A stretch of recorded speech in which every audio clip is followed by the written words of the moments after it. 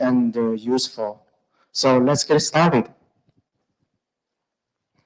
First of all, let me introduce myself, and you can get the GitHub and the email address. And I have been participating in the open source project for several years. So it started from 2016 to 2018. I worked as a code reviewer of the similar projects, which is in the OpenStack communities.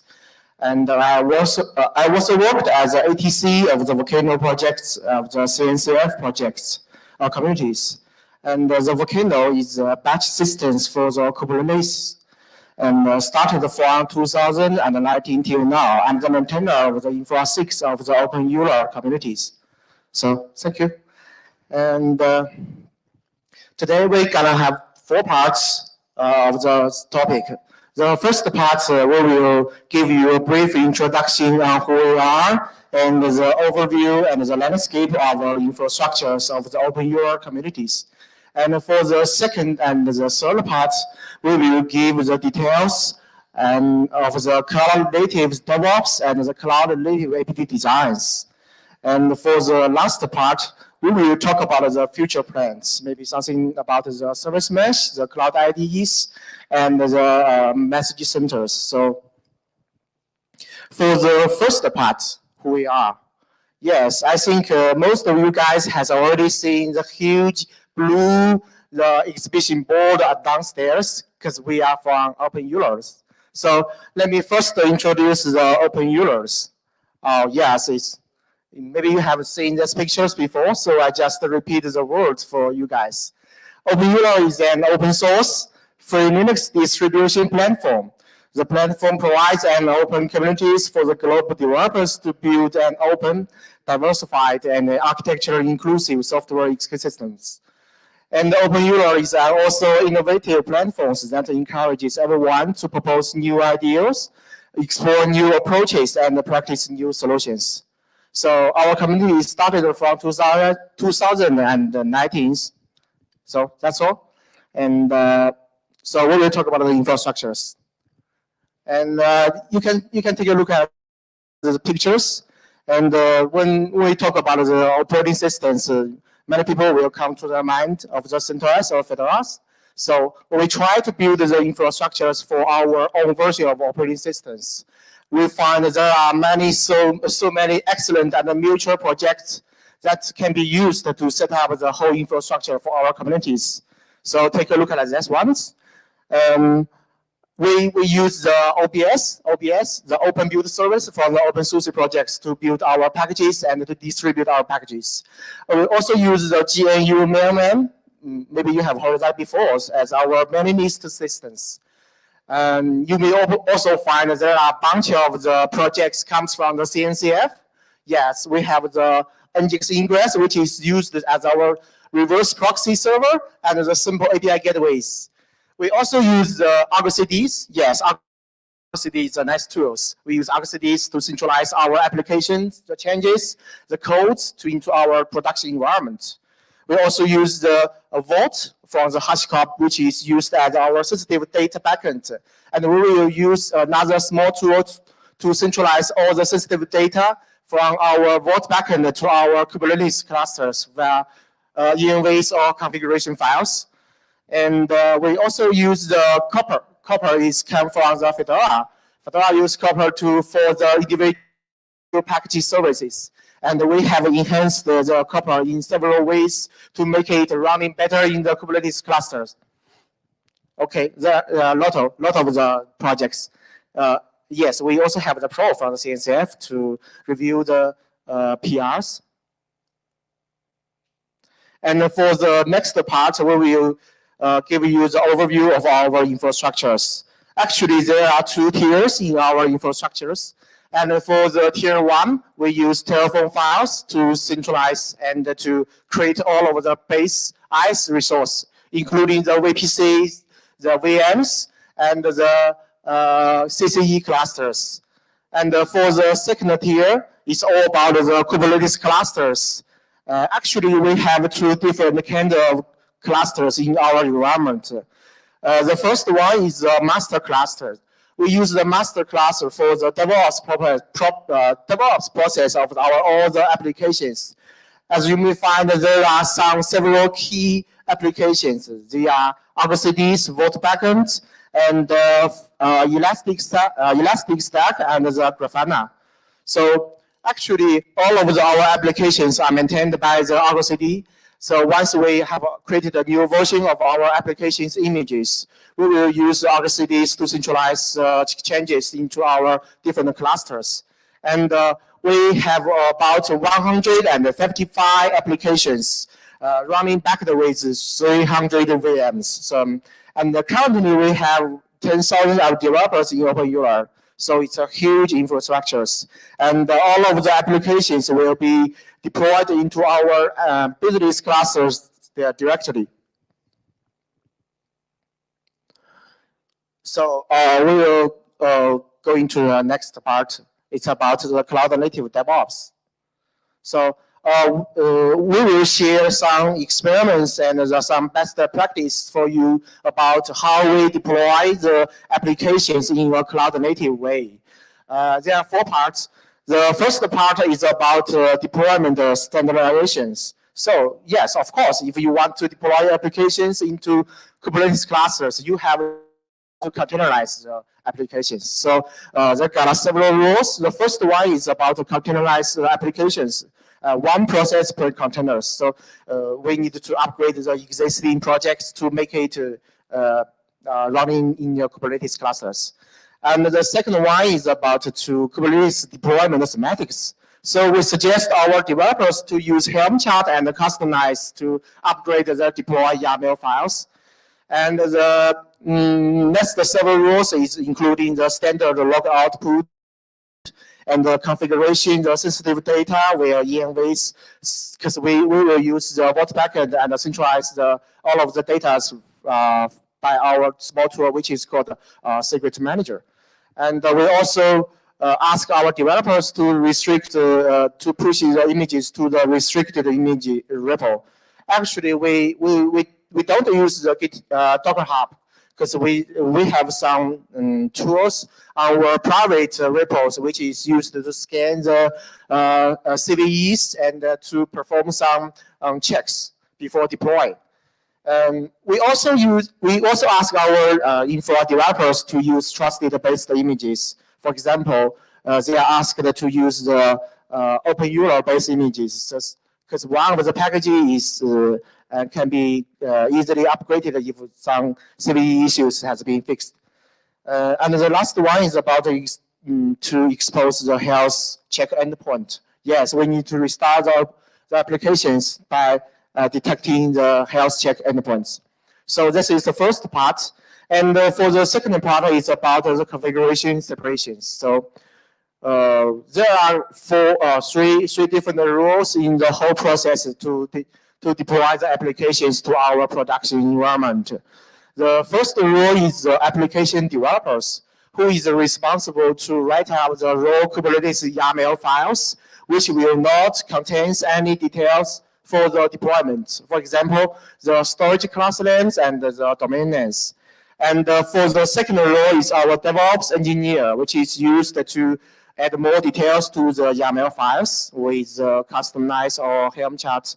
And he will add the storage class name as well as the configurations from our production environment. For example, the real database connection URL, the password, and the username.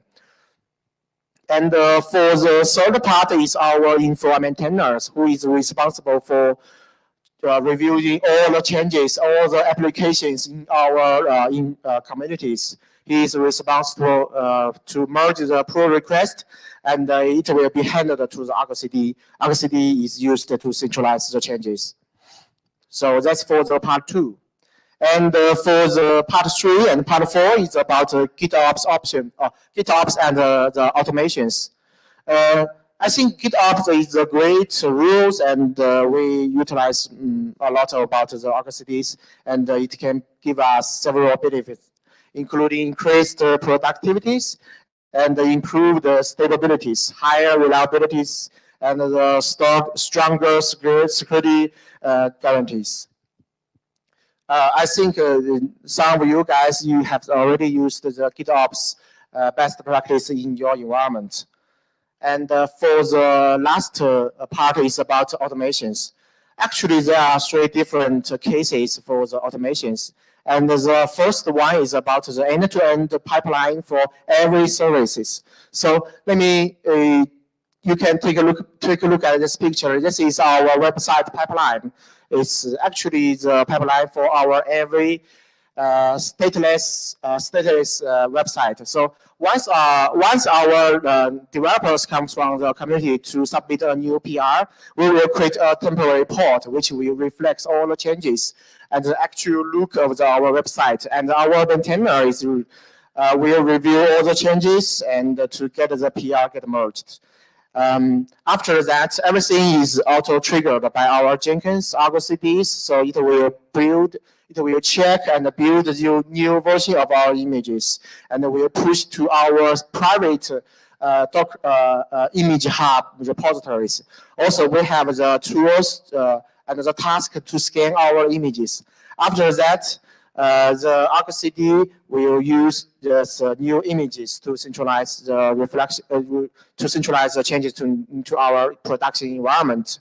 And we also have the post jobs, which is used to purge all of the website caches, as well as notify our website maintainers.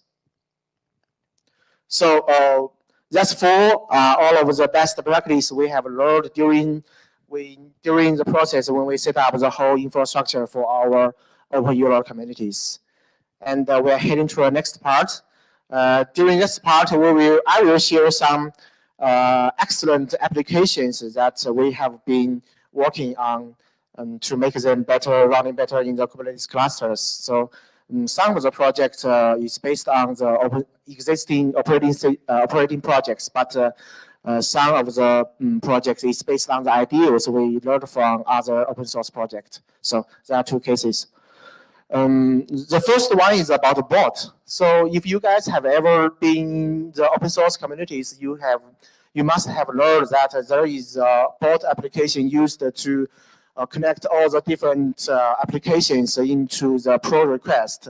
For example, if the new developers submit a new PR, the maintainers will use the bot application to check the code to perform the CLA checks, and as well as to assign, unassign, and to post his comments on the pull request. So application actually, the YaBot, yes, YaBot is short for yet another bot. It's based on the idea of the Pro project from the CNCF communities. So when first time we tried to investigate the existing bot applications, we found the Pro project from CNCF, and it's a nice project. It has about 30 plugins that which can be directly used in our environment. But the YaBot, the Pro project still has some issues and some performance bottleneck, including once one of the plugins get crashed, the whole Pro application will get restarted. As well as it sometimes when there are huge messages comes from the code repository. When the huge message comes from the repositories, so it will sometimes lose the event. So we have upgraded the Pro project into our YaBot. So we have improved it from several aspects. First is the robust. So now every single plugin will be separated in the containers, and it's easy to replicate. And if one of the plugins gets crashed, it will not affect the whole application. And the second improvement is about the high throughput. We use Kafka to receive the message from the code platforms, as well as deliver the messages to the backend plugins based on the capabilities of the plugins. And we also have the developed some SDKs for the Python, Java, and Golang for our developers to develop their own version of the plugins as soon as possible. So within this change, a newcomer or new developers in our Info 6 can have their own version or have the new plugins in half a day. Okay, I will speed up. And the second application is meeting board. So having meeting is quite the essential requirement for the communities, because we have about tens of meetings per week. So we have created our own version of the meeting board. Actually, the architecture of the meeting board is quite simple, and most of the job is done by the Kubernetes job. We have our operators, which will subscribe to the event that comes from the Kitty, the Zoom, the Winning, and the Tencent meetings. We also will watch the meetings from the OBS, as well as the WeChat application. So once the event comes, we will use the Kubernetes jobs to create the meeting, to download the video, and to send the email to our SIG owners, as well as publish the videos to our social platforms, including the Bilibili and the YouTube. So you can take a look at these pictures. This is the archive, the website of the Bilibili for all of the videos we have. And for the next one is UI in WeChat, and our SIG maintainers use that WeChat to book meetings and to notify the developers. And okay, the next one is about signing services, because we are a community for the operating systems. So signing packages and signing the binary files is one of the requirements for our communities. At the first, we use OBS sign from the OpenSUSE to do the scenes of signing things. But we also found that there are several aspects in the OBS sign, they can be improved. The first one is about the securities, because every private and public keys will be stored directly on the local machines. So it's possible that the PGP keys or the X509 keys got leaked by the bad guys. So, and the second one is about the performance. When we use OBS sign in our production environment, we found that it's possible it will take the 5 or 6 minutes to sign a single packages. So it's quite slow. So based on this idea, we have created our own version of the signing service, which is named Signatrust. Signatrust is a new word which is a combination of the signature, trust, and Rust.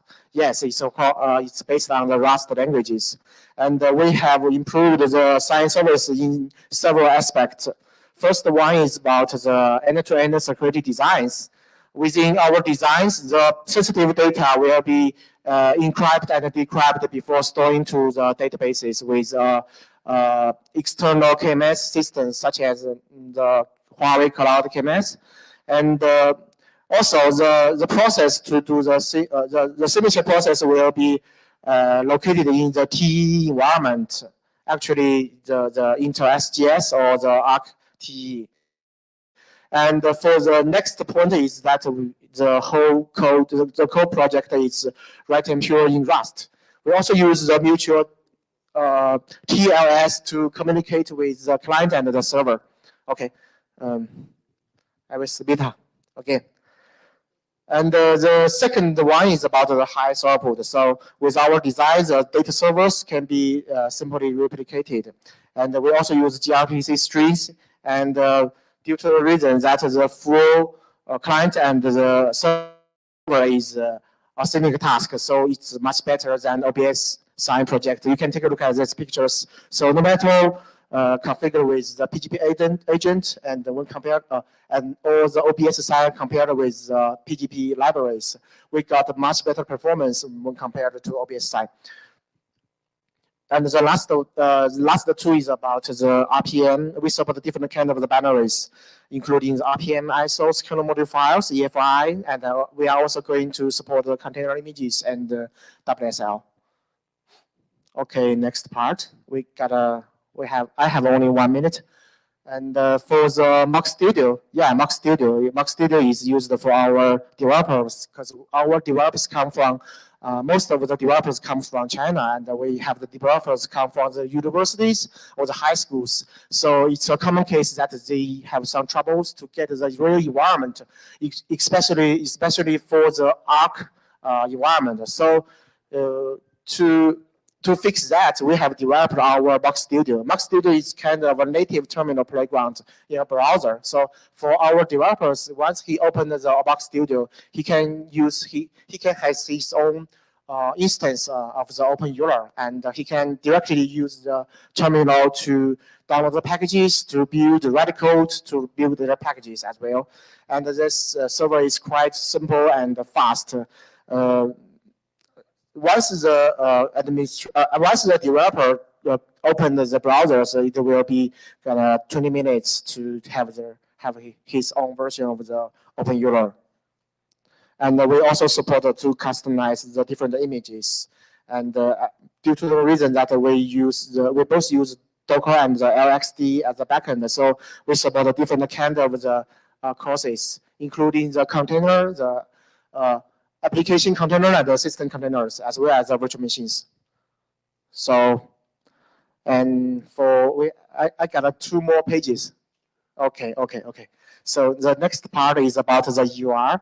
UR is short for OpenEuler User Repositories. Actually, this is based on the Copper instance from the Fedora project, but we have upgraded this project in several aspects. First, we have upgraded them to make them cloud native, because now all of the components has been upgraded for the Kubernetes environment. Also, we have write our own version of the task scheduler, which can call the API to our CCI clusters and to dynamically create the pod for our task. And also the UI is highly integrated into our package developer process. Okay, that's all. And for the next 2 parts, I'm sorry.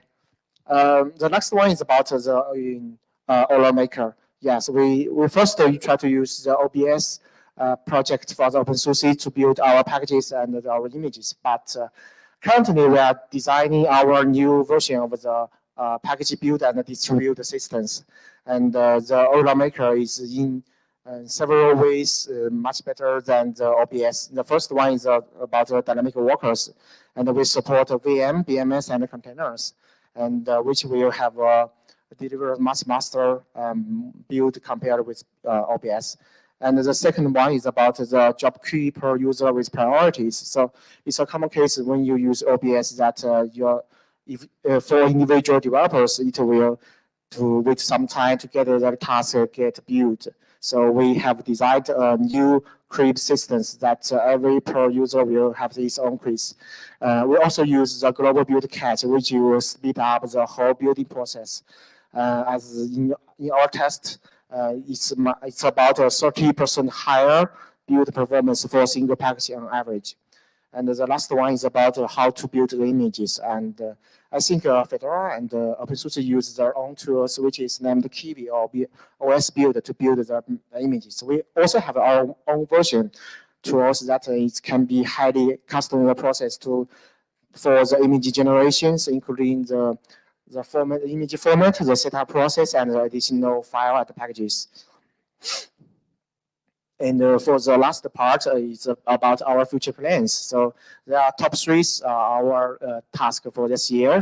First thing is about the SSO, because we have so many applications in our communities. So we are trying to associate all the applications with our SSO, the ID platform. And the second one is about the cloud IDEs.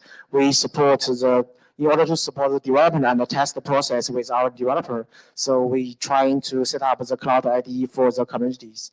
And the last one is about the message center, because we have different applications, different messages. So we're trying to connect all of the messages with the cloud events. And within that change, our developers can have the messages comes from the OBS, the Jenkins, the code repositories, and many different applications. So that's all. Oh, sorry. Time for question? Okay, I'm sorry. So you can send me an email or just outside this meeting, and if you have any questions. So thank you. That's all. Thank you, Sheng. And I appreciate that you've accelerated through that. And I guess you've got the booth downstairs also for any.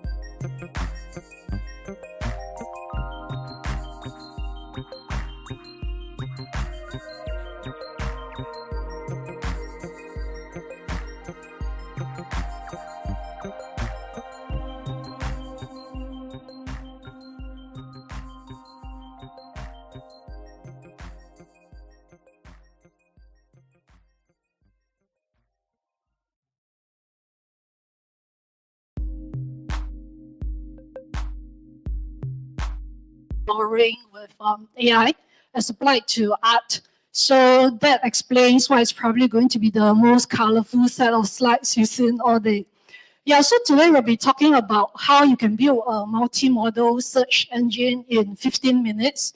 And what I'm doing is actually something I've been working on for fun with Gina Cloud AI. Let me see. Sorry, mind if I interrupt because it's showing your presenter view still.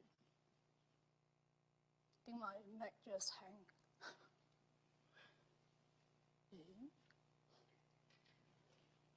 No, I think it's your PowerPoint slides hanging. Oh. I cut the stream first. Yeah. Okay.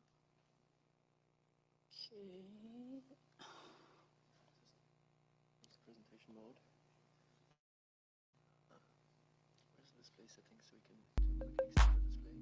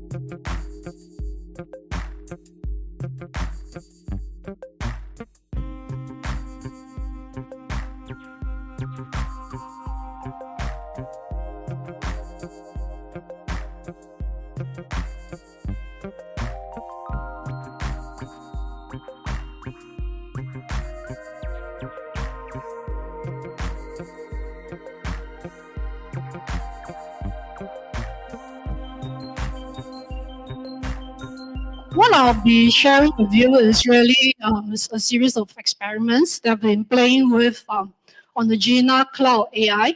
And if you have any questions particular to Gina, you can actually join that community to learn more about AI and neural search. So what I'll be sharing is really from the perspective of like, really just playing with this tool for fun and educational purposes. So what I would like to do is actually really start the presentation by building the search app on the fly. So you can really get to see how easy it is and how quickly it can be done. And then I'm also going to talk a bit about why we have decided what are the advantages of neural search, and how embeddings is a way to actually enable cross-model and multi-model searches in any problem domain of interest, and also how you can go from POC to production, and some thoughts on the implications of AI moving to the future. So what I'll do is really, just quickly hop over to the Gina Cloud interface and start to set up a search app. Okay, so I've actually already uploaded my data onto the Gina previously, and what you're about to kind of like build a demo on. I think I need to pull this. Okay. Yeah. Yeah, so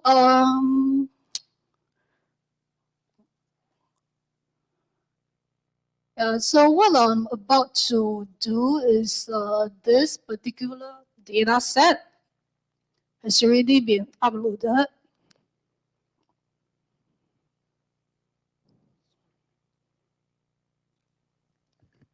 So we'll be building the search app based on about close to 4,000 images in the NGS collection.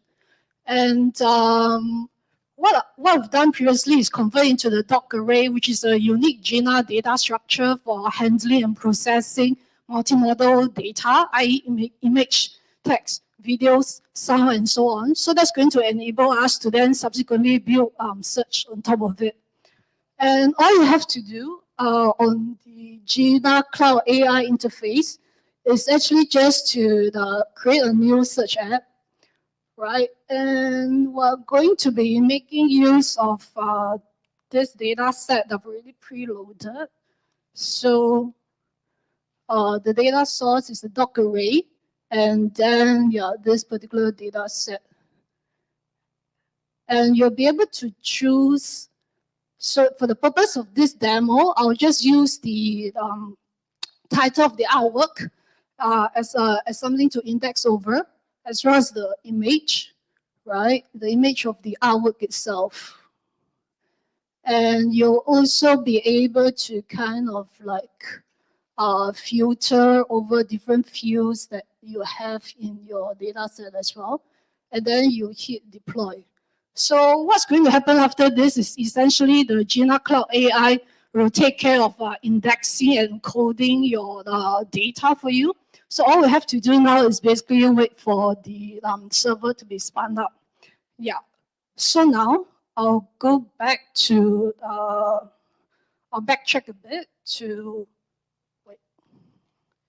I'll backtrack a bit to explain a bit more about what we were doing exactly. Yeah.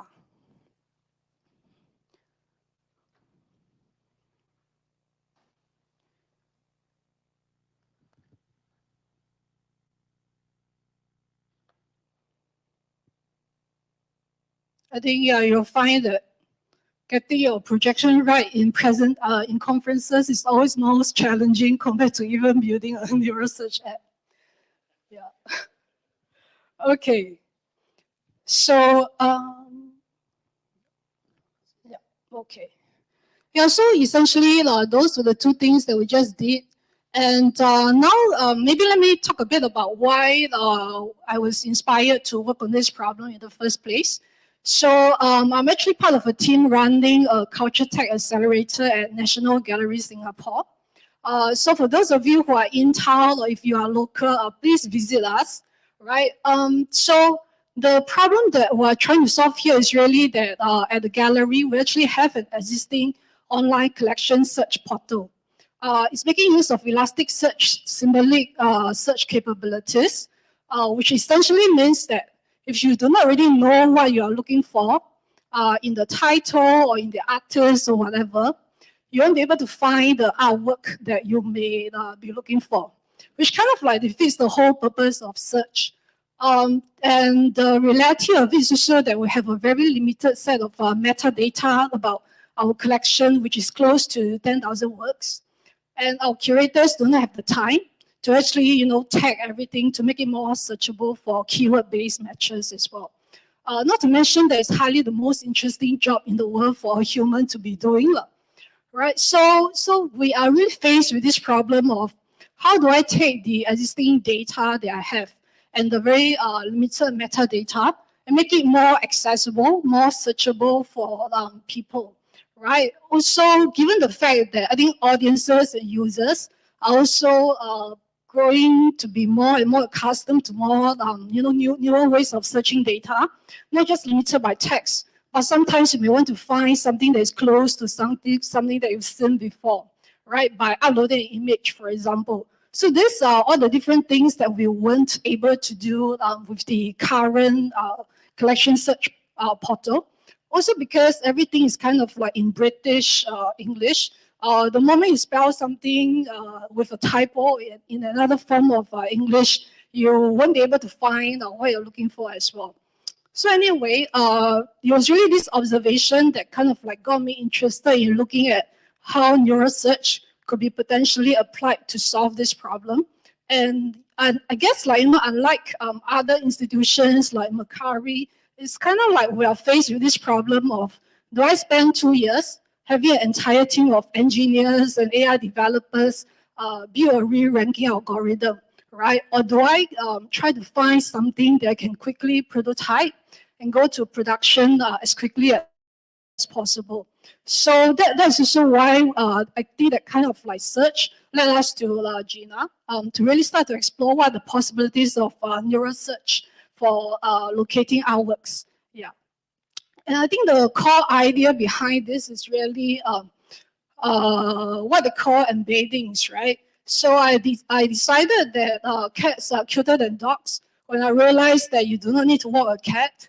And essentially the whole idea behind this is that anything that we can think of, right, in n number of dimensions can be represented in transform using mathematical equations and represented in the 2D space like this. So this text and images can be represented within the same space. And a cute cat, I mean, the text is going to be closer to these 2 images of the cat that we see here. And that's going to be some distance away from the dog. And that's really kind of like the fundamental idea behind a lot of these similarity searches that we are doing with the different modalities of content that we have. Yeah, to give you a better visualization of that, so this is embedding projector applied to about 500 works from our collection. So using the TSNA algorithm, we transform it into this 3D space, which then iterates and starts to cluster similar visual images together, just based on images, right? So you kind of like see that the machine starts to put calligraphic works together, and then portraits from another cluster, and so on and so forth. So this can actually easily be extended to include other dimensions or other attributes as well. And the whole idea is when the user has a search query, right, that's going to be compared against what we already have in the embedding space, and then a similarity search is performed. So that's kind of like the gist of what drives the neural search in our context. And actually, I mean, just to kind of like take a step back to what was done before setting up the search app. And this can all be done in less than 50 lines of code. And I have to like credit Max from the Gina team for helping me with this as well. But essentially, Gina is able to kind of like how you abstract away a lot of the complexities in terms of deploying a neural search app in production. Right, so what we're doing here is actually really using this data class API to represent multi-modal documents. Again, like it could be an artwork with an image and text and so on and so forth. So you create this data class, and basically we are then able to leverage the Docker Arrays full API to do whatever that you've just seen that we did, right, to actually embed and search and store and transfer the documents. And then after that, we basically then instantiate this data class with our actual data and cast them to a document. It's also kind of like worth noting that there are also more complex features to the Gina's Docker Array, right? You can actually nest your data set so that I can have an artwork that's part of a collection.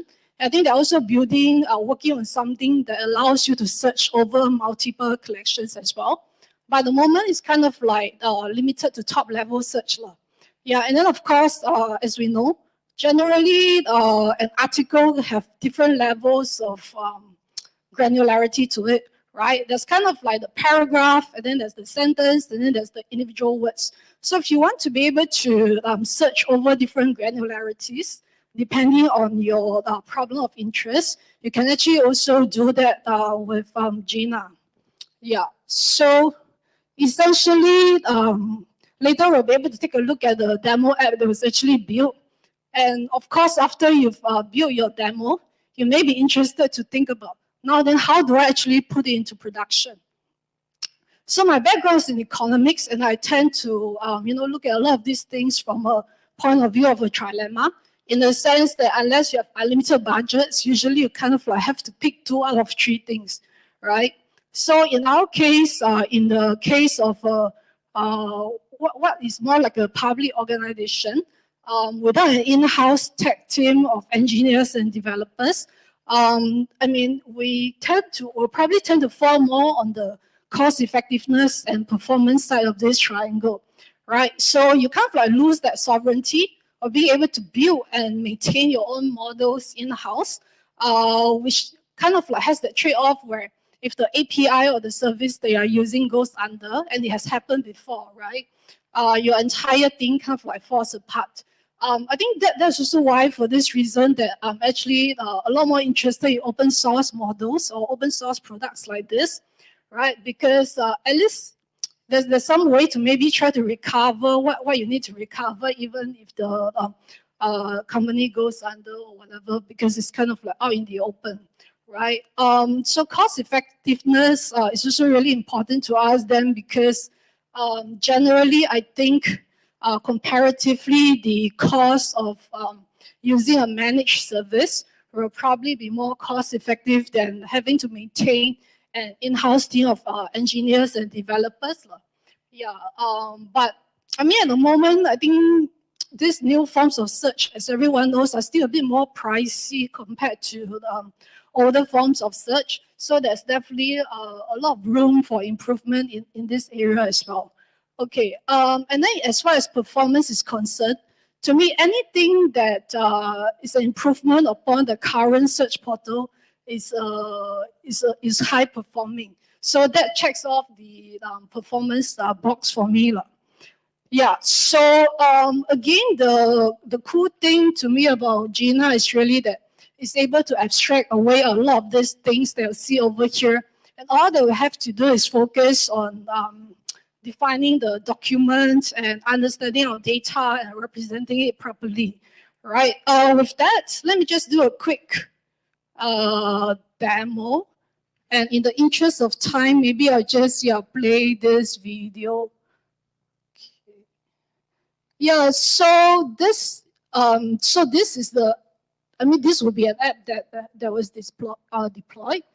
And essentially, when you do like a text-based search, such as rabbit, you kind of like see that it also understands that a bunny could also be a rabbit, right? And then you can also look for more abstract concepts like, I don't know, like angry man marching, and it tells you results about people going on strike, so people questioning, where's my job? Yeah. And you can also perform searches with images, and actually mix image and text as well. So if you've been to the recent Van Gogh exhibition and want to look for flowers from the National Collection, you can do that. And you can also refine this query with a text, right? Maybe you're looking for flowers, but I want red flowers that looks like Van Gogh's piece of work. And you can do that. And you will see that it's actually doing matching against like text and image. So that's kind of like how the whole multimodality and cross-modality comes about. Yeah, okay. So yeah, I hope that's given you a better, an idea of what can be built with Gina. And essentially, you know, if there are like other search apps of interest or things that you're trying to solve pertaining to search, I think there's a lot that these platforms can do, right? So Yonji has a lot of like crazy smirks in this drama. If you want to find like which episode this particular screenshot is from, you can build that. Or if you want to buy stuff based on a photo of something that you've seen, you can also do that, and so on and so forth. Yeah. So anyway, I think to conclude, I think we're really moving from this age of like single model searches and AI to one that's a lot more multi-model, right? And it's probably also worth noting that actually the text image embeddings used in the search that I demonstrated is based on OpenAI's clip, which has also been used in Stable Diffusion, Midjourney. So if you're into that sort of stuff, like Runway has also recently released a model that allows you to generate videos based on text, image, and so on and so forth. So while living in a time when in the not too distant future, right, a single person will be able to generate like a whole K-pop group that can chat with you, that can sing and dance and whatever, with the help of multimodal AI. But of course, I hope that that wouldn't be kind of like the only use cases that we can think of for this tech. There's definitely a lot of problems and challenges in the world that we can use multimodal AI to solve. So if you are interested in building multimodal AI, you can join the Gina community. And also, for those of you who are based in Singapore and overseas, if you are interested in solving problems pertaining to AI as applied in art, right? In fact, you do not need to be passionate about art in order to build with AI for art. You can also join the YLab Discord, which is the culture tech accelerator I was talking about. And I'll be more than happy to, further conversations about how we can use AI for good together. Yeah, thank you.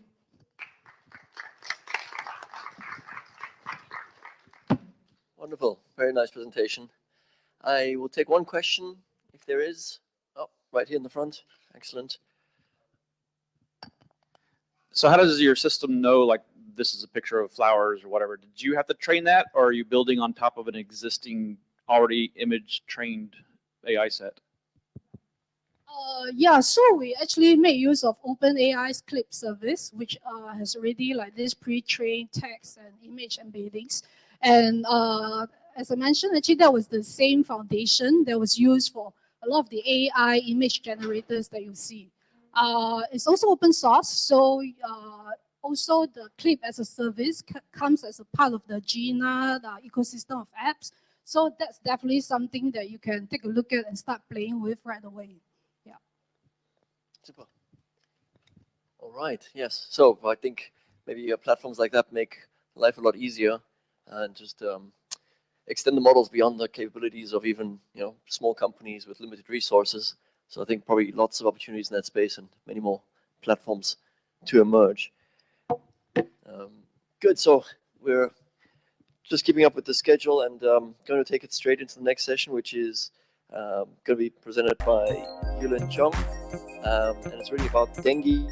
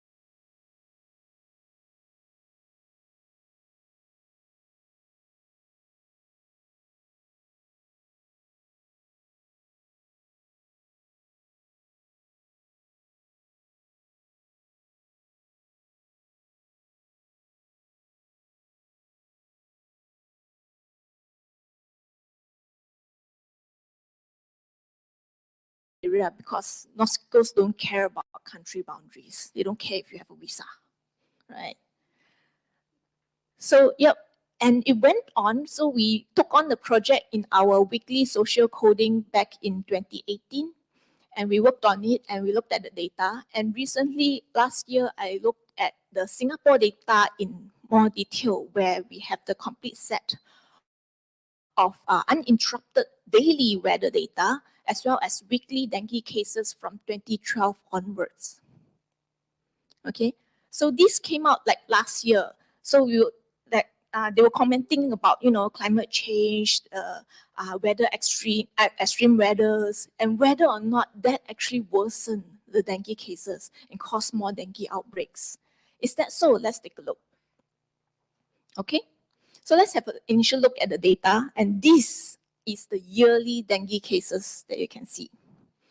And you can see it follows some certain trend, not quite, but almost. You can almost see, okay, where is the monsoon season and where is the end of the year, December monsoon season, it peaks again.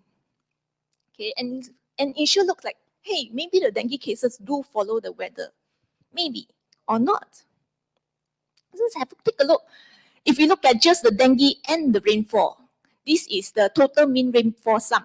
Looks like, hey, there's 2 peaks there and there's 2 peaks down here. Is it the same? Actually, no. So if we put them together, we clearly very clearly see that the dengue peaked before the torrential rain. Okay, so the rain has absolutely no impact. Your huge heavy rain floods away all the mosquito eggs. So we actually don't get any dengues. Okay, so next we look at the max temperature and we look at the peak max temperature. Again, it doesn't actually match any dengue rise. And we look at the minimum temperature. Again, minimum temperature, it actually correlates a little bit more with the low dengue cases, but could be just a coincidence. And then we have a closer inspection now. So next, we look at the peaks of dengue because we have the entire. Okay, so we had the entire range of from 2012 all the way to 2022 here. And we can see the peaks of dengue very closely here. 1, 2, 3, and the highest one here on top. Notice you can see my cursor. So basically, the highest peak right there. So if we look at the peaks more closely, this is what it looks like. So that's what the peak look like. And you notice, when we look at the increasing trend, if we only closely look at the increasing trend, that length of period right there, and we look at the rainfall, can anybody see what that I just noticed from here? What's the difference from the left side to the right side? Let's see if anybody noticed the exact same thing as me. No? So it's very interesting that when the dengue cases start decreasing, notice that there are actually periods of no rainfall. And between the red lines, you can see that there's actually very, very little periods of no rainfall. So this shows a continuous moderate rainfall. Continuous rainfall through this period that causes the increase of dengue cases. And that actually, hey, maybe this is a key. So we look at another peak. It follows. It's following the trend. Again, continuous rainfall. And then when we have long runs of dry spell, we get a decrease. Again, continuous rainfall. Yet again. And again. So we're seeing a pattern here, a very, very clear pattern that it's the continuous rainfall that causes a rise in dengue cases. And if you notice, all these, if you notice, one of the interesting thing I noticed is that all these graphs have a maximum or the continuous rainfall is between the 50 millimeter rainfall. If you notice, the highest rainfall we have is actually 150. So the peak rainfall is actually 150. But the continuous rainfall we notice here all falls within the range of 50 millimeters rainfall. So we are looking at a continuous moderate rainfall that causes increase in dengue cases. Okay, so now let's have a quick look at the decreasing trends. So we have the increasing, decreasing, very clear, a lot of no rainfall days.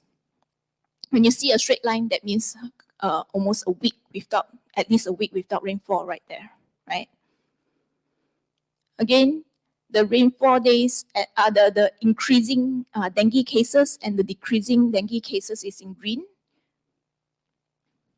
It's a very clear demarcation of continuous rain and the ones with no rains.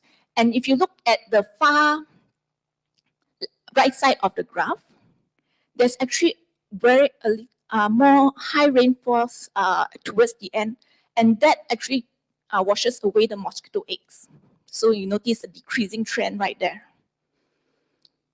So we have 60 millimeters rainfall continuously for a couple of days, and that causes more, the mosquitoes, they don't have chances to lay their eggs yet. Okay, same thing. And yet again, this one's a lot more clear. You have your dry spell and the decreasing trend right there. Again, dry spell, immediate decrease in your dengue cases. Okay, so this really shows that the number of rainfall days, the continuous rainfall days actually does make a very big difference on your dengue cases right there. Okay, so let's have a quick look at the rainfall peak. So we've looked at the low rainfall, the moderate rainfalls between less than 50 millimeter rainfall. And now have a look at the peak of 140 millimeter rainfall days. And that does not affect the dengue cases at all.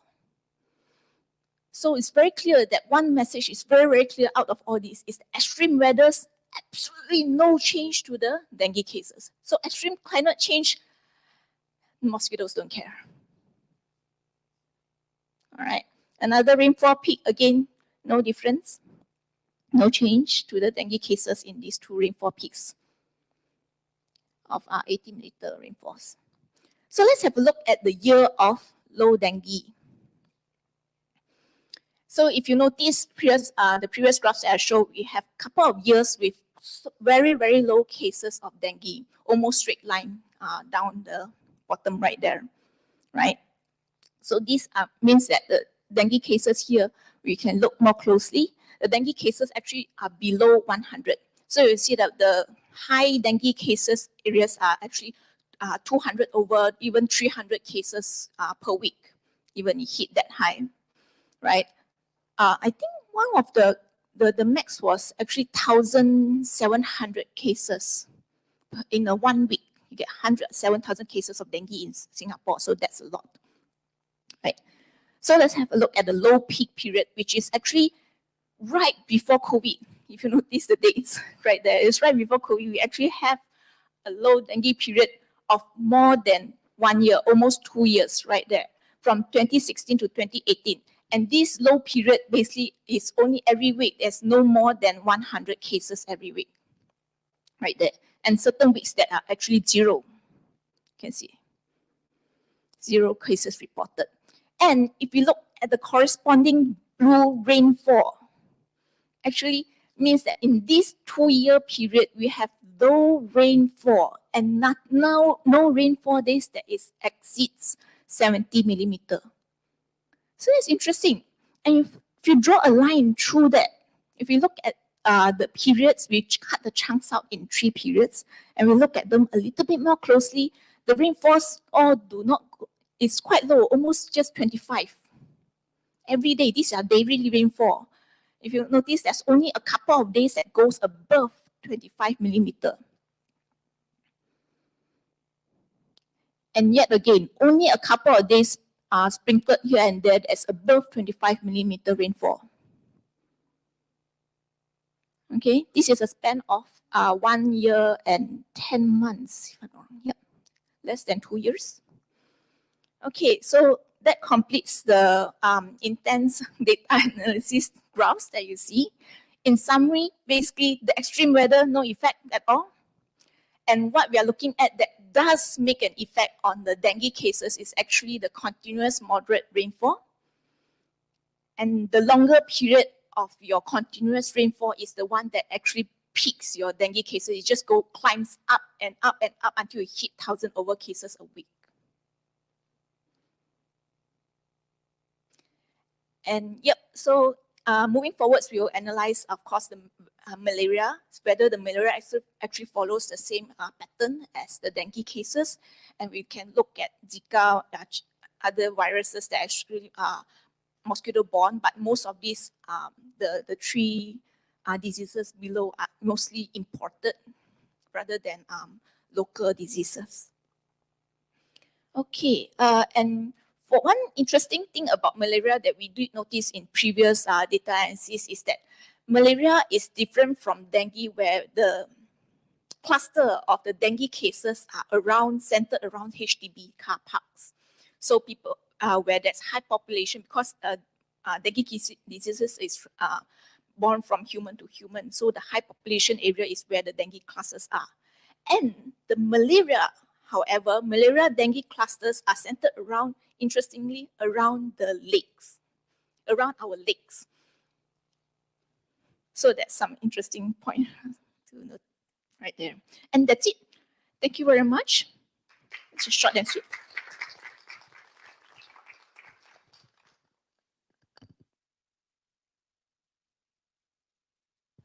Awesome. Thanks for those insights, Gillian. We all live in Singapore and probably know somebody who's had dengue or contracted dengue. Any questions to the speaker? I can take, I think, one question. Thank you for that. Just one question regarding to the screenshots from BBC, the news over there. I'm just curious about how does BBC actually interpret the relationship between the extreme climate? I don't think there was any. It was just, a hypothesis. It's a hypothesis. Yeah. And once you have this findings here, you will find out actually it has nothing to do with extreme weather. Are we going to Yes, post it that's somewhere? not just me. Yeah, there are other studies out there that has proven that, hot weather doesn't really affect mosquitoes at all. So it's if it's actually livable for us, it's livable for mosquitoes. most likely it's a fake news then. Not fake news, but it's just a hypothesis. I see. I think. Yeah. Thank you. Yeah, might be media with attention-grabbing headlines, right? No, good, and I think also very, very glad to hear about the support to the not-for-profit organizations in their data challenges. So that's awesome. Thank you.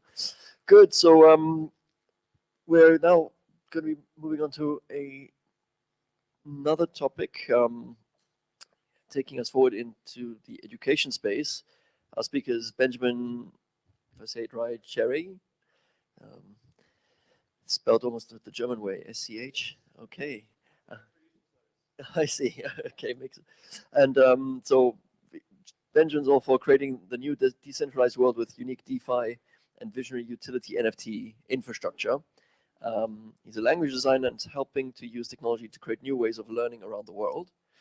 The session, as we see up there, is rethinking edutech and why has it failed?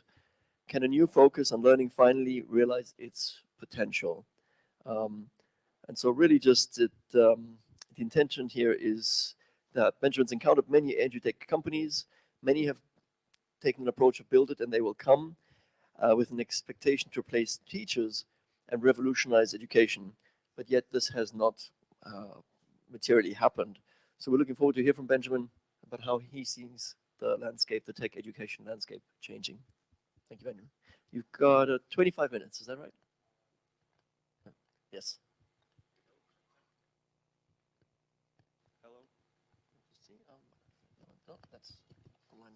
Check, check. All right, groovy. All right, thank you all. Yeah, it's great to be back for FOSSASIA. Last time I talked was at 2018. I was talking about the whole crypto space, and my company, biggestlab.io, we are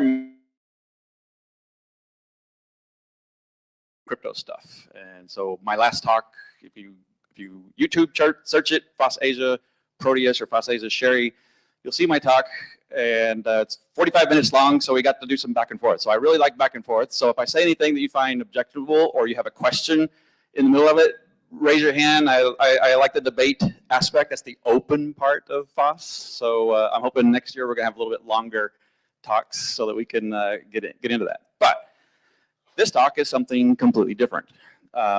This is actually about a space that I kind of swore that I would never get into. And yet, here I am. So yeah, it was good to see. I'm not the only one doing edutech stuff. Tra May here gave a great talk in the events room earlier on.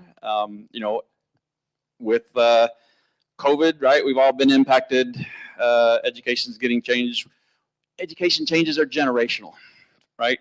You almost, for changes to happen, you have to kind of wait for the old school administrators and teachers to retire for the new ones to come on.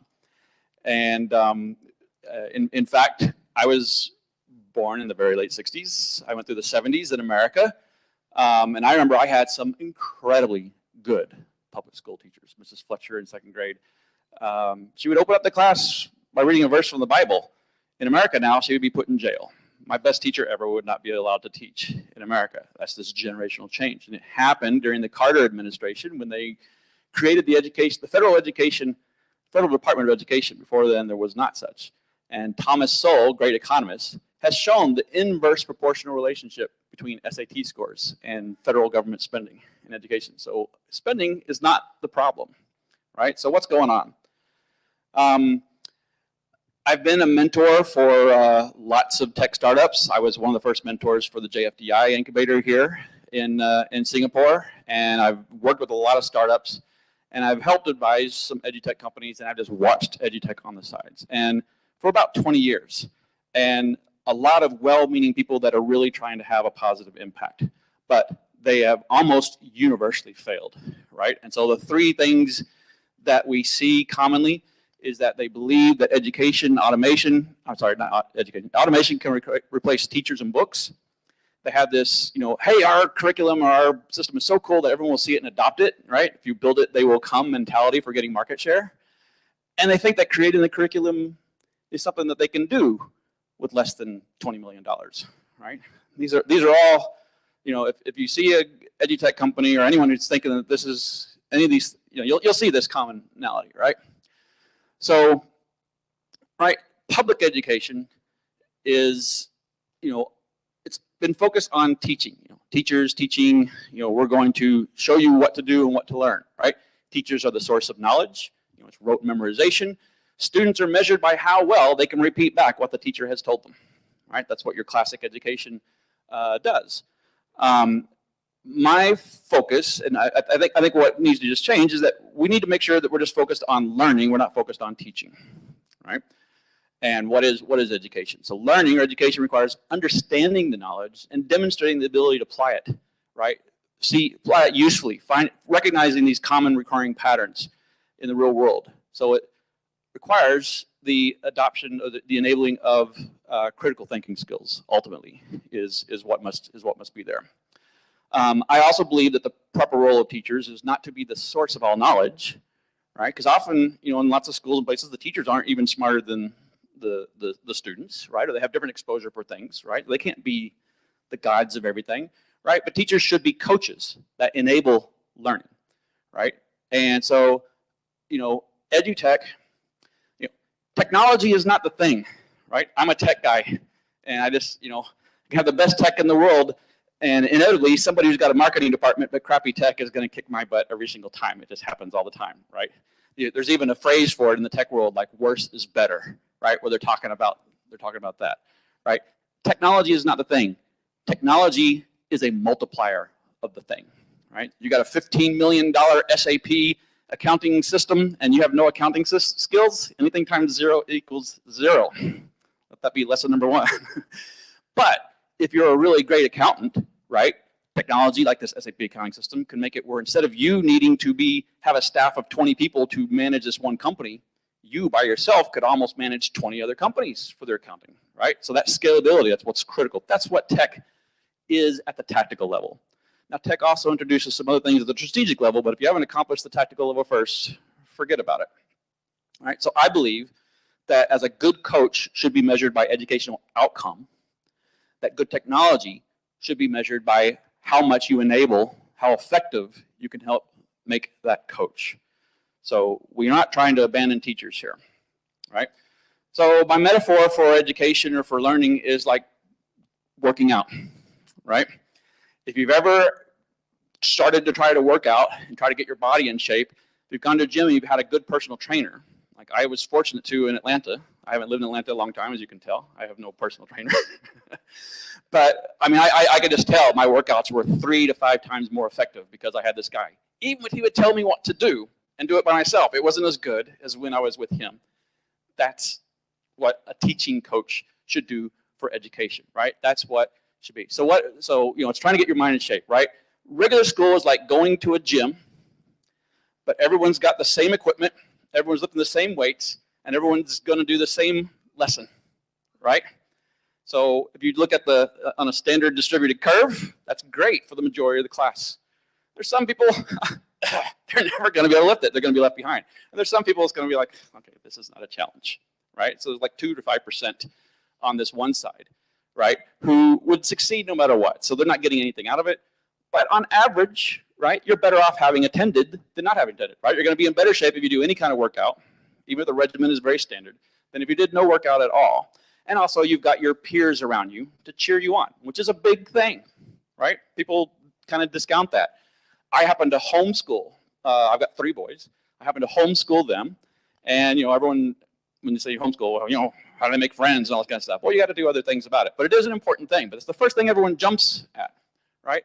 But they don't think about this when they talk about edutech. So edutech is like, okay, you don't need a teacher or whatever. Instead of doing the same exercise that everyone's doing, you're going to buy an expensive piece of workout equipment. You're going to put it in your living room, and what's it really going to do? Almost everybody, it's going to be your new clothes hanger, right? Because you are not self-motivated to educate, right? Now that 2 to 5% of people who are good at, just naturally good learners, they might use this. So, talking about the build it and they will come mentality and how do you get market share as an edutech company? Well, what you've really done by going with this model is you've eliminated all but 95% of the learning audience because they're not going to do your thing, right?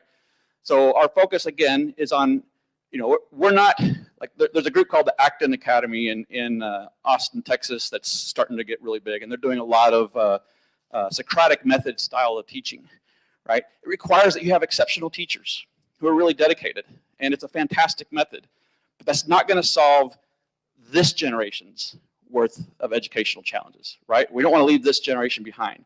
So what are we trying to do here? So a little bit more about my background. My parents were both educators. I was born on the Navajo Indian Reservation in Window Rock, Arizona, because my parents had to leave Arkansas to get a good paying job in education. We don't pay good in the government, but the federal government does. And my dad was a principal of the school there. My mom was a teacher. And when we were about 6 years old, they wanted to move back home. So I grew up in Arkansas. My dad was the assistant superintendent of the Fort Smith public school system. My mom was a 7th grade geography teacher. My dad started his PhD program when my sister entered kindergarten. And he got his PhD when she graduated high school. It's the longest PhD program in the University of Arkansas history.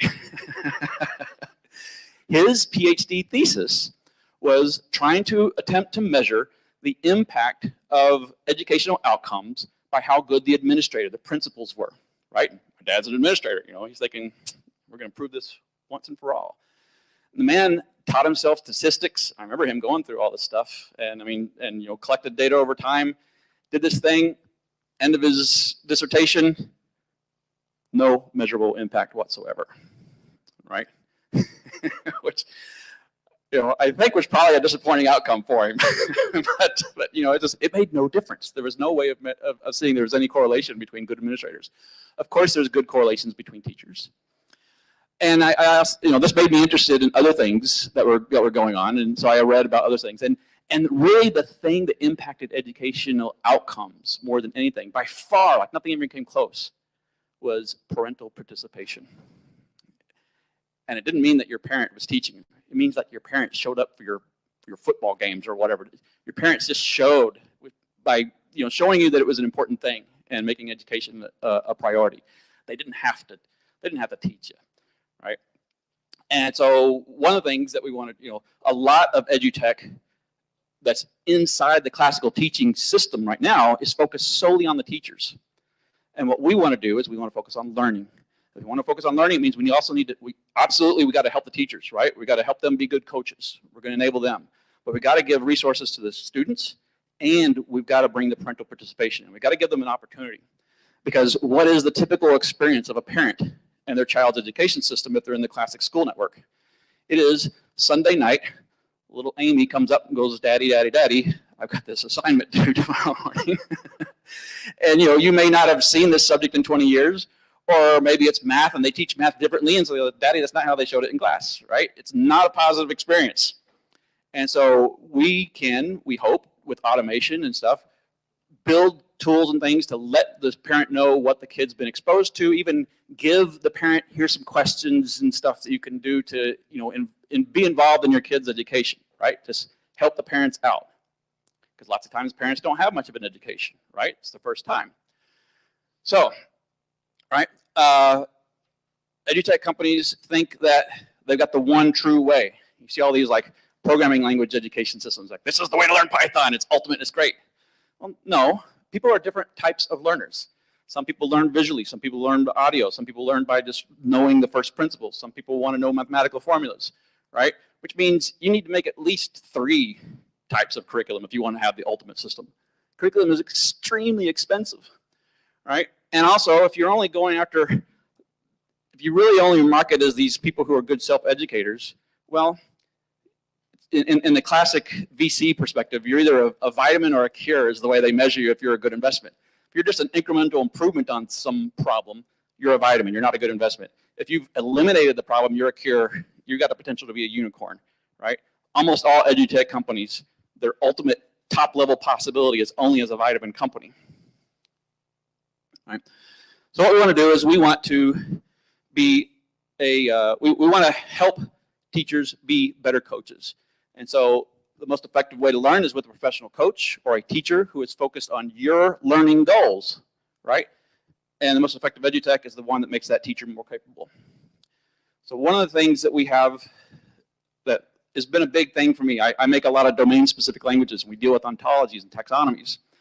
And also, so my client, by the way, is a company called Axorn in Thailand. They are the largest Thai publisher of educational curriculum. They have 40% of the commercial market. 8 out of 10 Thai students who are in a Thai curriculum, whether it's public or private school, are using some of their books.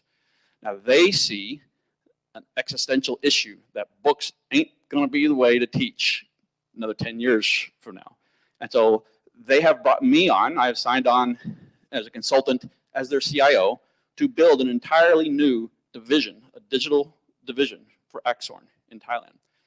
And of course, we're going to adopt and use a lot of open technologies, open source technologies, and we hope to also participate and create some protocols to enable edutech to work together with this focus on learning. So this is my call out here for people who are interested anywhere around the world. Our immediate content inside Thailand must be in Thai, which is, by the way, a challenge for doing neural linguistic programming or natural language processing, because we don't put spaces between our words in Thailand. It's a computational challenge just to separate the words. But we're working on that. So we have here the concept. We are introducing like an ontology of knowledge. Now, an ontology is not specific to any language, right? It's not a cultural thing. So let's just pretend that we want that our learning goal is to learn how to do division, right? So we have the orange box division, right? It depends on being able to know multiplication, which is an ontological concept, which depends on knowing addition, which depends on knowing what natural numbers are. Division also requires subtraction, so you can do the remainder. So we have these concepts and how they're related together. And what we do is we can take, now Axorn, it's a family-owned company. The Kun Tawan, the current CEO, very, very much a guy who wants to have an impact on education. He is constrained by limits of having to work within the Ministry of Education's requirements, right? But he still had a fantastic impact. He's behind making this happen. We've got 30 years worth of content. We're going through all this content and we're going to ontologically tag it. So imagine that we have the grade 1 math primes system, right? So we tag numbers and counting. And then also there's some other content. We've got a Sesame Street video. We've got a counting song, for pre-readers. We got a role-playing game over here. So we tag a lot of different content. And now, as students are introduced to stuff, our system will know what content the students have been exposed to, and also the type of content, right?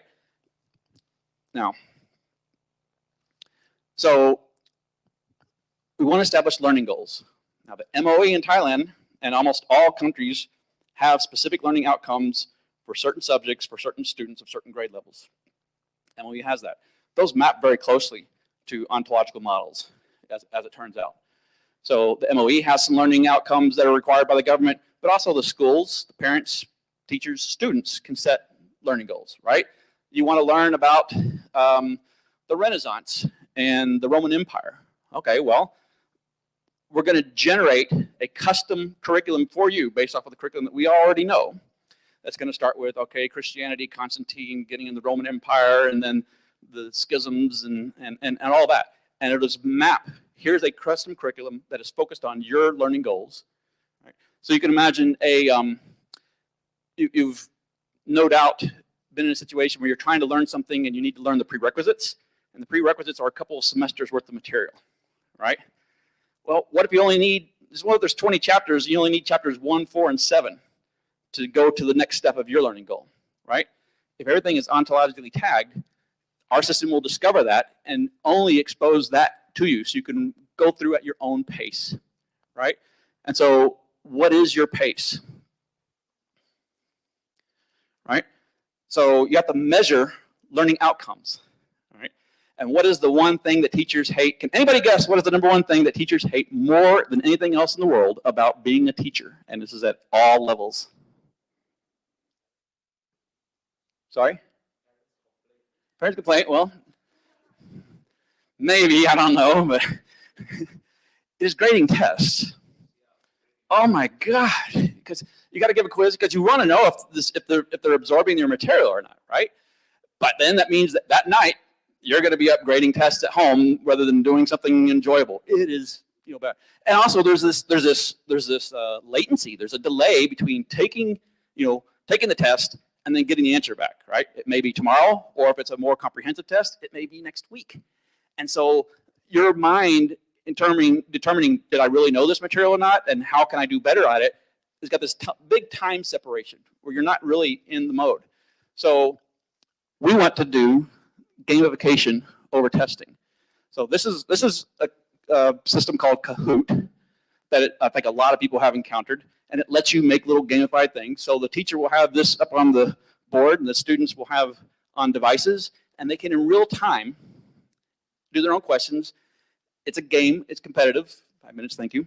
And they can immediately see the feedback as to whether they got it right or wrong, and the teacher doesn't have to do the grading. Matter of fact, at each end of each question, so I'm very much into agile, and when we're doing planning poker, if you've ever done planning poker, everyone estimates. At the same time, people who estimate at the very low end or the high end need to explain their estimates so everyone gets a consensus why. Well, so people who vote for the things that are wrong can explain why they voted that answer, why they thought, and so the teacher will understand what aspects of it they didn't understand.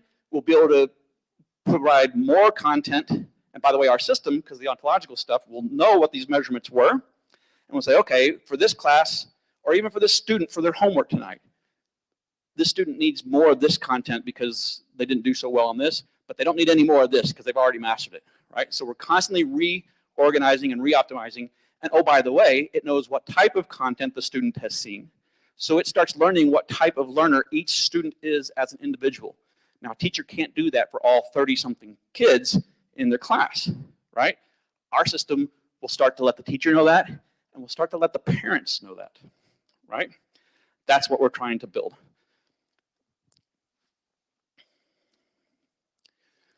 So this is our continual adaptive curriculum, right? So in Agile, we like to discover things rather than prescribe things, right? How effective is this?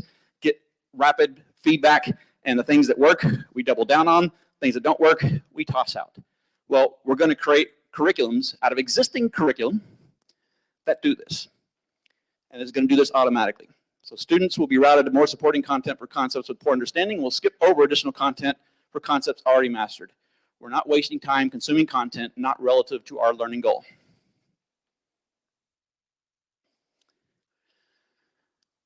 And talking about different learning styles, I need to get through this quick. We need more time next year. All right, and remember, we had this, we had this curve, right, of average students, students that are poor, students that are great, and we want to involve the students, right? Anyone know what is the best way to master a subject? Oh my God, you're brilliant! Yes, if you can teach the subject, like the first time you teach it, you think you're good at it, and then you try to teach it to somebody who doesn't have the core concepts. Oh my God. Once you can do that, now you've mastered it. Well, guess what? We've got these brilliant kids, 2 to 5%. We've got these kids that are being held back. And the brilliant kids are not being challenged, right? My son is one of those kids. The teacher always used to complain. He always looks the other way. So is he getting good grades? Well, yeah, he's the first to finish his test. Well, he's bored. I learned to hate school as a kid because I got bored, because I was stuck in the standard curriculum. Sammy, fortunately, we homeschool him, so he actually enjoys school. I can't even comprehend that myself personally. So what we want is we want to give these same tools, like the Kahoots and whatever, and we want to let those kids build content to help teach their fellow students, right? This will make the top smartest kids, it will push them, and will make them better, and it will take the kids who are being left behind, and we won't lose another generation of people because we have a poor education program. So these are the types of experiments, and we're doing dozens of experiments. I've signed up to do this for about 2 years. So the first year is just a lot of experiments, a lot of things. I met the only, so FOSSASIA is so awesome. I met the only office guys yesterday, and like a whole lot of their clients in Europe are educators, and it totally makes sense. We're going to evaluate them. We might make that an offering to the schools in there, right? There's a lot of other challenges I can't get into. But if any of this inspires you, please, please, please contact me. I want to be involved with what you're doing. We want to evolve more open protocols, like the challenge for Kahoots, for example, right? You'll find the good teachers will incorporate Kahoots into their program, but they have to make the tests and all that stuff, right? A lot of the teachers, especially in these rural areas, they don't have the time to do that. They don't necessarily have the skills to do that. So we want to make a lot of content for them, and it needs to be integrated together. Because whatever the score was that somebody had on Kahoots, no system is going to know what that kid's score was, because Kahoots doesn't integrate with anything else, right? We need that to be part of the larger learning system. And learning management systems are really generally horrifically awful. They're built for teachers and administrators who are also technical, which just eliminated about 95% of all the teachers. The teachers hate them, frankly. The administrators like them, but that's, as we know, the person who's going to have the least impact on our learning outcomes. So we need to help our teachers be better coaches. We need to help our students learn better. We need to get the parents involved. And that is my mission. Thank you very much. And any questions or comments, I would really appreciate it. Yes, sir. We need to get Good.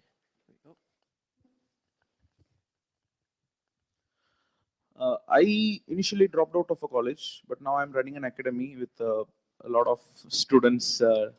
Full degree, 1 month, and 1 semester and 2 weeks, University of Arkansas, Fayetteville. That's my educational background. Go at it. The presentation was amazing. So I just have this thought. We are all talking about education technologies, but I believe people are less focused on learning technologies. Amen, brother. So as much as we are focusing on education technologies and how you said we could map these curriculums and tag these curriculums that will help, how do you see that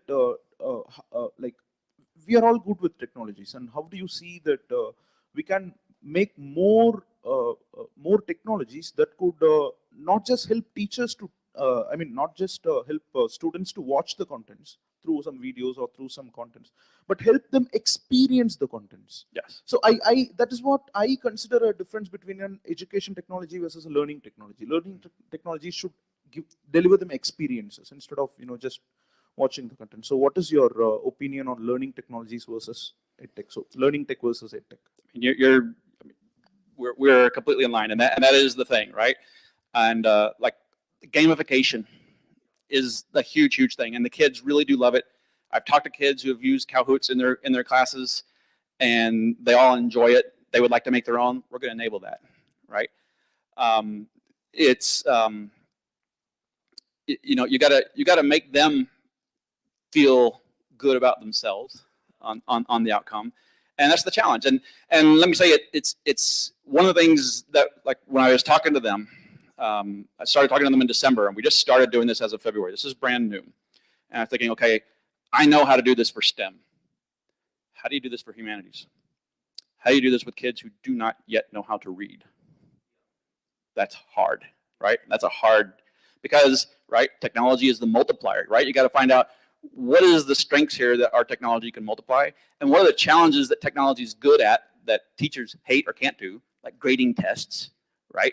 That technology can take off their hands, and so now the teachers will want to use it. They won't see it as a burden. So if we make the teachers want to use it, we make the kids want to participate in it. That's how we have to do this. And how to do that, I've got opinions. I'm always full of opinions, and we're going to start measuring learning outcomes and try to figure it out. Thank you. Yes, sir. Right here in the front. Let's take one more question. Hey, thank you so much for the talk, Benjamin. Really involved in education myself. So my name is Aditya, and I just want to ask you, so Kahoot is great at doing assessments, and I have the opinion that it's one-dimensional. Correct. And 21st century learning is not just about getting the answers right? It's repetitive, and there's something called Kahoot fatigue. So what would be your comment on making assessment more dynamic? Well, so it's not just, so I didn't look at Kahoot strictly for assessment, although that's like one of the good important things. But we also looked at it as a way, like, kids.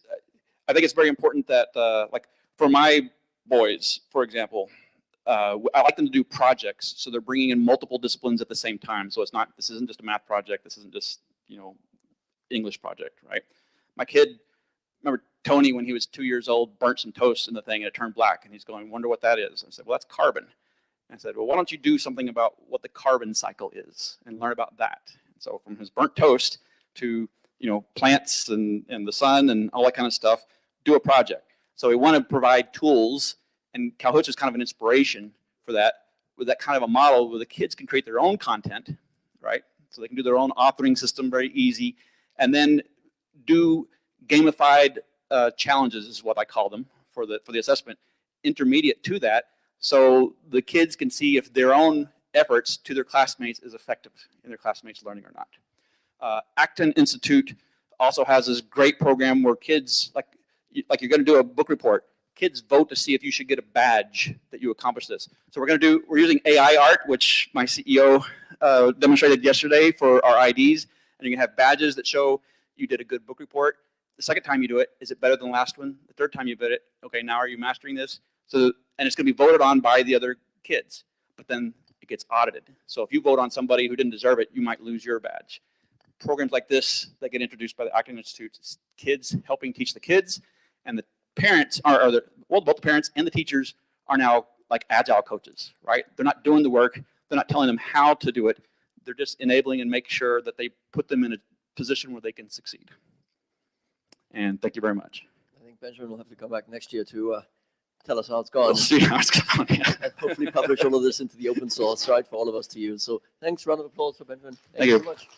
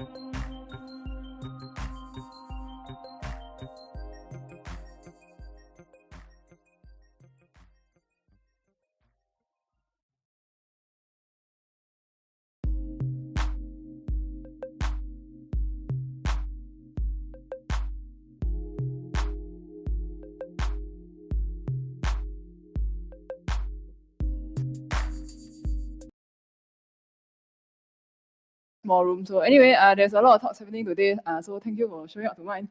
It's not very serious. I hope that at the end of it you are like remotely entertained and maybe learn a little bit of useful things. Okay. Wow, clicker no work. Wow. Cool. Okay. So my name is Hui Jing, and I have a day job. I work at Shopify. Yes, Shopify pays me my salary so I can pay my income tax and my CPF.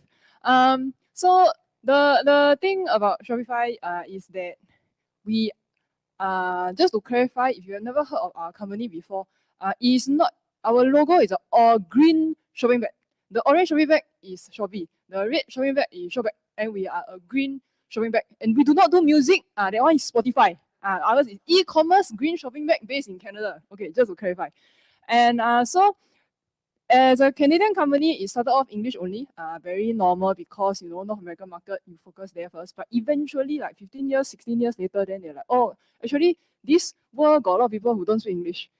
If you look at the numbers, right, I'm speaking English right now, so this is like, but actually, not really your native language. Like, how many of you really native English speaker? Not that many, right? But we are forced to learn English. Never mind, this is because of colonialism, but in theory, right, 5% of the world are actually really native English speakers. The rest of them have to learn it, and then we all got our own mother tongues. So it's like, oh yeah, okay, we should probably like, you know, in order to break into new markets, we should like do internationalization. The thing about my company is as all tech companies go, we like to change a lot, change until like I've been there for 3 years. I already changed 7 teams. So it's not a bad thing. It's not a bad thing. Keeps things exciting, keep things fresh. Yeah. But this is a bit of history and story time. So the TLDR, what I'm trying to say here is that I also try to trace the history of how we did internationalization at Shopify. Some of my conclusions are off the mark because I'm only with the company for 3 years, but Shopify around for 16 years. So the key here is I want to tell everybody is that, remember, we don't actually know how dinosaurs look like. So these conclusions are merely inferences, okay? So I'm trying not to get myself into any trouble and saying anything about Shopify. I love my salary.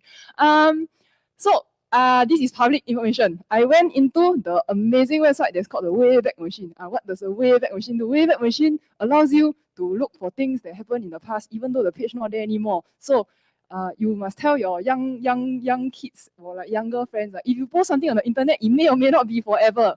Yeah, okay. So anyway, this is back in 2014, on September 10 of 2014, right? Shopify.com website was English only.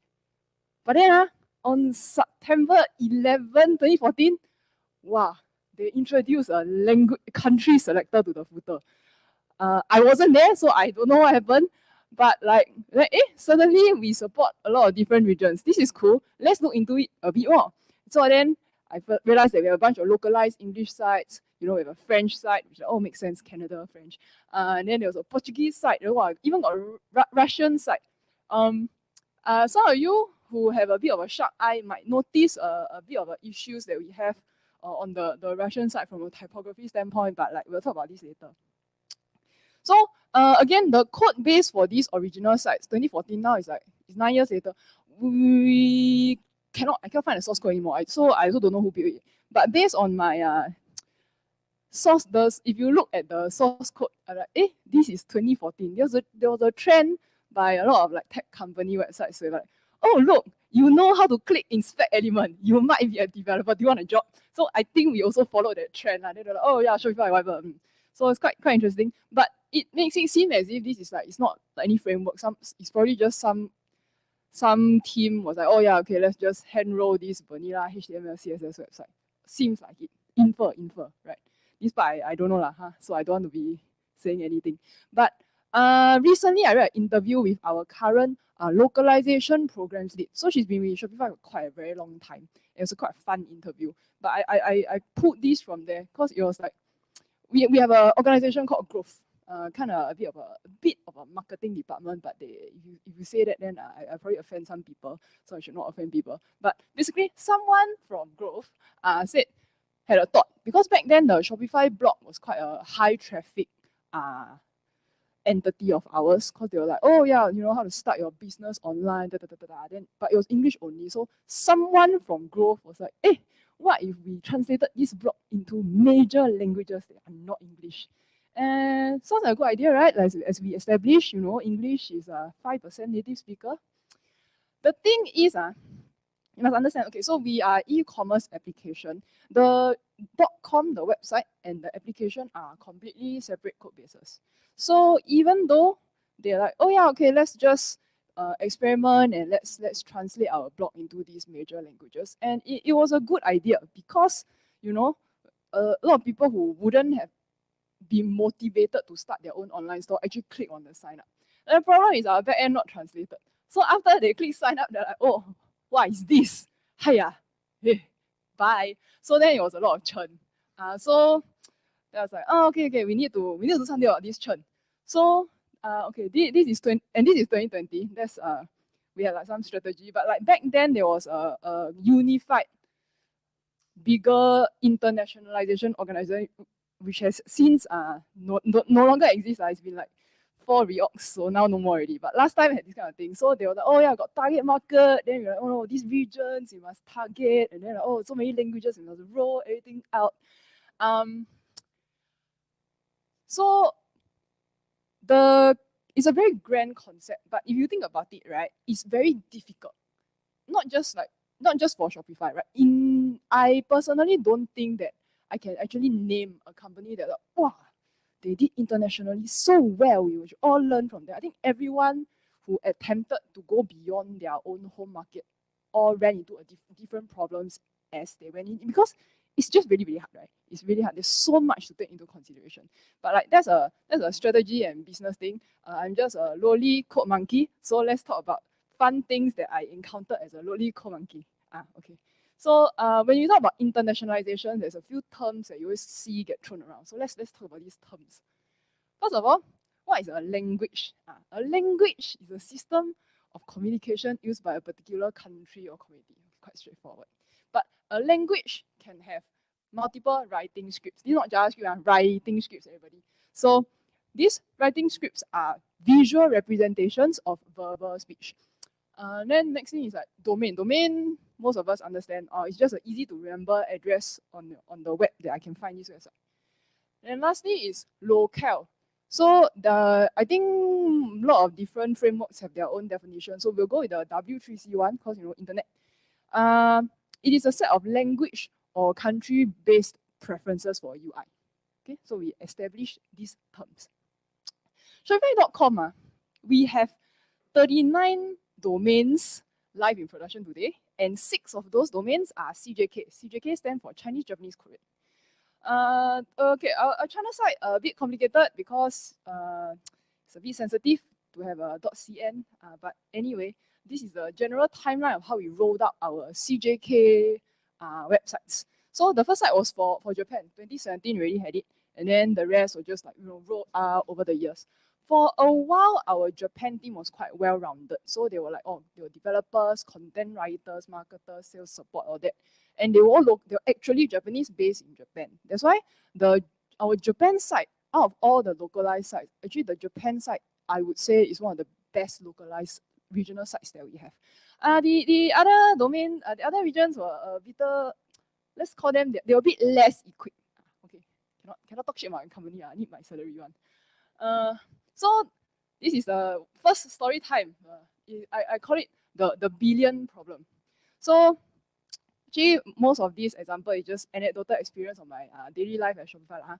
So I used to work on Shopify.com team. Now I got reorg to a different team. But okay, before let's introduce my background. If not obvious, I ethnically Chinese. What is not obvious is I'm from Malaysia. So I can speak both English and Chinese. I can understand Cantonese, but probably I pronounce everything wrong. I can actually read Korean, but I cannot understand what I'm reading. But the one thing that all the CJK, Chinese, Japanese, Korean languages have in common is the numeral system. Because I bet some ancient Chinese person invented it. So for Chinese, Korean, and Japanese, right? Billion, which is 9 zeros. There's no special term like billion in CJK. What the CJK numeral specific like term is, you got like tens, hundreds, thousands. That's fine. After 10,000 onwards, right, we go up by 4 zeros already. So that's the way the numeral system works. So 10,000 we have a special word, and then million don't have, 100 million have, billion don't have. So this becomes a bit interesting when it comes to translation. So billion in Chinese is 10亿, which translates to 10, 100 million. So just kind of like keep that in mind. You don't have to know all the words lah. Just you know that it's there. So when we do translations for our website, and keep in mind that we have 39 domains and like 13 languages, so to send to translators, we do have a bit of an interpolation because there are some numbers that are used about Shopify the company that are used across all the websites. So of course we want to keep them standardized. So we don't hard code them. We have variables. So the variables are good. You know, total stores, total countries. For the most part, all of the numbers give back the full number. So if it's 1 million, it's like 1,000,000,000. But there's this one particular variable, right? And you can see from the name is total GMV billions. Oh, this problematic already. Because as of April 2021, total GMV billions gave back the number 200. So the end result is supposed to be what you see on top. There's an image, but the translators don't see that. What they receive is the source file with the what you call the variables that are needed to be interpolated. So this was actually a bit shameful to say that it was live in production for a while before we spotted it. But like not anymore, not there anymore because we redesigned already. So this is fine. This is fine to review because you cannot find evidence of it anymore. Oh, anyway. I understand that for those of you who don't read these languages, this image doesn't help you at all. So let me explain what is actually happening and why is this wrong? Why is all this wrong? It's all very wrong. The word billion is directly translated into 10 million. But the problem is because the translators didn't know that the variable was 200. We got back a translation that read in Chinese, in Korean, and in the both Chinese scripts, right? It was like, oh hi, so Shopify's GMV is $210 million, which is actually very glaring. If you're not a native speaker, you can't see the difference. But for the rest of us who can read it, right, it's like a mistake that a child learning about numbers will make. It was like super glaring. The interesting thing is that our Japan side didn't have this problem. Like, why is this so magical? Why does Japan not have this problem? So remember earlier I said our Japan team was quite full, well-rounded, and they were like very actively aware of what was going on the Japan side. They spotted it super early, and then they already adjusted. So what they did was, instead of the character for 10, 100 million, they replaced it with a 0 and made it a grammatically correct sentence. So that's the solution that they did. Replace the character with the number 0 and it reads correctly. Brilliant. Didn't tell us, but I to be fair to them, because the Japanese side came up first, so I'm they probably didn't know that there was a Chinese and Korean sites that had this problem also lah. But so what I was saying is that the reason I even knew to fix this issue for the Chinese and Korean sites was because we had a Korean language reviewer, and the person was like, hi, excuse me, I know that the instruction was for us to only check the section that you told us to check, but this is on your homepage, and as a Korean speaker, I cannot unsee this, man. Like, just oh shit, okay, sorry, we will look into it. So it's like that. That's how glaring this problem is for those of you who don't speak Chinese, Japanese, or Korean. So anyway, I saw like, oh, Japan side did this. This is very smart. This is replicate the fix, and then all is well. So I have a colleague. His name is Lucas Huang. He works.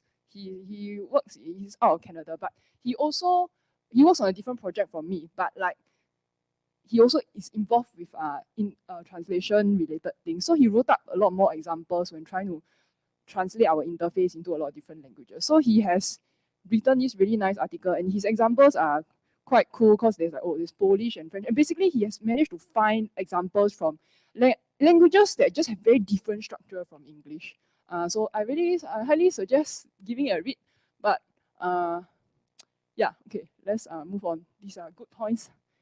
I got 10 minutes left. So, Shopify Sense. Okay.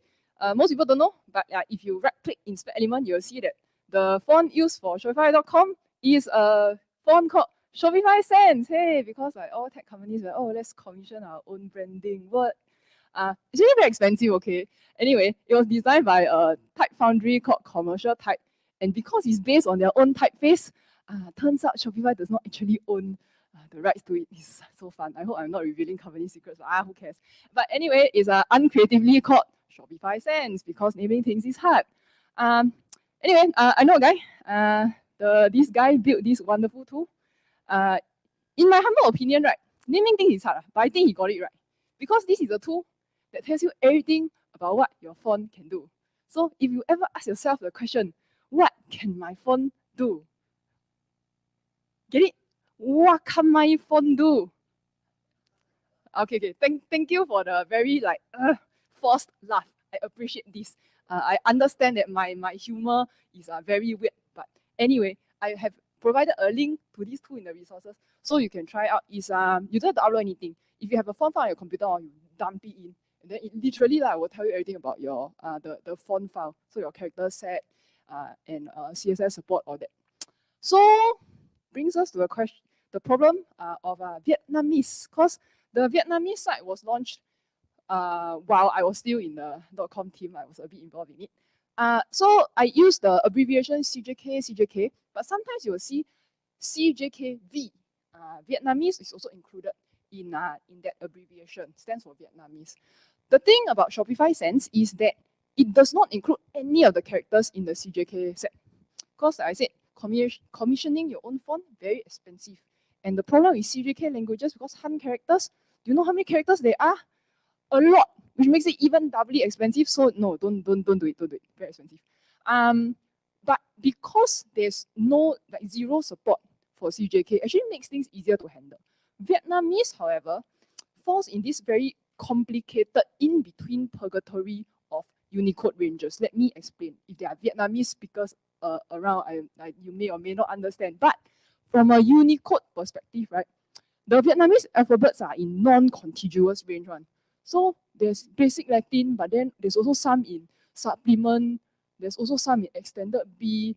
The currency symbol lives somewhere else. So it's quite spread over a large number of ranges. But these Unicode ranges, right, are used in a lot of fonts that don't fully support Vietnamese. So the problem that you will encounter is that you end up with a lot of missing glyphs that are substituted by a fallback font. Usually it's the system font.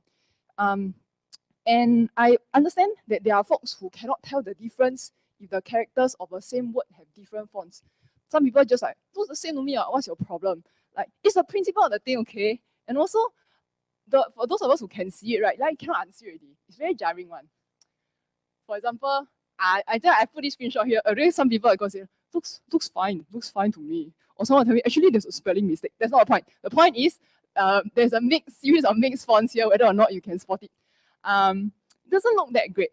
And this is a development screenshot. It never got into production because we tested and we top-hatted like professionals before launching. But we had this problem during development. So we managed to fix it using something called a lang pseudo class. And this particular pseudo class hinges on the lang attribute of your HTML set correctly. Usually you would set this on the very top. HTML, then there's a lang attribute and language. You can set it on any other element, but it's usually advised to set it at the very top level. And therefore, it falls into a category of things developers tend to forget about. Because if you do web right, well, everyone focus on everything that is between the opening body tag and the closing body tag. That's why everything that you cannot see, right, you forget. Like, oh, meta tag never do correctly, the social media tag wrong, social media image wrong size. Or then you forget the lang attribute, that kind. But the lang attribute is actually very important. And it allows you to be able to target based on the language. So instead of having to put an extra class, like if you have a mixed language, mixed scripts, you don't have to like, oh, that particular language, you wrap it in a span and then tag it with a CSS class or whatever. It will, if you set the lang attribute correctly, it will work. And so we went with a system fonts stack for Vietnamese, because honestly, that was the safest option. You guarantee that there won't be any of these like mixed character nonsense. So yeah, the site looked looked much better. But that's not all. The font saga is not over yet. Because in the recent content and design update, our Korean site ended up having some typographic issues. And it's actually a bit of an edge case. But you know, GG, what to do? You build a website, you run into this kind of problem. As a result of the Vietnamese font problem, right, we added a helper on Shopify.com. So if you use Shopify Sense and the language supports, we have a class. If not, it's a different class altogether. So for the non-Shopify Sense supported one, we just use font family sans serif. So it's good because it's clean. So in the event you need to override with a new font stack, it's very easy. So that was quite good. Majority of the time using this as a solution is actually it's perfectly fine because system fonts are very reliable most of the time when it comes to character support. The thing about Shopify.com is that it's not pure. So even if there's like Chinese character or Korean character, there's also English words inside. It's a mixed language site. So what we have now is what I call the Beyonce issue, the say in Beyonce. So there's a Latin characters with those accents, right? Yeah, it's the Beyonce problem. Because there are certain fonts that don't support the Latin characters with the accents. The like, tick here, tick there, circle here, circle there, that type. Our Japan team made a deliberate decision. They have a Japan font-specific font stack, so it's very nice. They did not have this problem because the fonts they selected supported Latin 1 supplement, because that's where all the Latin characters with the accents live. For Chinese, we did not curate the font. It just so happened that the user agent of choice for all the major operating systems use the font that has Latin 1 supplement. So Mac OS now uses Pingfang.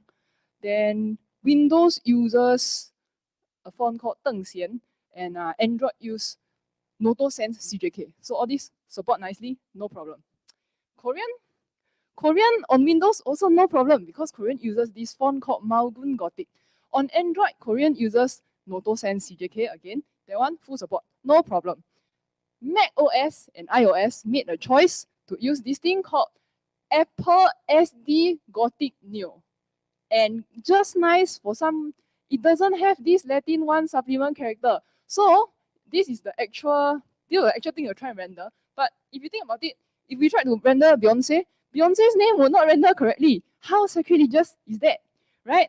So in addition, Korean also is unlike Chinese and Japanese, right?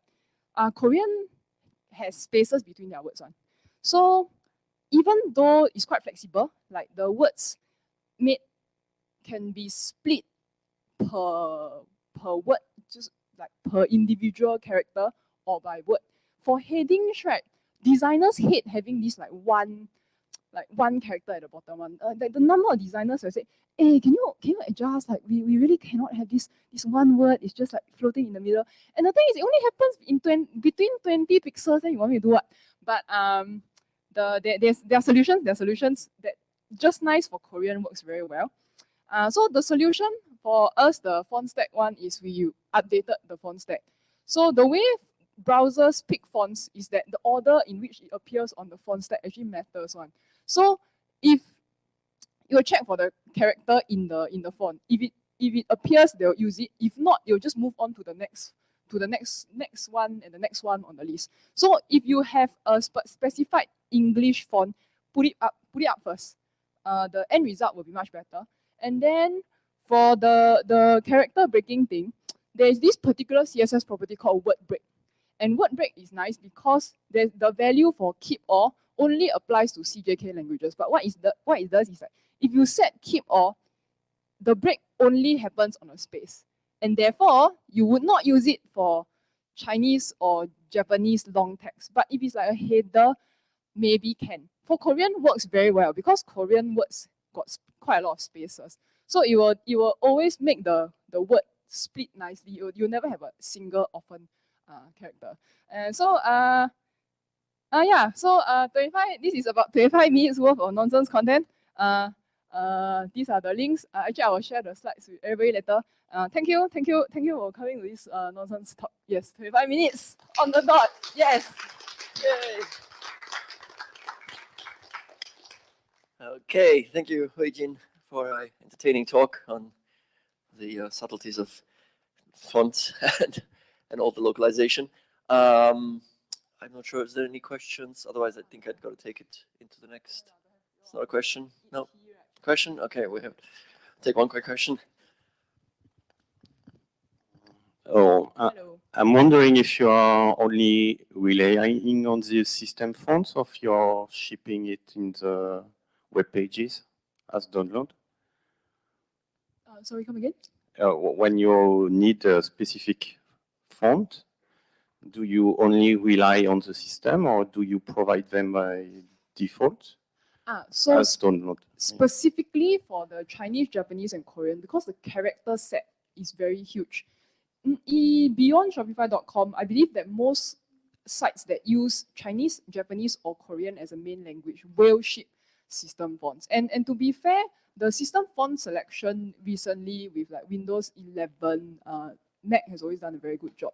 You actually have more choices and it's quite high quality system fonts, but it's fairly rare to see anyone try to use like web fonts or custom fonts for any of the CJK sets, because like if you look at the system font, the support for about simplified Chinese is about 20,000 characters.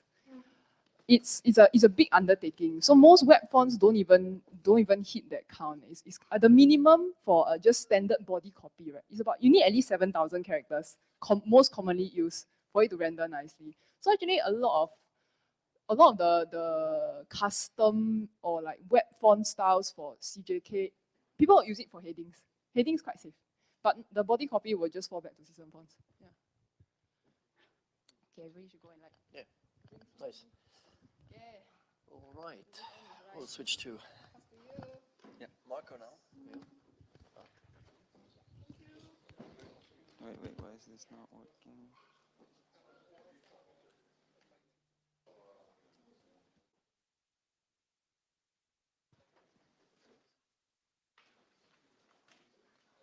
Okay, here we are. A little bit.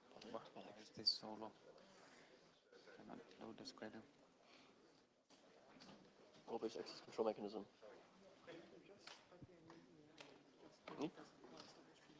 Maybe best to filter? I don't know. No, this is training room. Okay. I thought I had a filter up here.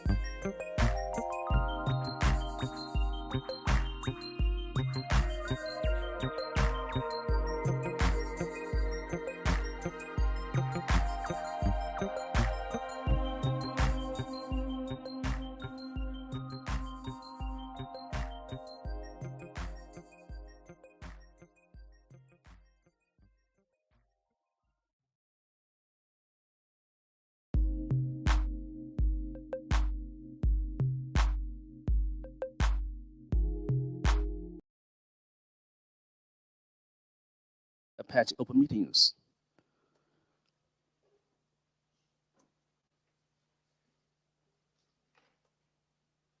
So, excuse me, running too fast. So I already introduced myself, right? Okay. Most of my experience involved in Apache user communities, which means I try to promote the Apache projects to some clients in China.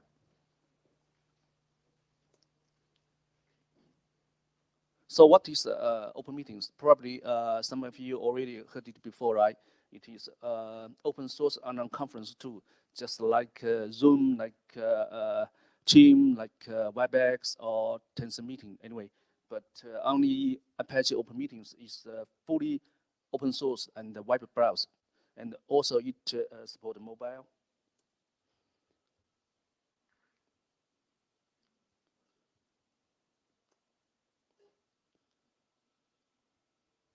So here are some screenshots I took from the platform because I don't want to waste your time to just get logged in to show all this stuff. So what is the role-based access control mechanism with the MS-AD directory and the Apache Open Meetings? I do this configuration is based on the following features.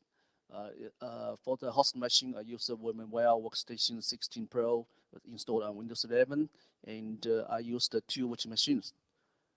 This is a preview of my AD direction configuration. You can see on the top is forest, and below that is your domain name. In your configuration, you should change the domain name to your domain. And you can see on the top of the tree there is organization unit, CS underscore security, which is my organization unit in the server. There are some entries. On the right side, you can see some basic concepts. First one is distinguished name, and the second one is domain component, and the third one is organization unit, and the last one is common name. Those concepts we need know it, and because in your configuration file, you need put on all these connection string. Otherwise, the integration process will be painful. So, oh, sorry, it's not very clear. So this is my topology. You can see there is Linux machine as client, and I do a net configuration. There are several servers. First one is AD server, and the second one is the Linux client, which I will use to log into the AD domain. And the third one is a machine I installed OpenDev server, and the last one is the client machine which will be logged into the OpenLDAP server, use LDAP server credentials, and also I installed Open Meetings. You can see there is a net. I do some reverse proxies. Then here comes the configuration file. Actually, pretty simple. Just pay attention to the connection host, IP address, port, and for the LDAP admin domain, you need to pay attention to the whatever. Check your MS-AD configuration. Make everything's all right.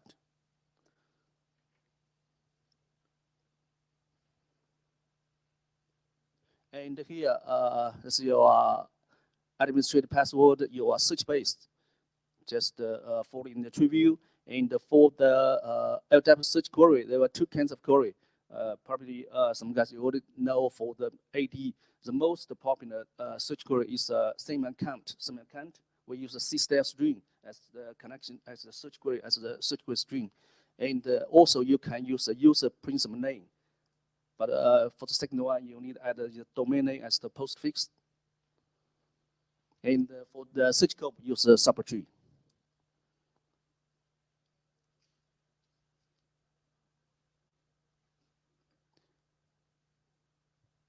For the LDAP author tab, for MS-AD, we can only use search and band. There is another band method, which is a simple band, but I don't know why. Probably they cannot work just with AD, but for LDAP server, it okay. It works. So you put the user distinction name formatted here, see user principal name, right? C-style string, and OU organization unit, and the DC, blah, blah, blah, something like this. Then For LDAP, Open LDAP server and integration with Apache meetings, a little bit difference with MS-AD. So this is the configuration in my machines. I use Synth 7.9 in the server side and the client side.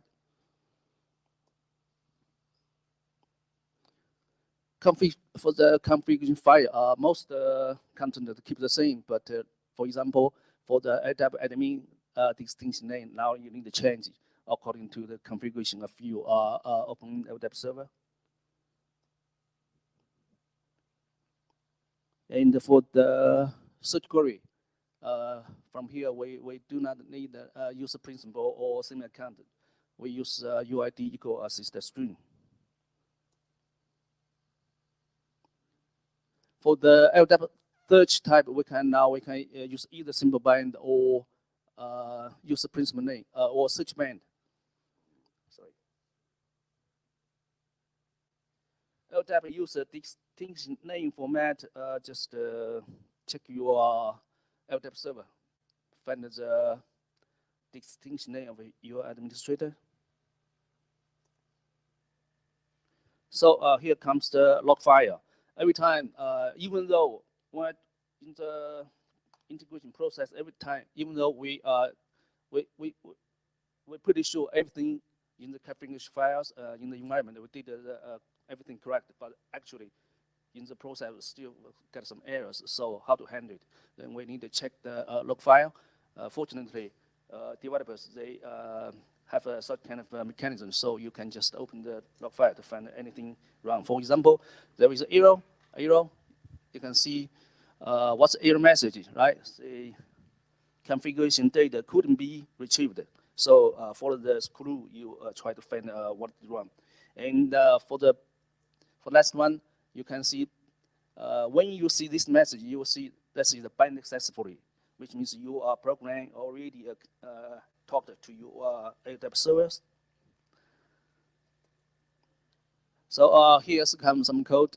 Every time when you click the login button, your system will call the LDAP login managing class, and first your class will call the login method, then call the method in the user DAO class .valid login to check if the user input a valid login name. If not, then just program will start. If yes, keep going. We'll try call LDAP work to build a constructor, which will initialize some values. Then you use your login password and the domain ID as the parameters to log in to your as parameters as the do login method. So for the user DAO class, the important method is the first one. Valid, check if the method valid login, if your login is method, which means if you enter empty login name or your login name is not cannot meet the requirement of the system, then you'll get a message. And for the next one, get by login, which means the method will help you to get values input in the text box, then fill in the field, right? And keep going. Okay, that's for do login. Do login, which means if you everything is correct, then we'll call the switch statement. Check if you use search band or simple band method in your LDAP author method.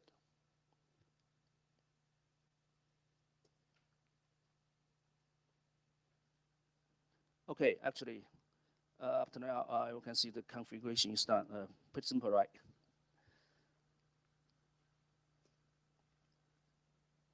Then, how to join Linux machine to MS-AD? Not too complicated. Only a few steps. First, install your Linux server. Oh, jump here. Oh, excuse me. Okay. Install your Linux server knows how to find the domain control via DNS. So you just in my environment, just pretty simple, just vi etc host add the host name. Then you need to install packages and run it.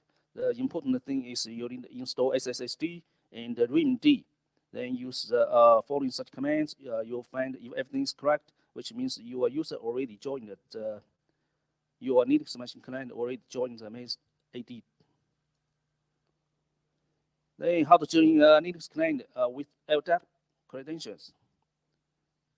Almost the same logic. First, you need to install packages and start NSL, CD, SSHD, such kind of daemon, and you install OpenLDAP clients and do some configurations here. Then you use just get into the password to make sure you get your credentials from the LDAP servers. Then make sure you restart your SSD domain and enable it. So generally that's my slides, and still got some time. Would like to show give you a demo. Please.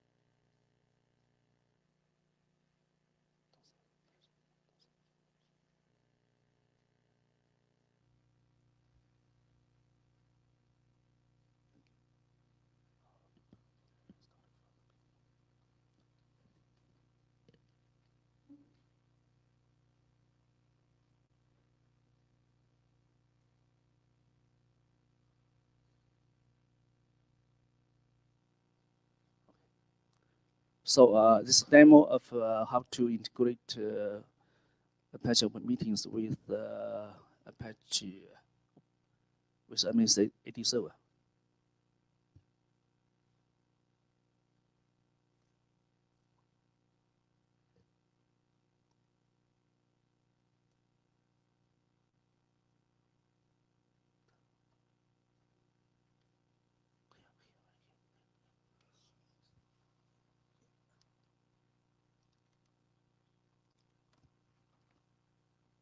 Can you hear it?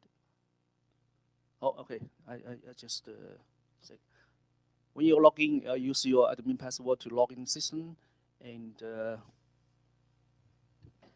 you will need to click the administrator.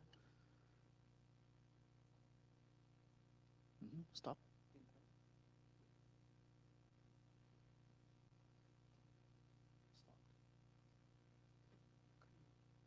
Okay, and then you click the adapt connection.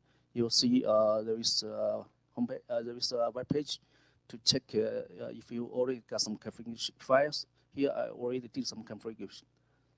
So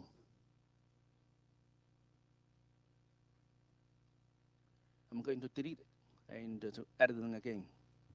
So everything changed here will immediately to take effect in the system. You do not need to restart your server. Do not restart your database.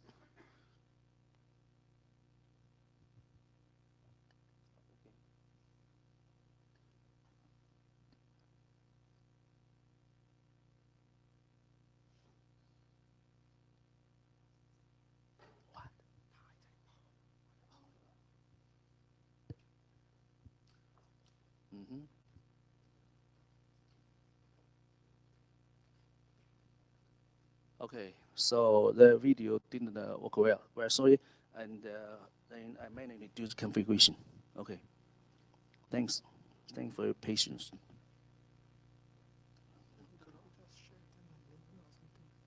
Close the video and bring the terminal out.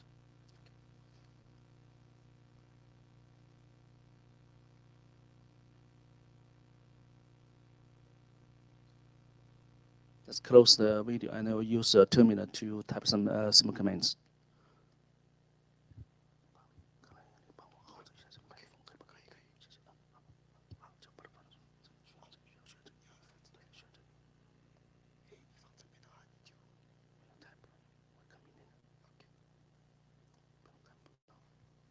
Okay. Actually, we need to find the use them.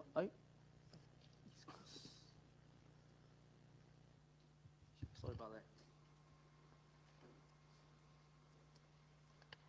You know, change your terminal as in like to duplicate the extent.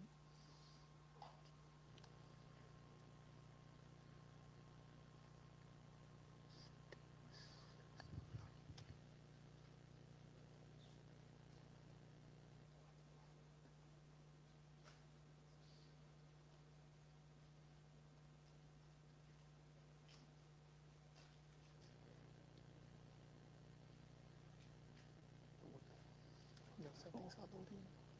And I'm sure settings will see where's your duplicate screen. Just work. I don't know why here.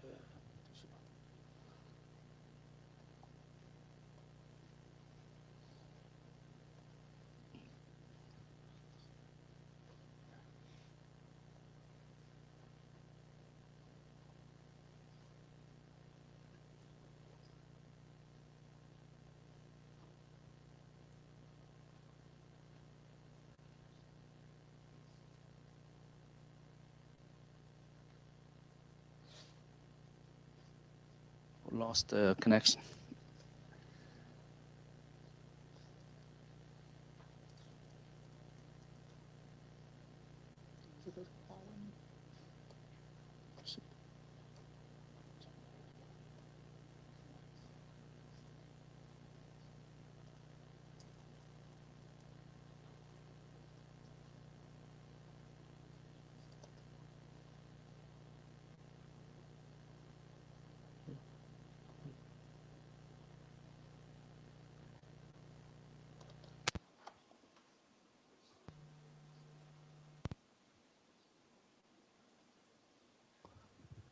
Because this is a very old Linux machine, so yeah, it works. Great.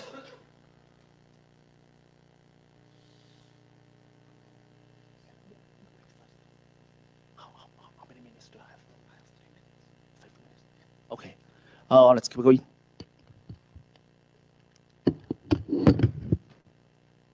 So I need to go to my configuration.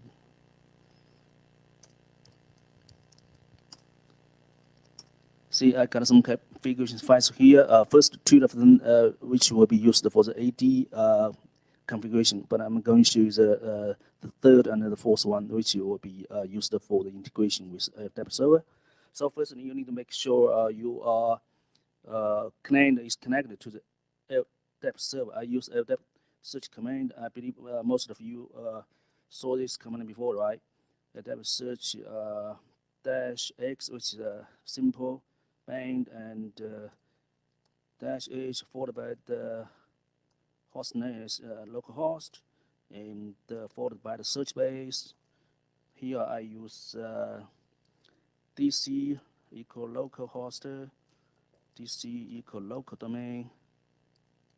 That's my search base, and -D followed by the distinction name of your administrator, which is cn equal ldap admin, DC equal localhost, DC equal local domain, and capital W, then ldap search. Oh, wrong command. ldap. That's this one. Ldap search command. Then password. See, return the output, which means your client machine already talked to the ldap server. Now you can do the integration.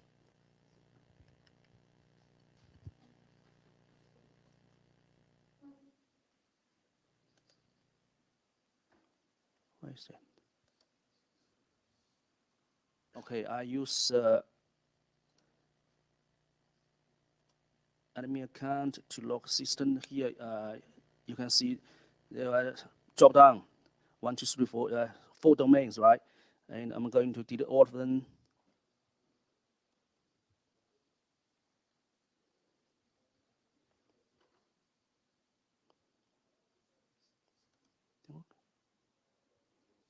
Oops.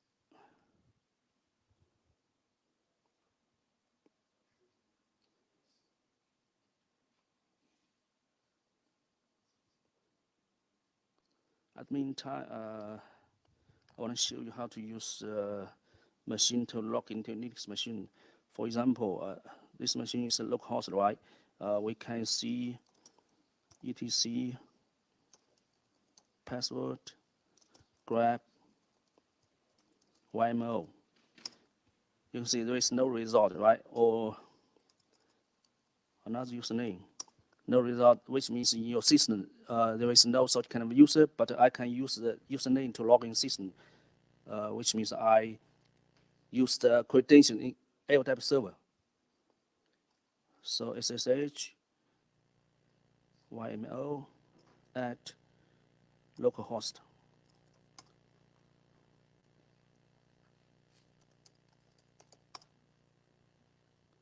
Oops. Okay, oh, I see. I need to run the nsl-cd command and do the logging again. Then, yeah, logged in, right? So as long as you are Linux client connected to the LDAP server, you can log in from any client, even from a Windows shell. So let's see what's the login. Okay, for the LDAP connection, just go to LDAP.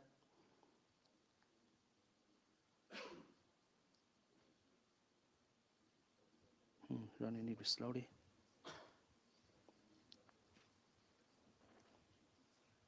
Okay, see, there are some configuration files. Each one corresponded to the domain ID in the Dropbox, and I'm going to delete all of them.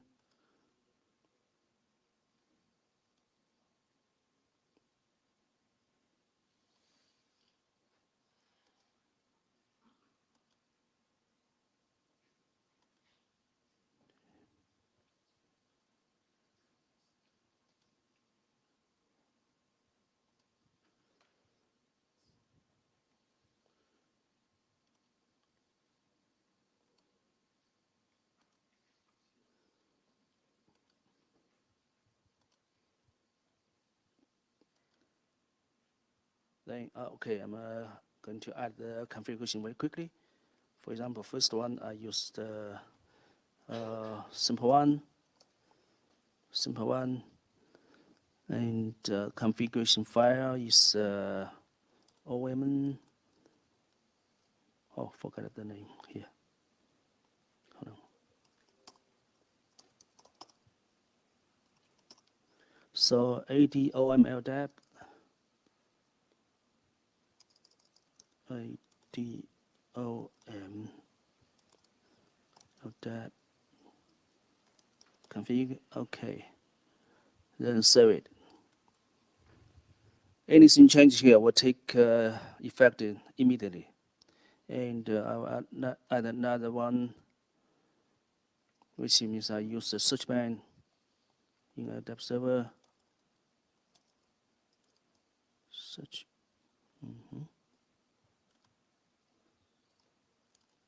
Search one, and enable for the configuration file. I use second one, OM LDAP simple. First one is not correct. Oh, 2 minutes. Okay. OM. Finish now.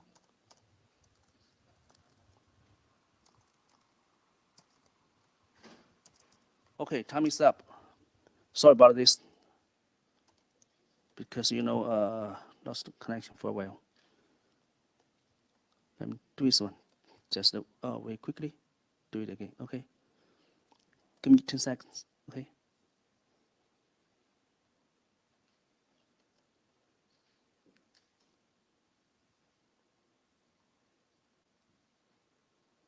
So here you see, got 2 domains, right? I use the second one, search, and username, for example. This one, and sign in.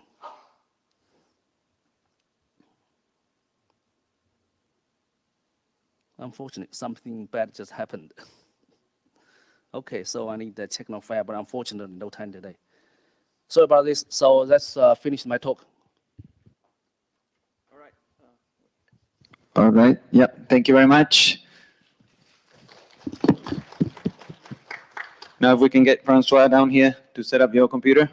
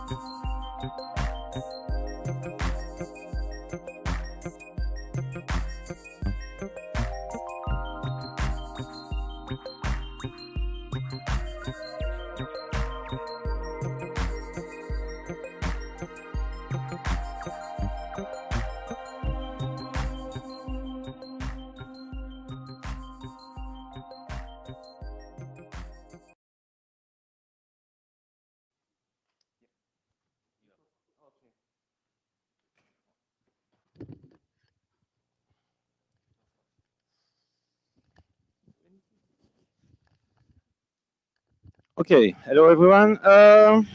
Well, I will go fast because I don't have much time. So I'm one of the VLC guys.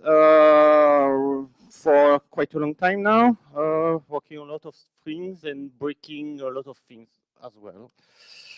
So we will see today VFC 4, which is the next release that everyone is waiting for. And my first answer for you is when it is released, and I don't know. I still don't know.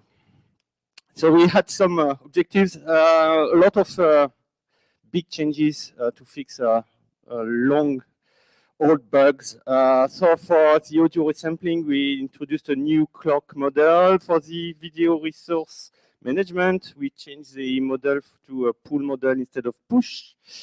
And for having a proper stream output, which is mostly transcoding, and passing to some other modules, we had to rework the way we were dealing with the time. And also, what everyone is asking is the new UI, because the old one doesn't suit everyone.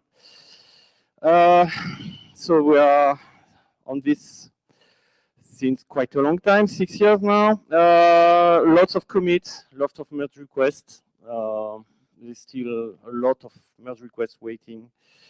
A lot of changes, and we are still expiring milestone. We are turning into vaporware soon, like some well-known video game. Well, but we are progressing. What happened is that we are dealing with really old code because the core is hard for us. We are not the guy who wrote it. It was hard to understand, and there is a lot of documentation. Like everyone likes to write documentation, it was well documented. Read the fucking code. So we knew what kind of trouble we would be running into, and we went into it. But everything is getting better. So we did the new clock. It works quite well. The video side is also done. The timestamps still have some issues. And the modern UI is on good progress. And of course, we still have to deal with more regression because the fix triggers a new regression, surprisingly. We will change the Chromecast because the current Chromecast is still buggy, so we had to provide a full HLS server for people knowing what it means, instead of streaming the file directly to the Chromecast. So the Chromecast has better control of the buffering and doesn't run out of data. And also provide support for real subtitles, which never really worked without HLS. We also removed things for the next release. We were promising a lot of VR, HMD, 3D, virtual movie, theater things. Yeah, it was hype. The guy which wrote the code is gone, so probably we won't maintain this, or maybe not for this version. And on the audio output, we are able to achieve finally, as a video player, gapless output for gapless audio for when you are turning into an audio player. No more resampling glitches, something that people were always complaining that VFC is always sampling audio. And we also properly dealing with audio delay, which means when you plug your Bluetooth headset, video keeps in sync with audio. It's the same for AirPlay, which has quite a huge delay, like 2 seconds. So those things are fixed and good and improved. And we also have some things we couldn't think we could fix, like the frame by frame, which was quite buggy for us. So you can now do more than 5 frames ahead without running into issues. And we also, the guy which fixed this understood the thing so well that it also introduced a hack to provide a previous frame. And in video, it's really hard to go back in time. And currently we have people working on super resolution, so upscaling. Mostly this is done for NVIDIA video cards and Intel. It works. It doesn't provide much enhancement, but things are getting better. Also, the stream output, so that was for the HLS output. We introduced hardware encoding on this side because we liked to drain battery for people doing Chromecast. So now it's way better. Also, we improved the subtitles. So on Android, it was quite laggish. We had to improve that and find better way to upload textures, and so it's quite better now. For us, for the developer side and contributors, we are now able to build with Nissan. So AutoTools is gone soon. And also, we are probably starting to write Rust modules for improved security.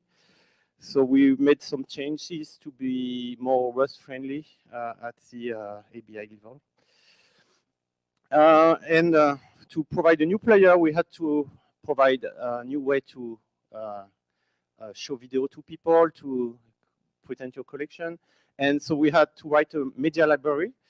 So that was a concept which was really buggy because it was built in the UI in the old releases. Now we have a dedicated library. It discovers all your media on your device. It gathers metadata. It does thumbnailing. It stores the playback restoration state, your preferences in language. It does everything what a modern video player should do. Provide full search, and it's already used by the Android version and the macOS version. So it's quite well tested. For the developer, we are replacing a lot of things. So we are exposing a lot of API. I'm not sure how much time I still have. Okay, good. And we also discarding bogus event model. But anyway, that's not interesting for people. And we also have some lot of wrappers. So the old CPP, GNI, which is for Android, VLC Kit, which is for macOS. We have a wrapper for VLC Sharp, which is also used by VLC for Unity, which is available under a different license, but that's another question. And we are also working on providing libVLC on Unreal Engine for video games. So everything good on this side. But we also achieve something really interesting for people and professionals. A world which is low latency, something that VLC never really achieved. So we had to deal with a sum of buffering, framing, delay, decoder. So always 1 second or 2 seconds late. And we have a new option which is low delay. So we tweaked a lot of things. We are able to target some decoder which can do low latency because you need some kind of specific profile. And we are around 50 million seconds on a local network, which is really nice, which means also that's less than 3 frames at 60 FPS. And that's good. So that's a screenshot of glass to glass, and you can see that the counter of number of frames locally is around 2.5. So this is really hard to see that very latency now. But that's a specific mode. And the new UI, so that's what you're waiting for. Everything is rewritten using Qt Quick, which is mostly JavaScript, CSS. So a lot of changes, a lot of trouble. We are able now to provide light and dark themes, which was really nearly almost impossible in Qt4 without a lot of hacks. That's why we were not progressing on this. We run into a lot of Qt issues. We still run into, especially with Wayland on Linux. And also, we need to provide a legacy interface because not everyone will be happy to have a new interface, and some people still like the old interface. and we have to drop it. So we need to provide a way to provide that that interface to people. So how does it look? Well, you have your library, and you have all the features when you can browse into the categories and the discoveries, all the category you had before, and everything is integrated. Yeah, and I need to do a demo. So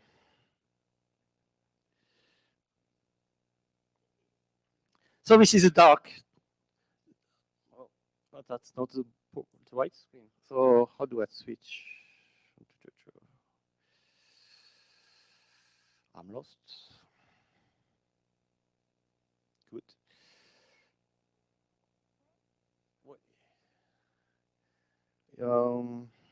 Okay, so probably I need to change the StreamYard to something, to another. No, you know.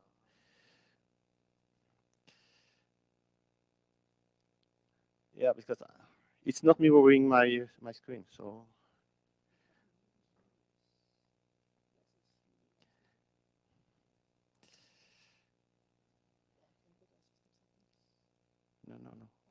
No, it's already mirroring.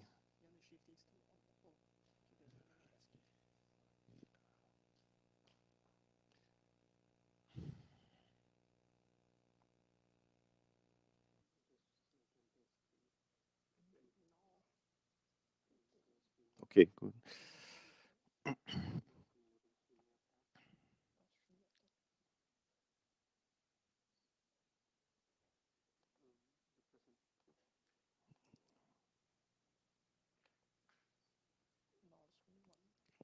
Okay, good.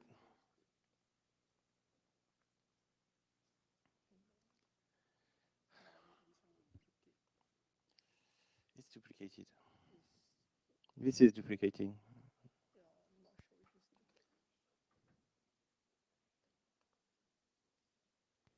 Yeah, okay, well, good. So this is the dark team, which is switching automatically depending on the system.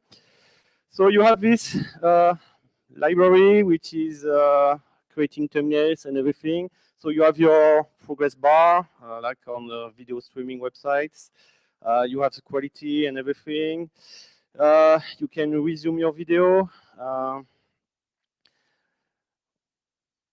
Okay, so you have your subtitles selection. You have the drop-down menu, which is disappearing. Yeah, okay. So everything that you should expect from a recent player. And also you have picture-in-picture. So you can still browse and find other content, and you have a modern music player like some others. And for example, where do I go to the tracks? So you still have your playlist. That's not what I want to do. Okay. And I'm also discovering some recent changes.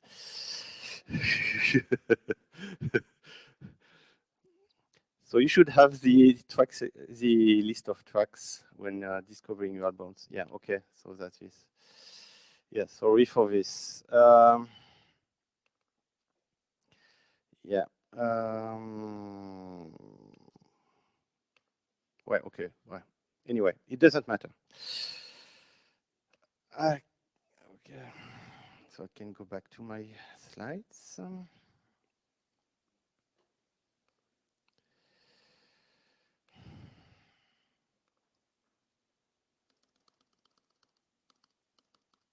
Sorry for that. Okay, so we can try. It's available on our 90 bits. Of course, it's still unstable, but it works. It works quite well right now. So if you have feedback, we can take it. And now what's going next?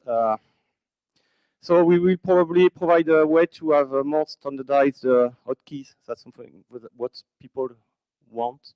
Also provide some upscaling shaders we are already working on super resolution, but very specific shaders for example, anime, which are quite popular. We need to fix the HDR on Linux platforms.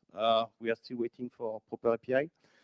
Probably move the subtitles in the black bar below the video for some platforms. That's another request. For some reason, we want also to provide some transparency support. Mostly this is for the video games engines that I mentioned before.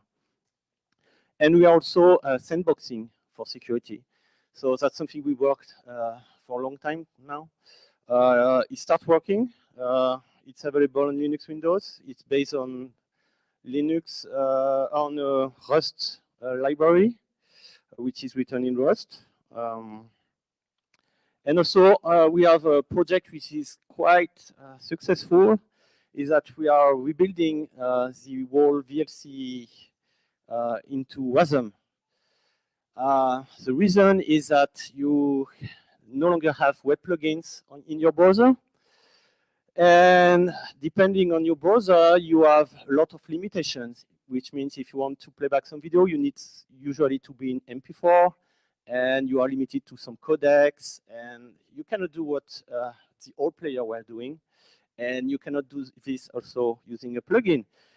So rebuilding everything in WASM and using the web codecs acceleration provides you hardware acceleration in most of the cases, but it removes all the browser limitation you would have. So you have everything that VLC provides. All the formats, all the subtitles, you can watch DVD, ISO in your browser.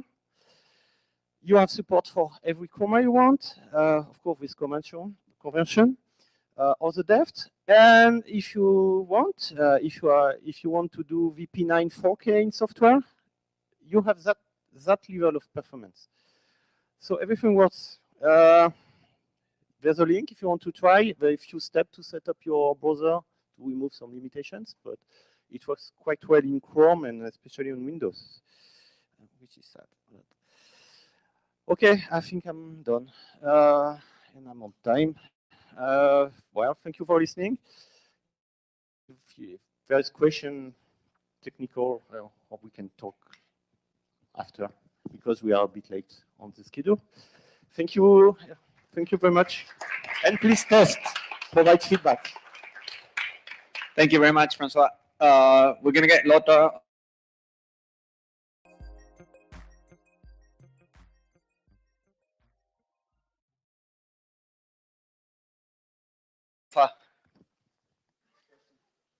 Where can I buy the hat? They don't sell it. Okay. Well, you need to attend an event where we have a booth. Usually we have a giveaway, but that's really popular.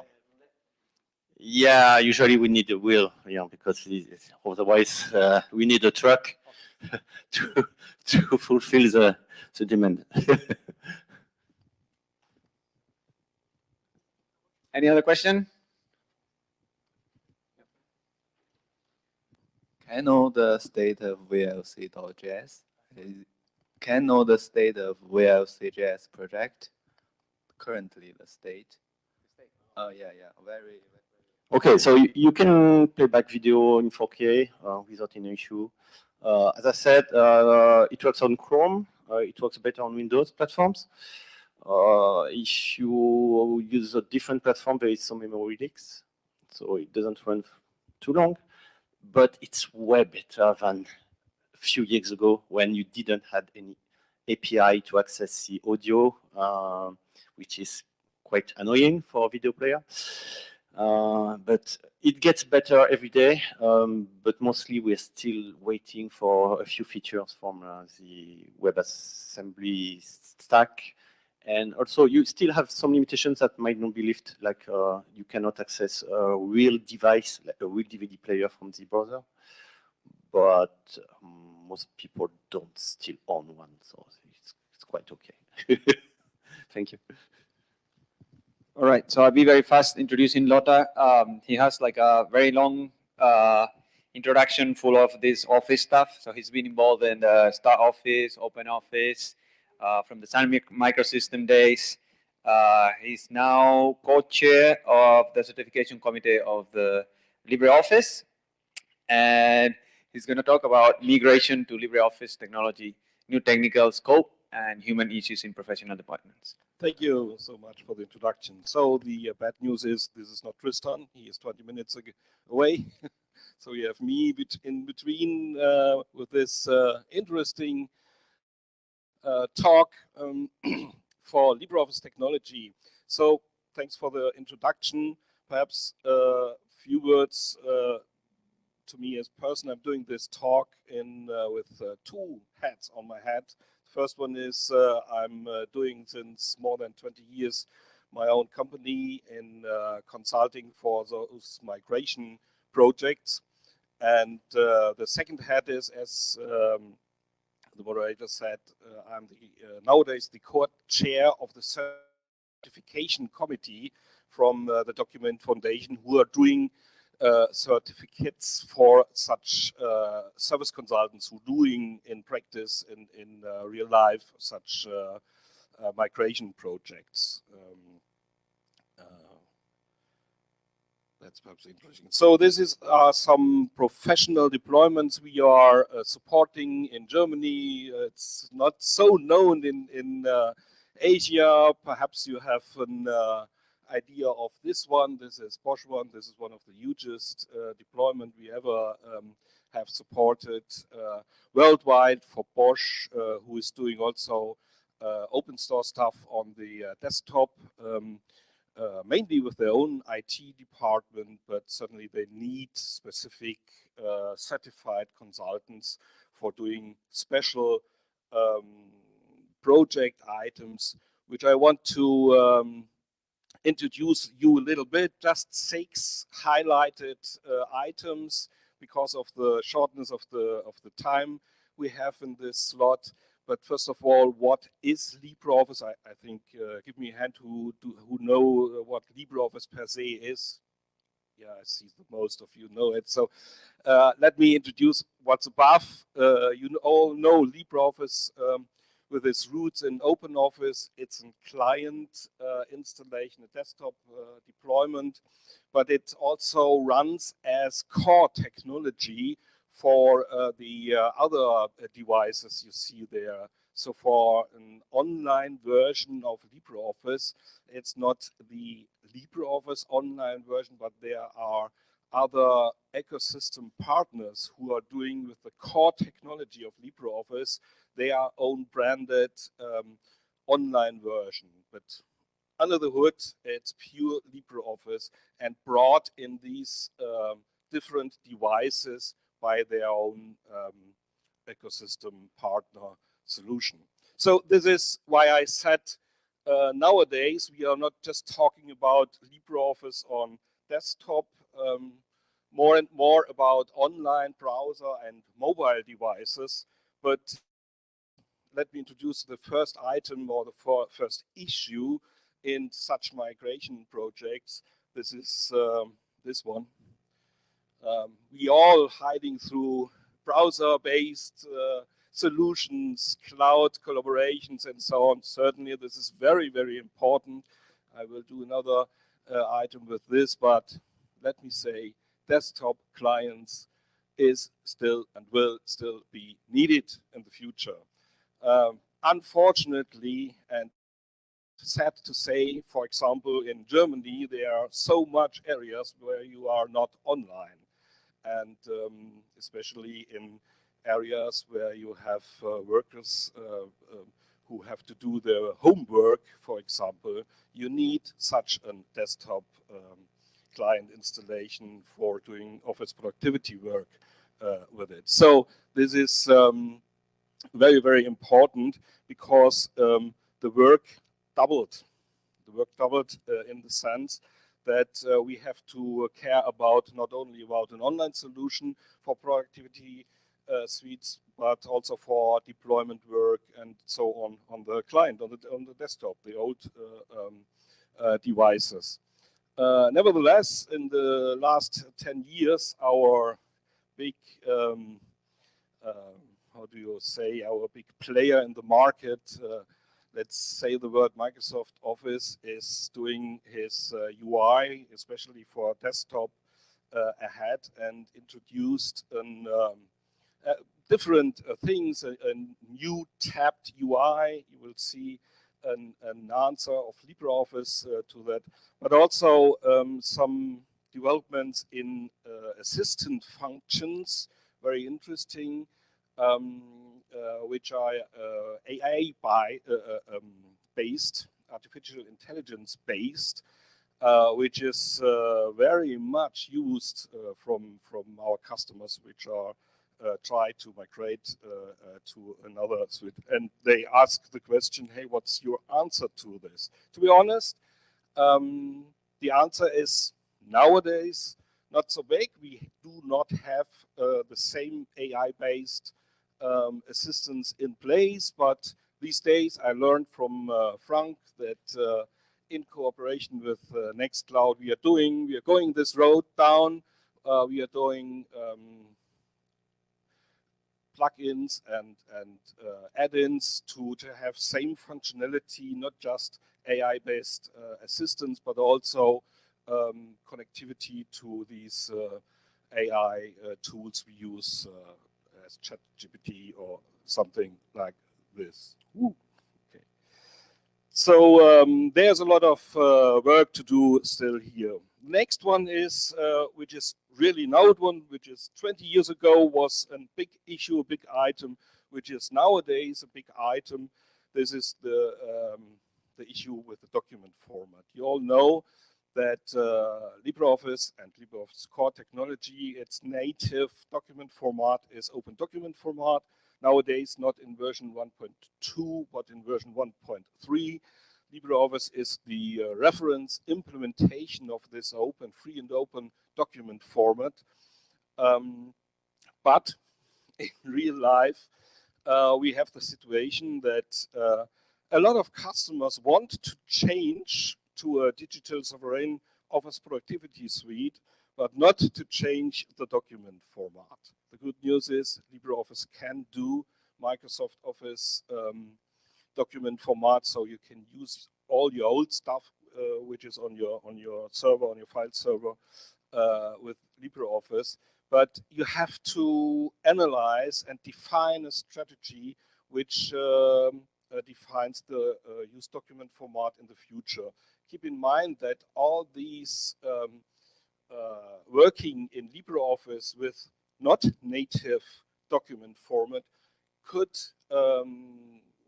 follow up with some layout issues or other issues, or just see the macro item which is not working in both worlds. And if you do this in a round trip, yeah, again and again with import and export filters in it, it makes the problem with each cycle a lot of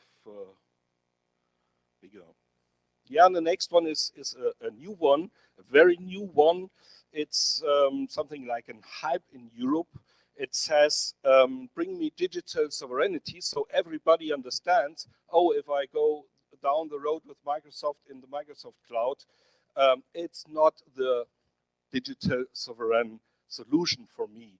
And they realize that that they also could risk their business with such a solution. Yes, they could risk their business with just using an Office Productivity Suite in a not sovereign cloud.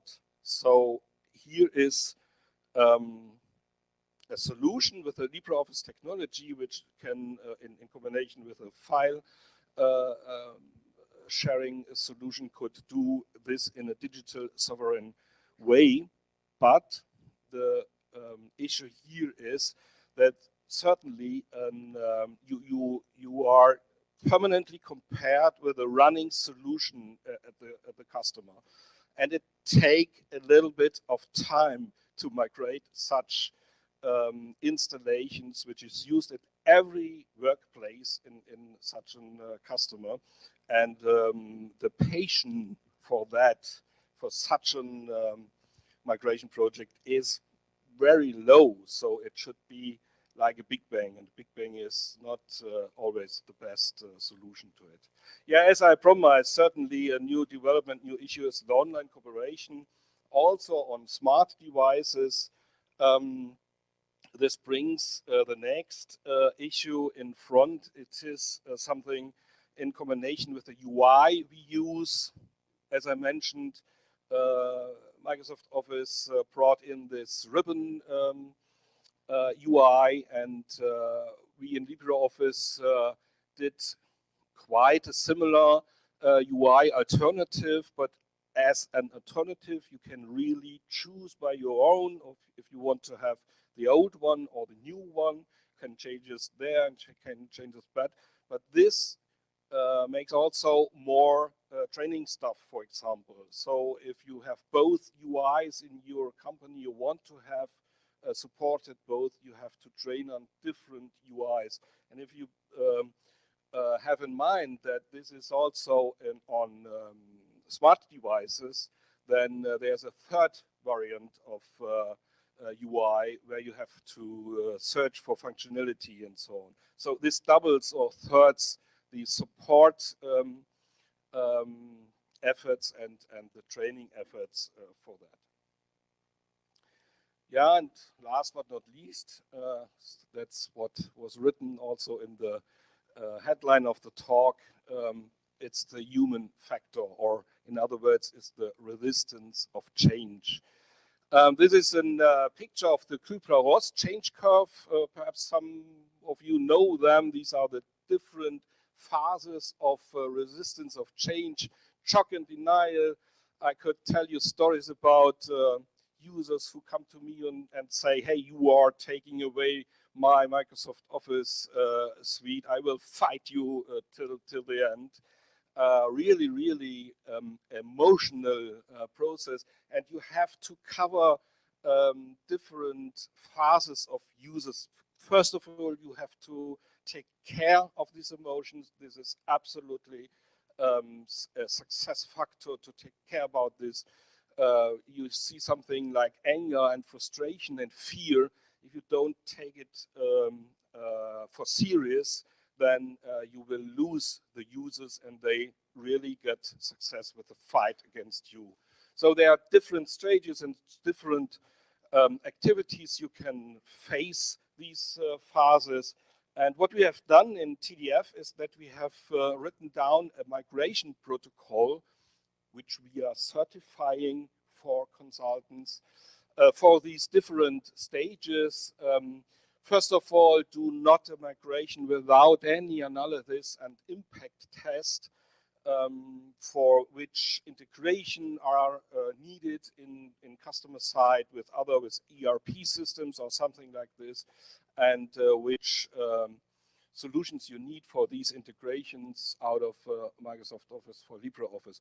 Then do the training, and parallel to all the stages, do a project management and permanently contact to the boss of the customer. That it's one of the most success factor to have the support of the boss in this customer side, and so on. You can all read this on the migration protocol of the document foundation, which I will show with a link if you're interested to read it. So to guarantee such a quality of migration, documentation have decided 7 to 10 years ago to do a certification, but not such a normal certification, perhaps you know from others, especially also from Microsoft Office. We are doing this in a very, very special way. We are doing this in an one-to-one phase manner. So every certified professional in the categories migrators and trainers have done such a review session with certified people from the document foundation. The professional developer side is to secure the development of LibreOffice, to have just contributions with a high quality and with people of trust bringing in new code into LibreOffice core technology. So if you are interested in, have experience and interested in such process, you have to have to do some prerequisites. You have to show some experience out of documents, out of other pieces which you have worked on for such migrations. And it will be seen by some few people out of a committee. And if they say, hey, this is in a professional manner, this is in accordance, more or less in accordance with the migration protocol, for example, then we go into a discussion with you, try to get in connection with the community, and to have a permanent conversation about these migration projects. And then you get the stamp from the Document Foundation. You are a trusted migration consultant or a trusted LibreOffice trainer in different levels or different modules. Yeah, here are some links and application forms if you are interested in. Perhaps you ask, okay, I'm not that expert now in nowadays. I have here some flyers if you are interested in become a developer or migration consultant or just involved in the community. We have some informations for you. I will lay it here so you can take some flyers for that. There's also a link where all informations are written down, where you could get involved into the community and into such ecosystem partners which are doing these migrations and trainings and so on. That's it. Hope I've done some minutes good. So Yep, thank you very much. If we can get Tristan to start setting up, and maybe in the meantime we can have 1 or 2 questions. Anyone? I have a question. So you mentioned about doubling the effort when you go online and you have to maintain the desktop side, right? Are you guys able to share like code or like these efforts? Like, are you guys able to share some part of the code that can be used online and reuse on the desktop side? Or? Yeah, even the ecosystem partner projects are open source projects, so you can get involved there. And what I meant with doubling the efforts is that you have to keep in mind in supporting in customer side 2 different devices of the same product. So as I said, desktop is still there. You need the old part of the support, and perhaps you need new training stuff and so on. This was the main point with this doubling of efforts. The source code is for the core per se, LibreOffice core per se technology is open source. And for example, a Collabora Office, you can have a look in GitHub for all the source code delivering LibreOffice core technology into the browser. All right, thank you very much. Thank you.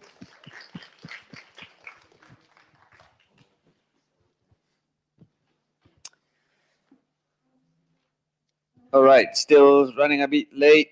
Next up, we have Tristan, who has been involved with Genome for a very, very, very long time, since its early days.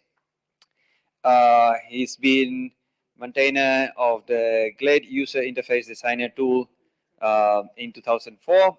He became co-maintainer of the Evolution Data Server and GTK Plus over the years, eventually serving 1 term as director of the Genome board in 2019. He's going to talk about application development with state charts. Are we ready? Is it? Feels like almost there. Presents a slideshow. Oh, there. All right, we good?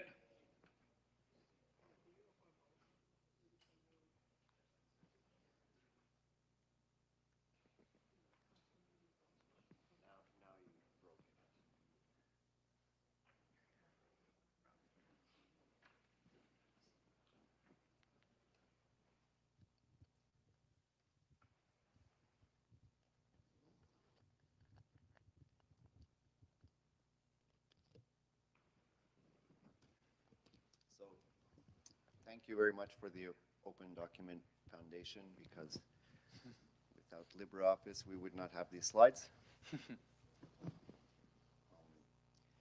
While we get set up, so last time I came to FOSSASIA, I talked about something quite deep about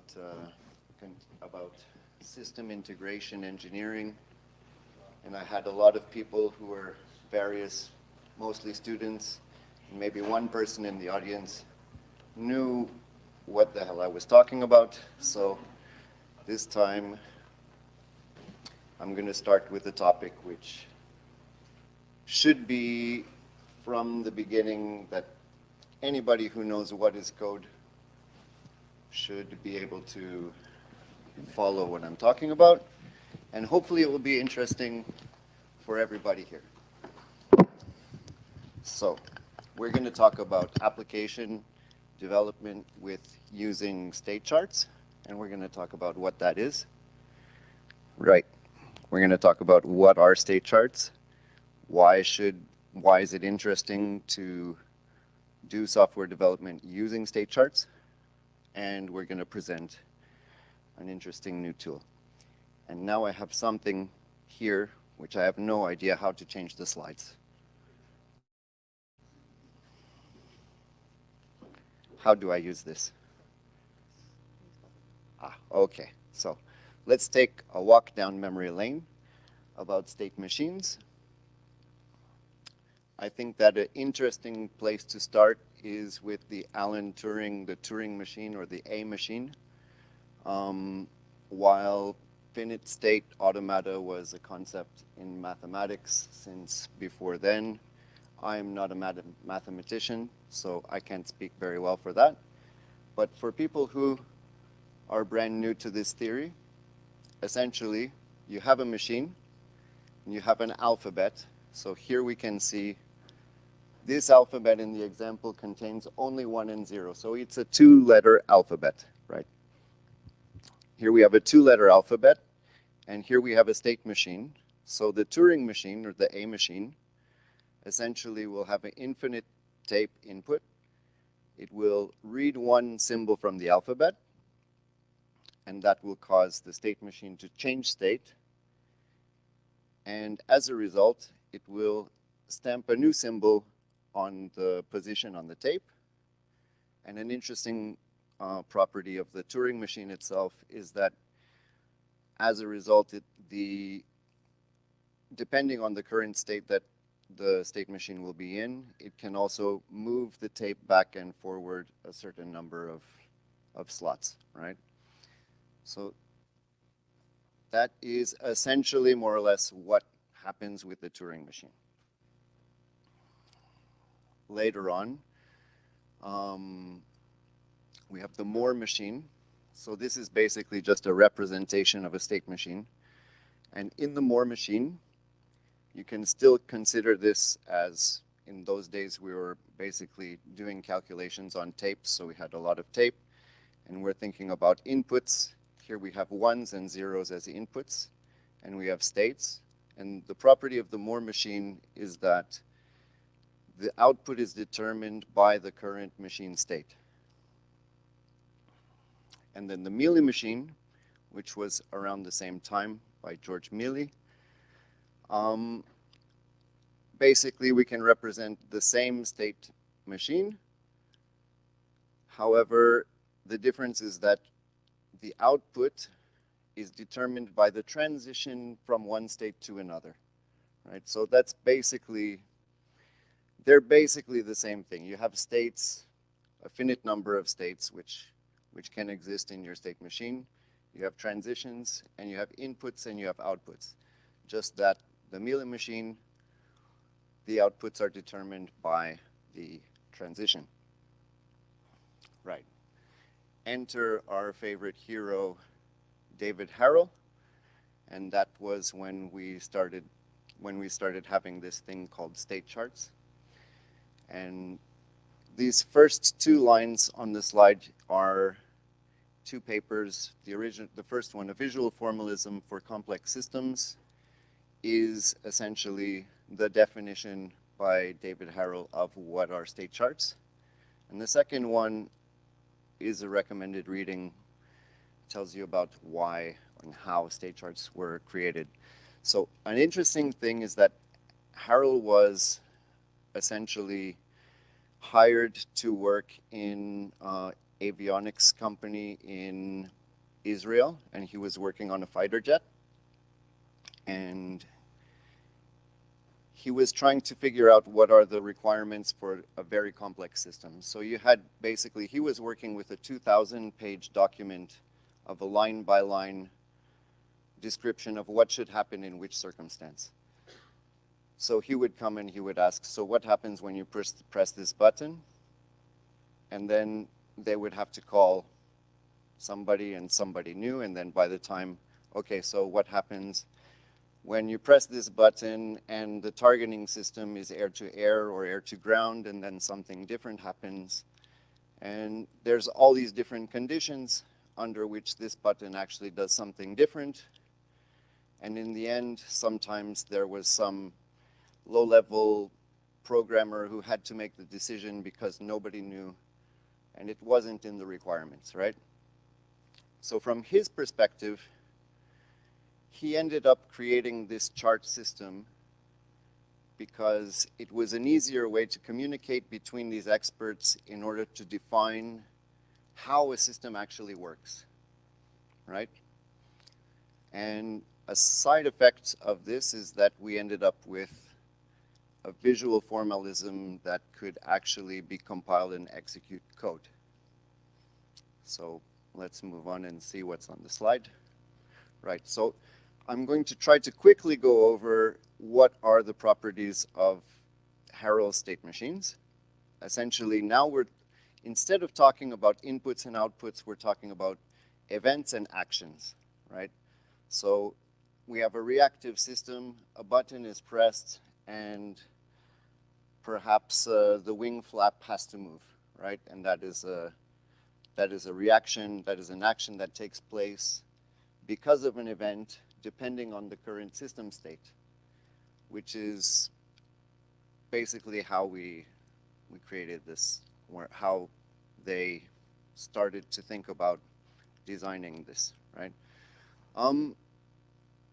Yes, so essentially what's to take home here is that when an event occurs, it's mealy and a more combined because the action can occur because of a transition, and the action can occur as well because you've entered a state, right? So that's essentially it. And the action can also occur when you leave the state. In the first model up above, we can see that we have state 1, state 2, state 3. State 1 and state 2 both transition to state 3 in the case of the B event. But then Harold started adding this hierarchy kind of concept and said we can simplify a very complex system and how to describe it by placing two states in a hierarchy and say, well, if the B event occurs, then we transition to state 3. And in the other example, we can say, well, perhaps we don't care whether we're entering state 1 or state 2 from the perspective of state 3. So we have a concept of abstraction. And we can say when we enter this state, well, there's a default state, which is S1. And that state by itself can determine what happens when you enter that state, right? So we can reduce the amount of arrows in a huge complex system. And similarly here, he has introduced orthogonality, right? So in this case, basically you have a light control, color of the light, whether the light is flashing, whether it's constant, and of course you would need to have 9 different states if you didn't have orthogonality to represent the same number of machine states. And he added history, so I'm just going to try to quickly go over all of the different features, right? History is, this example basically says, okay, for example, you have one of those old watches and you can like press one button to cycle through the different controls that you have, and you have the other button to actually choose something. So for example, you press the A button and you get into the alarm chime control state, and then you press the B button and it will change the what is your alarm chime. And when you leave the chime control state, because it is a history state, it will remember where you were the next time in, right? So that's history states. And we have different kinds of transitions. So we can add conditions because now we're integrating with code. So any kind of transition can have a function that says no. If I return false, then don't take this transition, right? And then we have implicit, so the first one is of course event transitions, which is what we've all been talking about so far. And we have some automated kinds of events like timeout states. Say, well, the system stays for 1 second in this state and then continues, right? Or of course, what's interesting in an event-based program is idle states, because then when the system or when the event loop becomes idle, then we can have an idle transition, right? And of course, we have transient transitions, right? So that's also a bit different from previous state machines. So even without any events occurring, these transitions will be followed. What is interesting also, or what is interesting to consider, is when you have orthogonality and you have transient transitions, the state machine should synchronize the transient transitions to ensure that in each active orthogonal state, only one transition has been followed, and then in the next step, we can evaluate the next transitions and continue on, right? So, after the Harrell state machines, of course, UML became popular. Now, I've heard before that UML was coming from this, but then when I did my research, I couldn't find a link. I know that Harrell had added the state chart semantic to UML. I found relevance of that, but essentially, the big difference between unified modeling languages and state machines or state charts is that while Harrell had conceived of this in order to analyze requirements, he had come up with something that was fully specified, but UML in general is not used in such a way that is fully specified. It's more used just to communicate requirements in design phase, in waterfall development models. And so we analyze the requirements using UML, and we pass it down the chain, and people write code, right? So that is generally UML. I'm sure that I'm missing some things. So why should I use state machines? Because, you know, I like my indentation and I like my tabs instead of spaces, and I really love Emacs, not VI, and unlike you, right? So why use state machines, right? So state machines give you a different way of thinking about code, and I've really enjoyed using state machines, but there are some actual good reasons. So I'm going to come back to this example a couple of times during the talk. This is just a basic example of how to code a clicked event when you're writing a button widget in any kind of user interface toolkit. You basically have to handle 4 callbacks. So there is when the mouse comes into your button area, and then there's the event of whether the mouse click has gone down or the mouse click has come up, right? Now, in this case, we can see that you need to actually record these 2 states, right? And when the button is released, That's when you're going to do your branching statement and you're going to decide to emit clicked, right? Of course, the more states that your code is keeping track of and the more events that you have to handle, all of this state needs to be considered in almost every callback, and you have a combinatorial explosion of very complex branching statements. And right, so that is unfun. Of course, in object-oriented programming, we've kind of tried to address that problem with abstract classes and specialization and then things like this, but state charts are fun, right? So if you were to do it with the state chart, this would be your state chart. And in this case, you really only have one state. So this is a single hierarchical state machine or state chart. Now there's 1, 2, 3, 4, 5, but there's a bunch of pre-programmed, possible states. There's actually 3 possible states, but you only have one state pointer. And the machine is either in that state or it is not. So in fact, it can be less memory intensive if done that way. So essentially, there's static data which defines the model, and then there's only one pointer which says this is the state, right?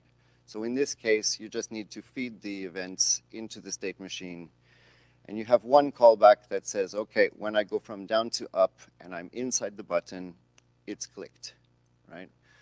So this does one interesting thing that I found, well, I find that it's much more safe and deterministic to code this way, because as your program evolves and state gets added, you have this guarantee that such and such event cannot happen and cannot be handled in this state, which gives you, it reduces the amount of branching statements and cause for error which can happen. Arguments to be had later on, if you wish. So why don't we see this? How come we don't see, we see so much code, but we don't see these state machines so much? I have some answers for that. Of course, the object-oriented push in the late 90s. Everybody loved C++. But let's skip over that. Basically, there's 2 brands of adaptations of state charts that I've seen, and one of them is essentially the famous Rational Rhapsody, which essentially it does everything, right? So I think that I think it was even doing controlling threading for orthogonal states, and it has like, it renders to multiple programming languages, and it does code generation for absolutely everything. If I'm not mistaken, it also does revision control and all of this, which of course, by the year 2000, we were growing out of CVS and we were saying, well, I want to use Git, right? Or I want to use, Bitkeeper and then Git. And then how come I'm stuck with this big monstrous thing that like, okay, it's actually really great and really magic, but you have to have all of it or nothing, right? And then the other approach is we have libraries which cause you to write add state, add state, add state at program initialization time. So you have many calls in C or C++, like in the Qt implementation, which I've seen a lot used in automotive. So what I found is that the complaints in the automotive industry using the Qt implementation was that you have some people writing the state charts in the Qt designer tools and then using UML, and then you have other people writing code, adding states, and then you have people 3 years down the line who've added variables in the same module, dancing around the state transitions, and it ends up being quite a spaghetti mess. because you've not enforced that the callbacks are actually triggered by the state machine, and you've added state, and it's all competing in the same code, right? Which is also not fun. How I wish I had water. Okay, so let's switch the topic. Oh, I have water. It's not mine.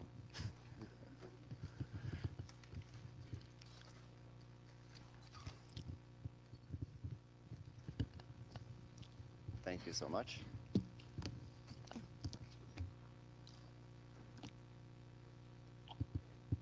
Hopefully you're not falling asleep. Okay, so let's talk about another state machine implementation. So this is the state chart designer theater. This is a picture of this very, very simple UI, which I just baked up recently, of theater editing itself. We'll get back to that if we have time. So, right, so this is a spin-off of a larger project which I started with Munir Kenfir in 2009. He had the brilliant idea of marrying a finite state machine editor and engine with a user interface designer tool, and to bring it all into one,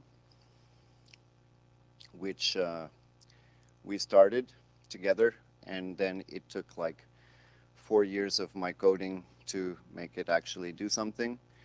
And in the end, I made the same huge monstrosity of code generation, which I couldn't really cause anybody to use, especially since I didn't have that IBM Salesforce, which Rhapsody had, which could say, use this huge thing. So that kind of didn't work out for me. So I revived it quite recently. And essentially, I'm looking at it from a perspective of like Next Step or Glade or Qt Interface Designer. We should have code and state charts separate in the same way that we have code and user interface design XML files and such separately. So essentially, the way we would use theater is that you will design a state chart, design the brain of your project or your object, and save it as a JSON file, right? Right now, the code generators are coming, but the code generator will not generate everything. It will just generate a .a definition of your state machine and with references to callbacks that you can provide. And this comes down to different implementation layers that need to be different for different environments, right? But in this case, I just created the layer that I needed to bring up to bootstrap the designer tool, right? If we were to have some Python, for example, if I had a Python layer, the code for that button example would essentially look something like this. Possibly we could even get rid of the enter, notify, leave, notify, forwarding events, depending on how much introspection the loading engine can have with the Python like toolkit environment. For example, if it had derived from a widget class and then the event name were matched, you could, with Python, you can basically crawl the whole data structure of your object class, and you can bind it quite like this. But essentially, you just have to load the cursor, define your callback, forward the events, and say clicked. And then the state machine would do everything for you, right? Oh, there. Okay, it's the end. Oh, well then, I'll skip over this. I was looking for somebody writing how many minutes I had left, and you were all the way over there. Oh my, okay. So you can get the code and look at it and criticize it. And if you have a Linux laptop, you can install the tool right now. if you have Flatpak, and enjoy.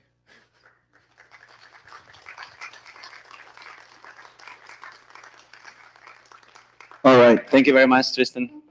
If we can have our next speaker, Pete Membry, to get set up.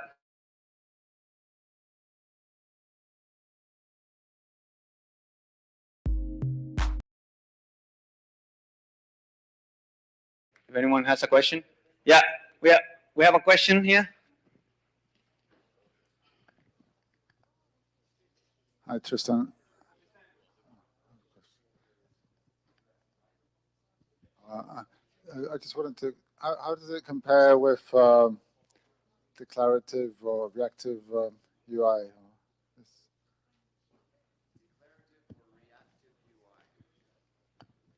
With a declarative or reactive UI? This is an interesting question. So, I mean, I think that it works together with declarative and reactive UI. I mean, the original tool that we wrote, we wanted to combine them together. So you would declare your UI and you would declare callbacks. The one missing bridge here is that you don't get to, for example, when you create a composite dialog or a composite user interface component, right, you would want to say that, well, when this button is clicked, this introduces this event, and then that is directly introduced into the state machine. The GObject layer creates a signal connect, so you can do that literally in code. But the problem that I'm encountering is that if you want to mix those two together, the code generation is too big, unless, for example, you were to integrate it directly into GTK or Qt at the toolkit level, because these toolkits generally load the interface descriptions themselves, and they could also load a state machine definition. But without being in that situation, it's impossible to integrate together. Thank you very much, Tristan. All right, so our next speaker is Pete Membry, Chief Engineer, VPN Technologies at ExpressVPN. And he's going to talk about this very cool stuff that they're doing that is called Lightway. So without further taking more time, I'll let you start. Cool. Hey, everyone. So, yep, I'm Pete Membry from ExpressVPN. And I'm really, really excited to get to talk to you guys about Lightway. Like, we've had a lot of discussions over the last few days.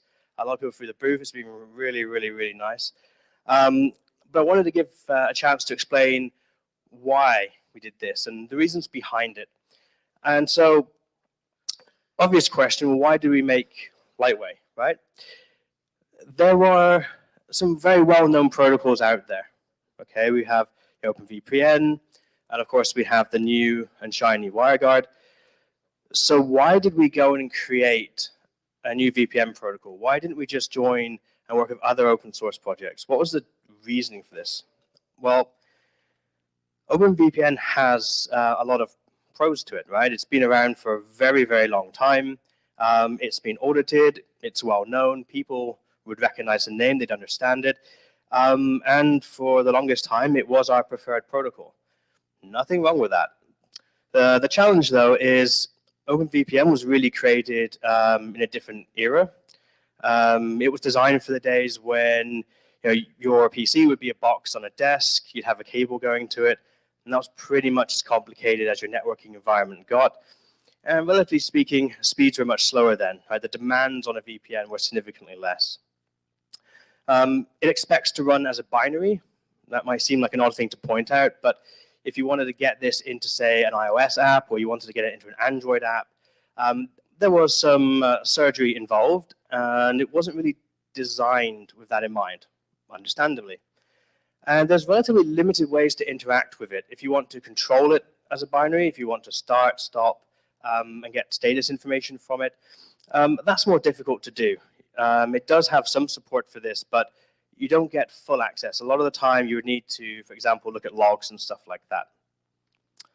But of course, WireGuard. Why not WireGuard? Well, again, lots of pros for WireGuard. It's, it's a super simple implementation. It's super fast. It's very easy to set up. I think to say that it has a lot of momentum behind it would be selling it short. It has a lot of momentum. And there are some cons to it though, and I should preface this by saying, when I talk about cons here, I mean them from the perspective of ExpressVPN and what we're building and what we need out of a VPN. So with WireGuard, all your keys must be pre-shared among all your endpoints.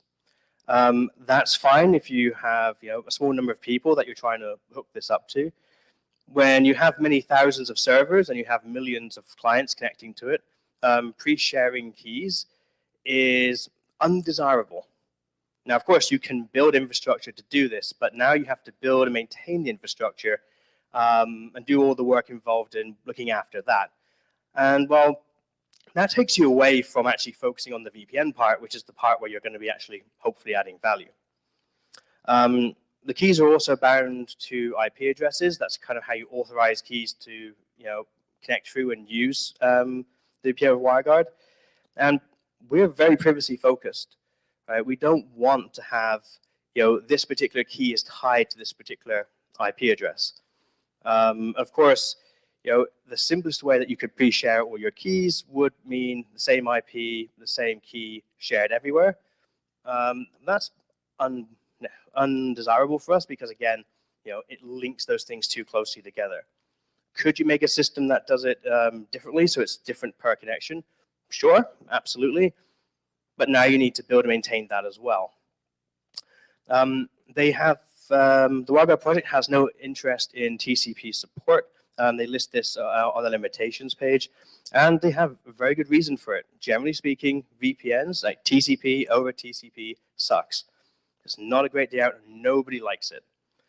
Makes perfect sense they don't support it, but for us, we have a very, very large amount of users that are in using networks that don't have UDP. Think public government Wi-Fi. Think internet on a plane, coffee shops, businesses running deep packet inspection, that sort of thing. In these environments, if you don't have UDP, it doesn't matter how great UDP is, you cannot use it. If you want to support those users, you must then provide a fallback, which, possibly ironically, is usually OpenVPN. They also have no interest in DPI avoidance. Their feeling is that, well, that should be done at a different layer from the VPN. They want to focus on the core VPN parts. Again, that makes perfect sense. But for us, we have a lot of users in those sorts of environments where they're dealing with corporate firewalls, they're dealing with various different networking restrictions. And so for us, we really need to have things like obfuscation that's directly and easy to integrate into our protocol. Something that WireGuard wasn't interested in. So these are all things that, even if we put work and time and effort into them, we tried to upstream them, we wouldn't really have a receptive audience because we're just not building this the way that they're looking for. So how do we make Lightway? Lightway was built with a mobile first design. So you've probably heard this a lot with things like web design, but when we were putting this together, designing for mobile or embedded systems first was really key for us. We have a lot of people who are using low-powered Android devices or otherwise like embedded routers and things like that. And mobile devices have a very different set of problems. They generally have limited power, they generally have limited CPU, and they have very interesting network configurations. 1 minute you're on Wi-Fi, then you're on to 5G, now you're back to 4G, back to 5G again. If you can handle these things nicely on mobile, when you then go to run this on, say, desktop, it's just going to work nicely for you. Trying to go the other way can be very complicated. So a guy called Dieter Rams, I'm not sure if you guys ever heard of him. He was a big inspiration for Jonathan Ive at Apple. I don't like reading off slides, but bear with me, I'm going to do it here. So everything interacts and is dependent on other things. We must think more thoroughly about what we are doing, how we are doing it, and why we're doing it. And that really was the main driving force for our work on doing mobile first. How we balance all these different things together so that we get something that's very valuable and useful for people at the other end. And so that's really where we were going with the mobile design aspect, trying to keep all of these things in mind. We'll touch on some more of these as we kind of go through, but that's the general gist and direction that we were taking. So, well, then what really is lightweight? We've got this far. We haven't really talked about it much, but this is actually a picture taken from near my hometown, Plymouth. It's on Dartmoor. It's to represent the blue sky, green fields approach that we were able to take. This is probably one of the only 3 days you might have got a blue sky anywhere near my hometown. Anyone who's ever been on Dartmoor knows it's usually grey and miserable, so it took quite a while to find this.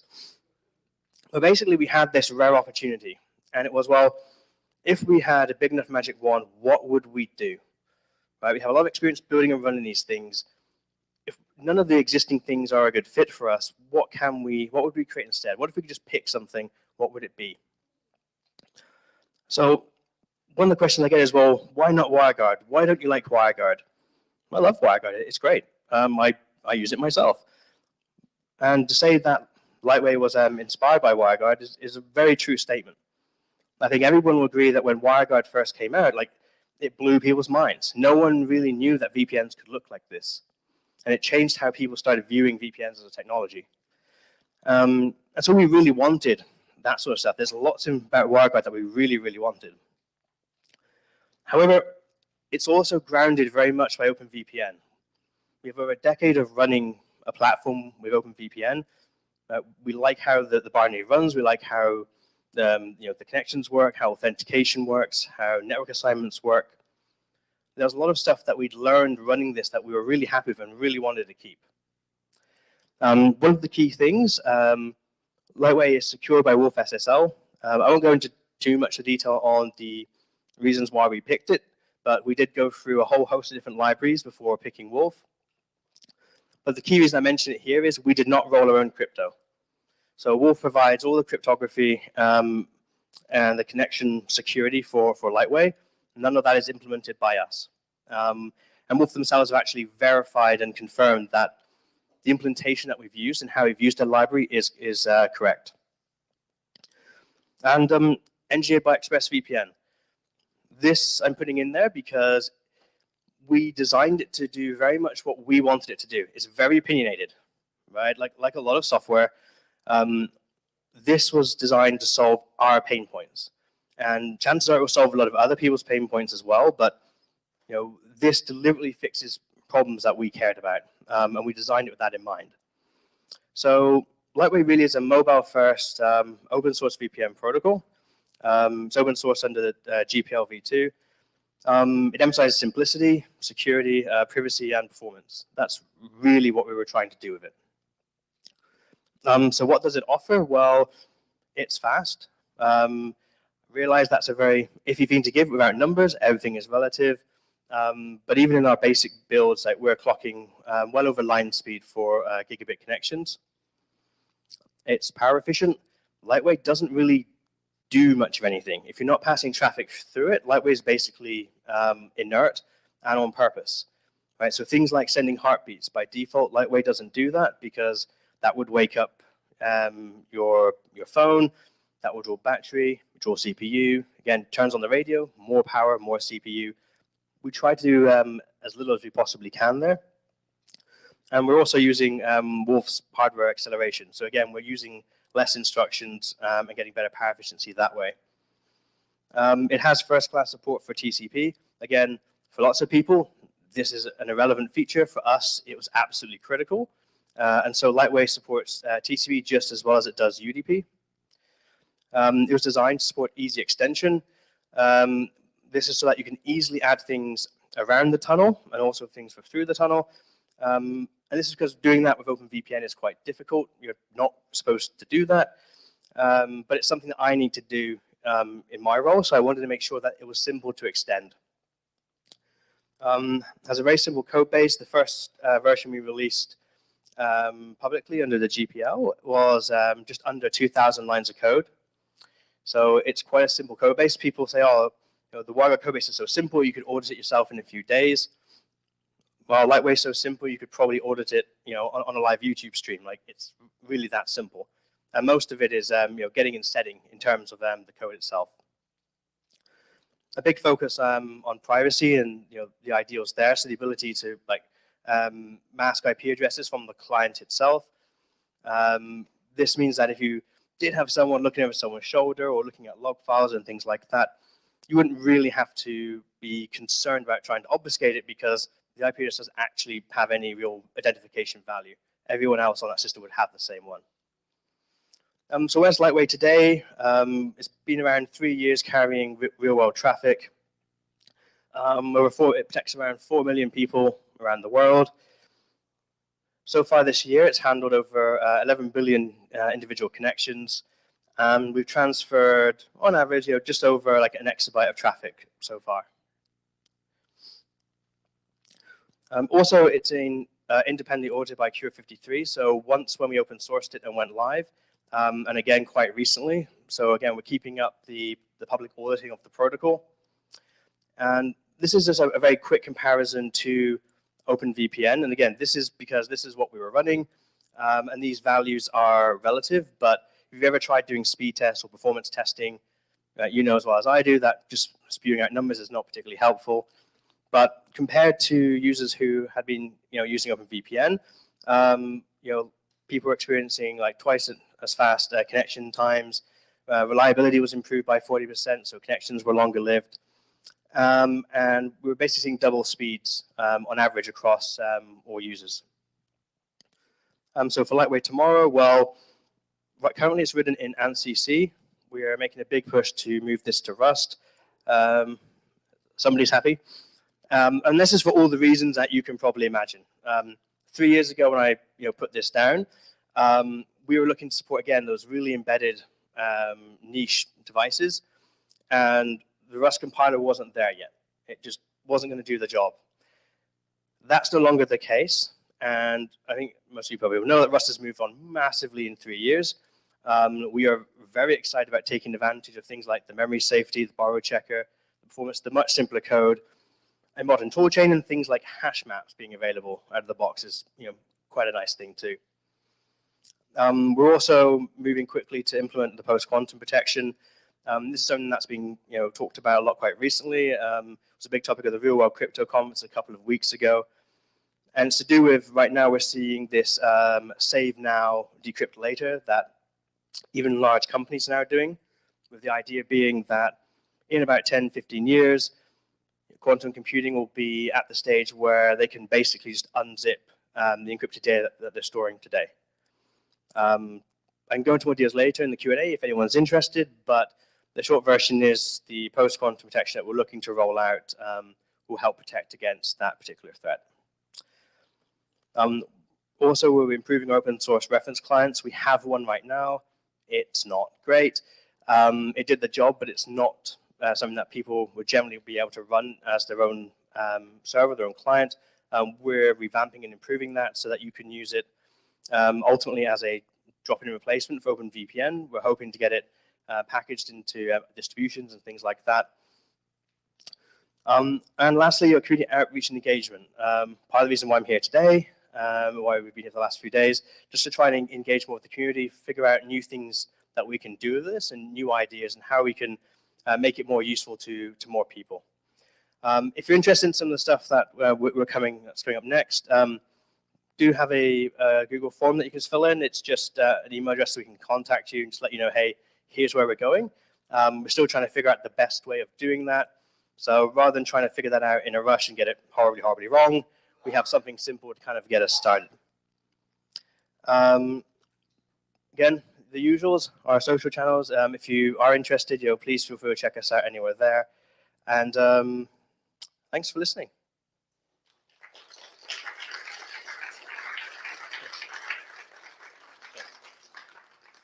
All right, thank you very much. Hongfu, if you want to start getting set up, yeah, we're going to do questions, but you can start getting set up in the meantime. So, questions, Roland?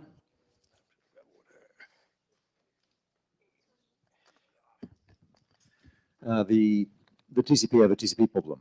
You mentioned uniform IP addresses visible from the client. Are you doing termination in the client so you can avoid the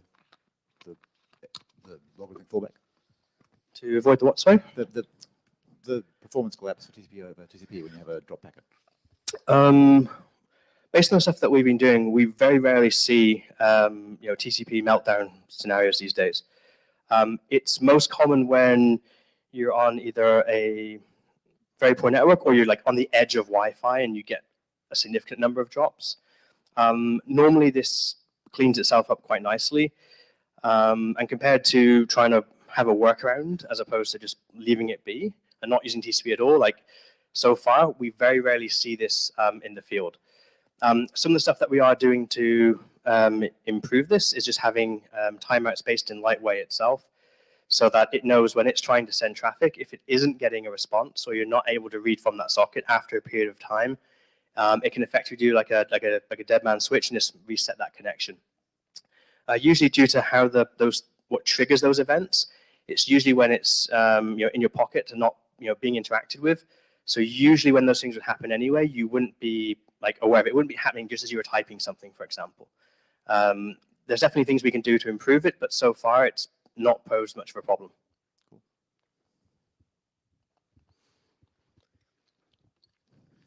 I wanted to ask, do we need to use ExpressVPN itself to utilize Lightway?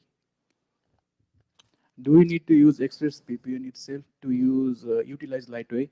Can, for example, OpenVPN and WireGuard offer their own servers, which we can set up in our servers? So how can we use Lightway? So Lightway, as in the core protocol, it's on GitHub. It's fully open source. You can use it for anything. That is the core library. So that's been designed specifically to remove any mention of like TCP, UDP, and stuff like that. So you can hook it up in any way you can imagine to whatever you want. The most fun one we've talked about so far is doing Lightway over Google Sheets. So you don't actually have to use TCP or UDP. You can stick it over a spreadsheet if you want. Your performance would not be great, and you wouldn't be streaming anything, but you could build that connectivity. To answer your question more directly, we do have a very basic reference client, as I alluded to earlier, and that's being improved now. So over the next few months to the end of the year, we're looking to release better reference clients that are improved that you could use as your own server. So you do not need to be an ExpressVPN customer to use Lightway. You can go and take the library now and build stuff with it, but soon there will be better suited clients so you can actually use it as like an open VPN replacement. Thanks.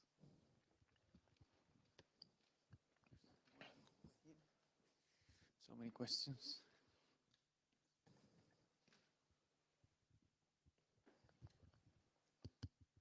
So is there any tentative date or any specific client that you're working with in the open source domain, which has like a promising deadline or a date around which we can expect something that we can use on our own servers? Sorry, can you say that first bit again? Is there any open source client which is like closely working with you so that I can like expect a date around which we can try deploying this on our own servers to test it out? We do have a lot of people at Express who are very engaged with the open source community. I think we have a couple who are Debian maintainers. We have a couple who do a lot of work at OpenWRT. As part of the new like validation and testing for the new work we're doing with Rust, that's what's going to cause these new clients to be created and released. But they'll be released as part of the Rust rework effectively. At that point, we are looking to work with any open source distribution that wants to help and work with us, and we'll be openly trying to help, like for example, ensure that we're able to package it in the right way. So we're looking to work with distributions to try and get it out there. So at least initially, you'd just be able to download it either from the crate or potentially our site. But we are actively looking to work with people to get it integrated into distributions so others can use it. Thanks. Thanks.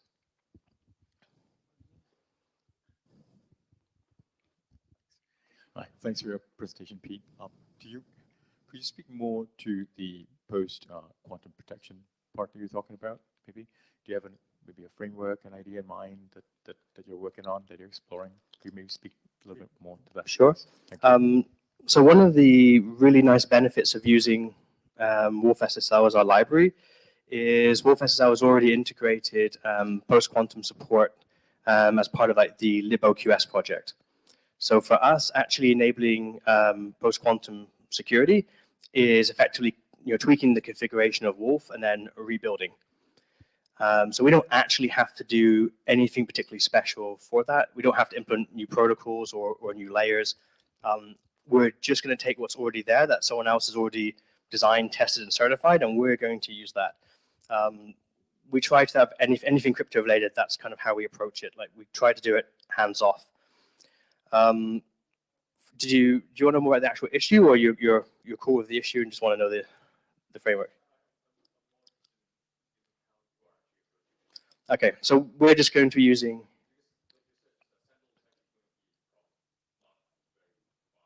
Yeah. So if you go to our GitHub page, we create a system level wrapper for Wolf SSL already. So Wolf SSL-sys is a Rust crate for Wolf SSL. We've already integrated the post-quantum feature into that.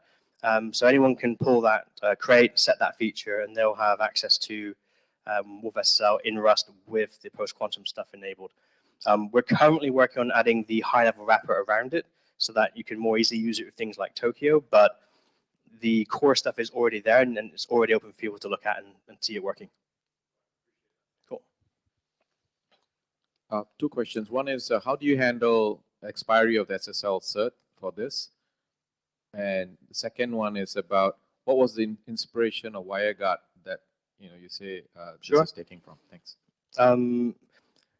So Lightweight itself doesn't really do anything specific with the SSL certs. It just uses whichever SSL certs that you provide it. So you can get those from any provider or your own CA if you want. So again, we use. You can indeed use Let's Encrypt. So we're using, again, another benefit of using Wolf SSL, like standard off-the-shelf certs, just work out of the box. So there's no restriction on how you create those or how you use them. As long as you have in the client the CA so that it can recognize the server, there's nothing you need to do that's special for that. In terms of inspiration, I think WireGuard was super inspiring for a whole host of reasons. Until then, like VPNs were always kind of like clunky. You always expected them to impact how you used your connection. It's going to get slower, latency was going to go up. This was just something that we kind of just assumed and expected would happen with all VPNs. And I think what WireGuard shows that they can be lightweight and still be secure, and they can be really, really fast. In many cases, we've seen with lightweight that's actually improves internet connection performance. Obviously, this is testing through our service, and our service have like awesome connectivity. So, rather than going through what your ISP provides, particularly for international long haul stuff, by hopping into us, like you get access to that bandwidth. So, what would traditionally be a case of, please use our VPN. It's not that bad. Now it's actually like we can improve quality of experience. The other way like we can do this for you is with its like it can roam between Wi-Fi and cell. So when you're if you were doing say a speed test and you're on Wi-Fi and you just turn Wi-Fi off and you drop back to cell, your speed test will continue. It'll drop or change, of course, but your connection itself won't drop and your traffic won't be exposed. And we found this can actually be really helpful even going in and out of elevators and things like that. When you're, when you get that WhatsApp call and you get in the elevator and like, I've just lost it for a second. When you come out, of course, you're usually waiting a few more seconds for it to realize that, the network is back, the 3Gs come back or 4Gs come back and, trying things to catch up. With Lightweight, because it's keeping the network stack kind of alive and it very quickly recovers, usually the poor connectivity features in the stuff that runs on top of it, they never need to kick in. And so you tend to get faster responses for things like, again, if you're running Grab or you're running Uber or something like that, you do tend to see more faster recovery, basically. More questions?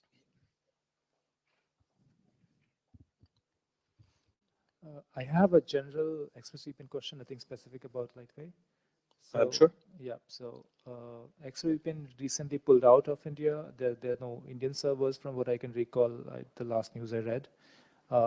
So how are you dealing with situations where more and more governments are having more regulations to control the VPN usage of the citizens? Yeah. Sure. And I have a specific use case where I need an Indian server and ExpressVPN doesn't have it anymore, from what I know. So how are you dealing around that? For the situation, because I couldn't use any other VPNs, I had to I set up my own VPN server on an Indian instance, and then I am using that. Yeah. Cool. I'm not a lawyer, obviously. That's okay. So the India case was quite interesting. As soon as the Indian government said that we were going to put these restrictions in place, we immediately pulled all of our servers from the region. Whilst it's important for us to have servers there to represent people who want to use it there, privacy is our thing, and we will not compromise on that. So as soon as there was any kind of hint there might be some issues, we just pulled out of it straight away, and we were the first to do so. However, what we do have for India, I'm not sure if you're aware, but we do have what we call virtual clusters. Again, we're quite open about these, and these are clusters that you can connect to that will give you the geolocation of India. So for a lot of connectivity issues that you might have where you need to be in India with an Indian IP address, the virtual clusters can be quite beneficial for you. So if you haven't tried that, give that a go. But yeah, again, we are maybe a company, but we're a law-abiding company, so we make sure that we don't get into any of these sort of sticky situations. If we start seeing more cases of this, we will do the same thing. We will pull our servers out. We don't compromise on our privacy or how we build our service. Thank you.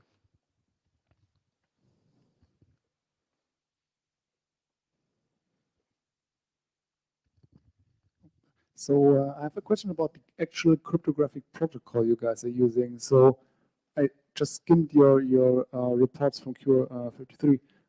It seems to be that you're just using TLS because you mentioned that you use WAF TLS, so you just actually use the TLS protocol, pack all the network into TLS tunnel and use that instead of WireGuard, they have their own custom protocol. Yep. So for the TCP side of things, we just use plain vanilla TLS 1.3. And the reason for that is it works really well, and we haven't found any reason to change it. For UDP, we are still using DTLS 1.2. We have certain extensions that were added to that from the TLS spec to give us a better key renegotiation. But we're already working with Wolf to upgrade us to DTLS 1.3. That will also then give us the post-quantum support as well on both the TCP and the UDP side. Yeah, okay, this was wondering about, so the PQC will be just using the TLS suits that use that.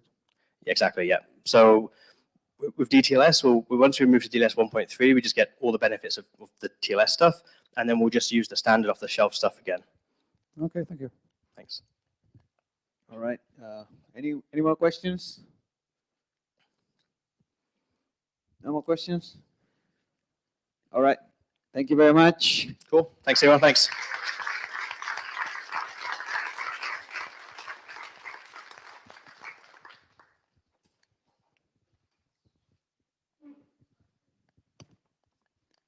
All right. And next up, we have Hongfu and Mario for the close.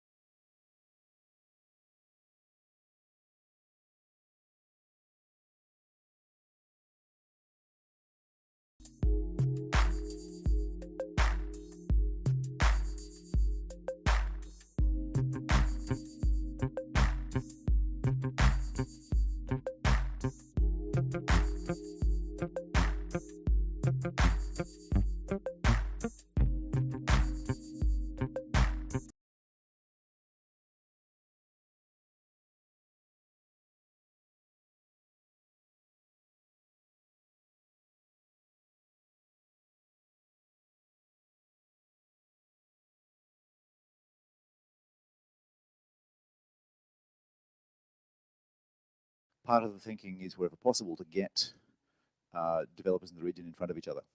And so we have lent a little bit towards keeping towards shorter talks other than for workshops. But it's a fair point. I think we might perhaps look for a way to have a small number of speakers at least, sort of take longer slots. But yeah, but sure, if we've got X hours, everyone we give an hour to is another person we can't give 25 minutes to. So it's an endless trade-off. Right, we still, do we have a plan? Yes, so my idea is this, we let a few team members sit here, and we've also prepared some slides, okay? So, yeah, I mean, people want to know what went on and so on. So let's go through a few things. Okay, so FOSSASIA Summit, this is still an old picture, but we want to know your feedback. So Roland already mentioned you have some feedback, you have some improvements that you want to see, you have something that you think is great, And we're here at the Lifelong Learning Institute. So there are a lot of Singaporeans who, of course, participate. And we want to know, yeah, how can we improve in regards to lifelong learning as well. So there are a lot of ideas. Wow, Roland, where did you get that? Okay, awesome. So always have a spare one. Good. So please check this QR code. I will show it at the end again. And see if you want to leave some feedback online. I think there was this idea that people are entering a lucky draw, and right afterwards, if they fill in the feedback form, they can possibly get a t-shirt, right? Is that correct? Yes? Okay, that's cool. Okay, I think that's important information for some people. So if you fill in the feedback form, and then at the end of the closing, you receive the email, you can go to the team, and which team member will distribute the t-shirts? Huh? Roland? And they're downstairs? Yeah, okay, so you can go to them and check with them. If you have won, there's a high chance to win. Okay, so, yeah, who were the organizers? Is this here automatic, this slideshow? Or how is it? Why is it always going forward? Okay, so organizers, of course, the FOSSASIA community, FOSSASIA organization, but also the Lifelong Learning Institute. It's the whole building. They supported the event. They helped us to run it. It's a long-term partnership, so thank you to them. We also had, okay, yeah, sure, applause, thank you. Then it was the first year that we had the cooperation with OpenEULA and the Open Atom Foundation. Yeah, I would say also big round of applause, yeah.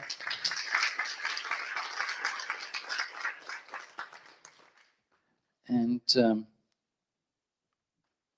okay, good. And yeah, we had our sponsors here, gold sponsors, elite sponsors, silver sponsors, from Oracle to Rundeck, OnlyOffice, Google, ExpressVPN, YDB, Grafana Labs, AngelHack, Mercury. Thank you very much to you guys.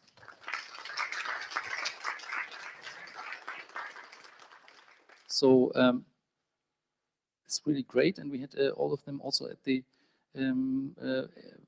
exhibition. Here are the numbers, yeah, and I hope these numbers are more or less correct, because I understand we are on different platforms, yeah. We have ticketing on different platforms. You know, we're in Singapore, so what happened is that the Lifelong Learning Institute also distributed some tickets, for example, through their platform. We have some numbers there from yesterday and so on. So these numbers are about the numbers that we saw here with the on-site participation. From what we gathered, is like 1,345 people who have signed up for on-site, and actually a lot of them came, 901. Of course, like some of them will say, wow, where are the thousands of people like that we had in the past? But actually I also got the feedback that people say post-corona it's quite good, yeah. So they saw a lot of activities, other events like still trying to catch up, or they're not happening. So I would say FOSSASIA is back.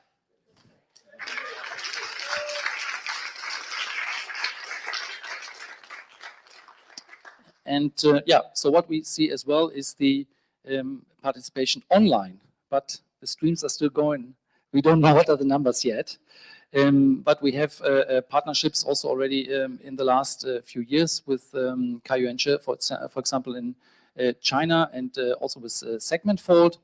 So that actually increased our outreach a lot. Like last year, we saw around 5,000 to 6,000 people. It's always the question how you count, right? You at ExpressVPN, you also know, is like always a unique viewer, or they change the IP address and so on, but you get an indication. So, and what we also saw this year is that we had a lot of people from different countries coming, like from Korea. Of course, we always have our community from Vietnam, but we also had the Chinese and so on. I mean, everyone who came said, wow, this is really international, yeah? And so that was cool. And I actually like Kaiyuan, the Chinese people still here, yeah? I see, okay, some arms going up, yeah, cool. Yeah, but you're also based in Shenzhen, right, Takasu? So yeah, of course, Japanese, everyone. I'm sorry, I will not like mention everyone, but like feel all really hugged, and thank you very much that you were here. I think a big round of applause for everyone who participated.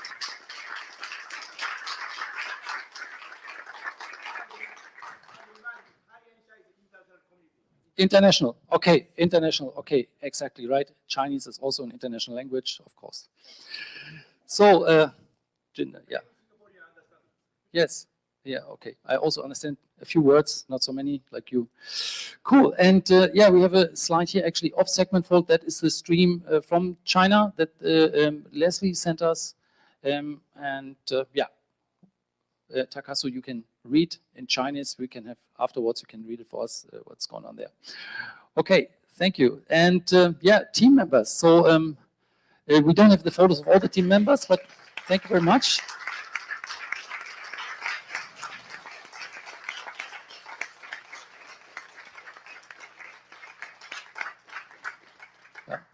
So, yes, yeah. So I thought that it would be more interesting to have the team members sitting here so you can at least see who we are. I understand that you are already very tired after a very long day, but my like our team members, they are too shy to sit over here. We still have one seat empty.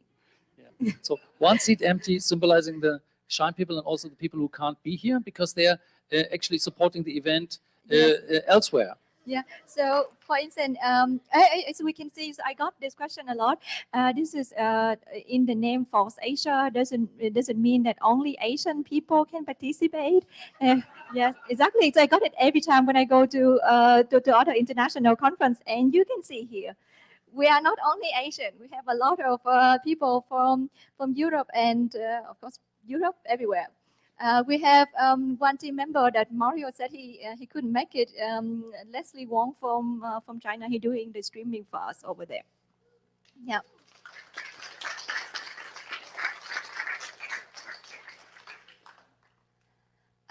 And of course we have many more team members. I'm sorry. I'm very sorry. We wanted to put the pictures of everyone, but that is. We did the slide last minute, you know.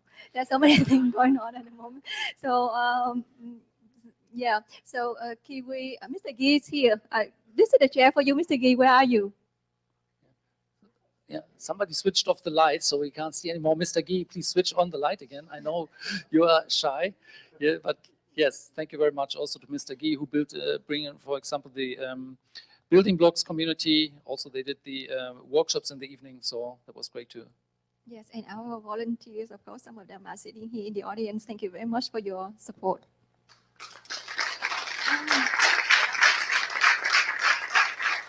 So I would just want to mention here, we have quite a number of local people. We have also someone traveling all the way from New Zealand, William, to come here to volunteer for the FOSSASIA Summit. Thank you very much for that. And we also have like, our speaker, I did not mention here because they are on speaker side. The good thing about being in the FOSS community, everyone can just like contribute, right? So I remember in the past, people come to the conference, even though they are speaker, they're willing to walk around and just hang on those poster and help us with many the small tasks to make the event happen. So I really appreciate it. Thank you very much.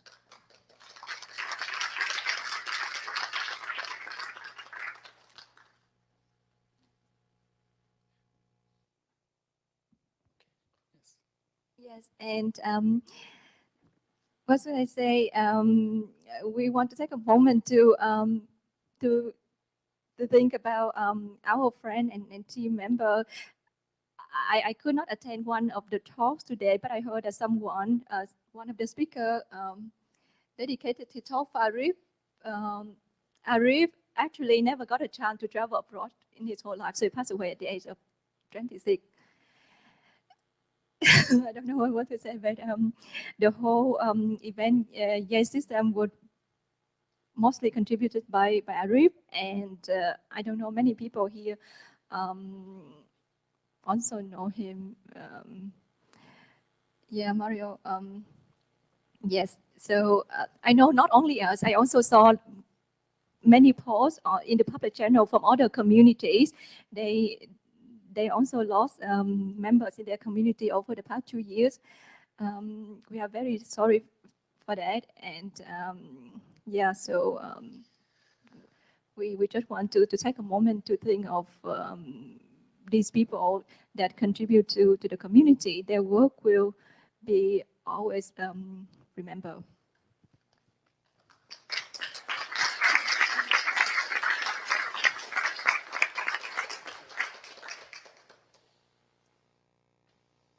A few more statistics. Yes. So without you, like we will not have the FOSSASIA Summit. We have altogether 157 speakers from 22 countries. So this number a little bit lower than previous year before COVID. I think we always got a statistic of over 40 different countries. So this year we have 22. And surprisingly, the top country is Singapore. Not really surprisingly, because people cannot travel anymore. Surprisingly, because compared to the previous FOSSASIA, it's a little bit different. And then the next country is India, China, Germany, Japan, Vietnam, USA, South Korea, Sri Lanka, and Malaysia. So this is the top 5 countries of our speakers.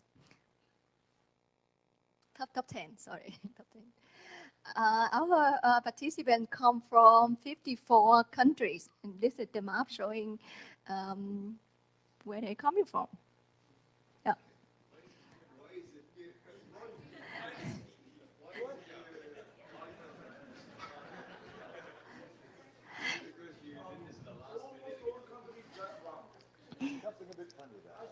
Please move next to the next slide.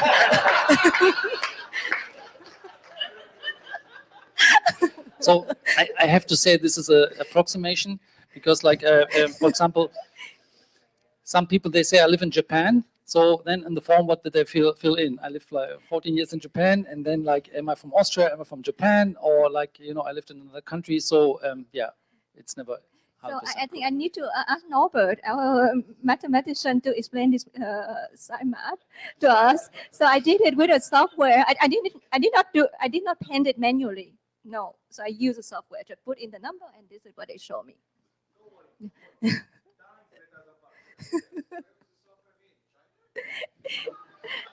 No, oh. Oh, this is very bad. Ooh. Okay. So actually, if you put into any like a spreadsheet or something, and you say like you only have the scale of 0 to 1, and like anyone, if it's 100 or 1, or will just show up in one color. Yeah. Yeah. So yes, so software. So we are in an international world, right? Whatever make in the tech community, make from people from around the world. So not really, even project like OpenEULA, they have contributors everywhere. So not just Chinese people. So we cannot say that, oh, this is a software made for a particular country or anything like this. Any software made from people everywhere.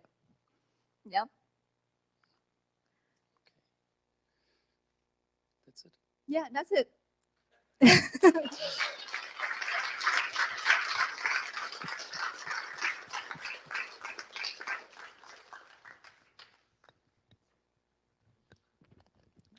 Ron, do you want to gather some feedback? And it seems like somebody wants you to talk. My microphone has been handed to me. Okay, so where were we? We had gotten as far as the diversity of talks. Could we please have some more longer ones in the future? Yes, perhaps we could do that. What else? What else would people like to see improved?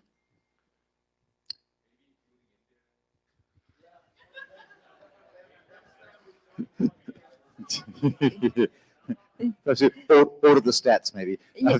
So we have quite a number of Indian speakers here, actually, and also Jupiter. Were you not here yesterday and the day before? The crack was about the slide that showed we had 0 Indian participants. No, actually not true, because the line is show from 1 to 1,000. So it means the lighter color, the more people streaming in form. Yeah. Yeah. Exactly. Yeah. Yeah. Better visualization next time. Next. Anyone else? So Lunar New Year's are a problem for scheduling, right? But it just happened to be, this is Thai New Year. This is Songkran this weekend. And, which is impossible not to get with all the conflicts, right? But I had 6 staff that I would have been able to bring if not for that. So hopefully next year it'll not correspond. But yes, I mean, God, that's a hard problem, right? Scheduling is a tough problem. You're aware of the problem, no matter what we pick. there's a conflict. So actually, we were thinking about it, but the venue wasn't available on another weekend, so close by. So yeah. Hi. I'd like to see a better application to view the schedule. I was very confused with what's happening where, and maybe if we could have a better application, given that we have so many beautiful, you know, I don't know, we have the intelligence to be able to harness something collectively where we could add it to our schedule. I just felt like the schedule was a bit clunky for me through the website to access the different aspects. Yeah, so that could have been a better experience, and I would have been able to keep schedule. Yeah, that's fair enough. I think the performance of the schedule is a bit slow, and there's also a couple of bugs with sessions appearing repeatedly and so on. So, not that we're making anyone's problem, but we very much welcome assistance on that if anyone wishes to volunteer to help.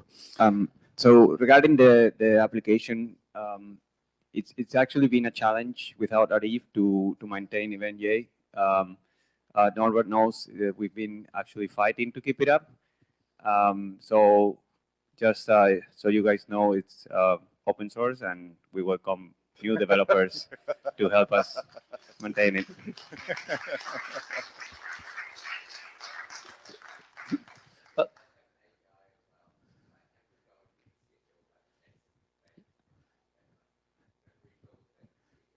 So Yeah, can we expose an we API? have that actually.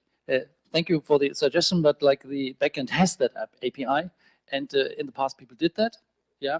So for example, there's some open source Android apps or so on. They can do it. It's just like somebody has to do it before the conference when everyone's super busy. But honestly, we had a meeting with some people here from India and Sri Lanka, and they are very much interested to take it up and like restart it. Yeah. So that's cool. Yeah. Excellent. Anybody else? Aha! Who's coming next year? Oh, that's pretty good. Yes.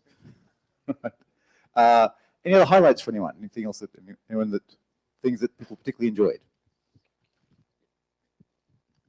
Hardware track was amazing. Yes, You guys it don't was. realize that you have there's like 3 or 4 of the top people on planet Earth were doing the hardware track. That's just, you can't get that anywhere. Just quietly. I need to relay that message to Bunny Huang, because yesterday yesterday is he here?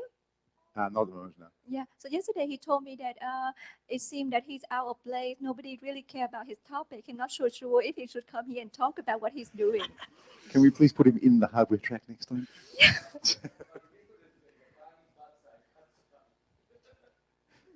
Yeah, so thank you very much for the feedback. Yeah, I let him know.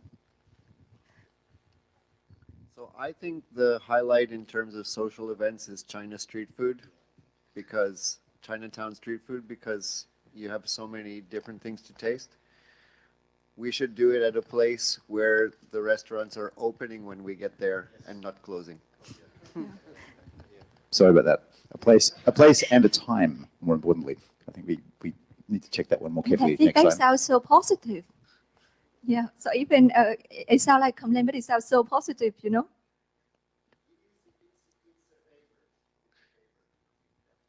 Yeah, it's fair enough. I mean, the times that have changed a little since COVID, and we just happened to turn up after half the places were already closed. And that's, given that it's Singapore's biggest, one of Asia's biggest hawker centers, the fact that half of it was closed when we turned up was probably not optimal. But yeah, I think that's a good one. Thank you. Anything else? No? I really loved the opportunity to, my company sent here to attend talks relevant to my role, and I really love that you guys don't take attendance, because what I actually did was go to all the talks I wanted to go to, stuff that's completely unrelated. Like, I don't do anything with robotics, but I love the robotics talks, and nobody here will tell my company. Just make sure your company doesn't watch the wrap-up session. Yeah, the taking of attendance is interesting. I'm glad we don't do it. I don't think we have any plan to do it. Anything else? Things behind you? Oh, sorry. No, go ahead, go ahead. Yeah, I just want to thank you that you brought me to one of the beautiful places of the earth. So I enjoyed the place Singapore very, very much. We talked a lot about inclusiveness of Singapore. You explained me some background from the history of Singapore, and so enjoyed it very much. Thank you. Glad you enjoyed it. Thank you.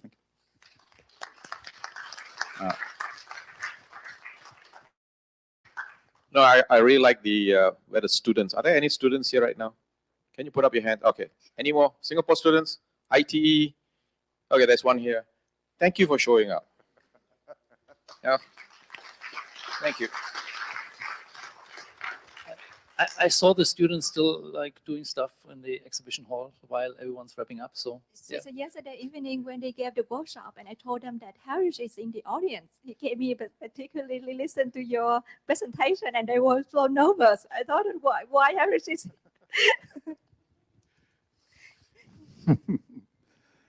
Others? Things we got.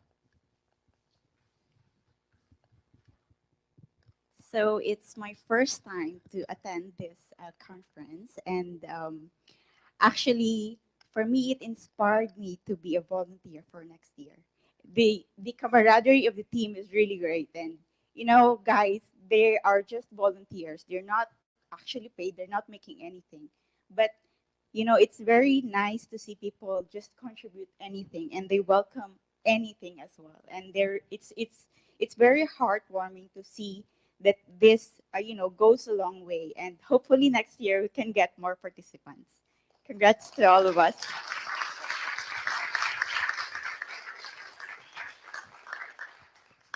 Thank you so much. We very much operate as consciously as a sort of community group. So yeah, that's great. Glad you saw it.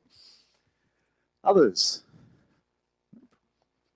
Only one person's talked about the video. That's excellent. Obviously, I'm the only person who's really annoyed about it. Good. Other things we can improve, other things people particularly enjoyed.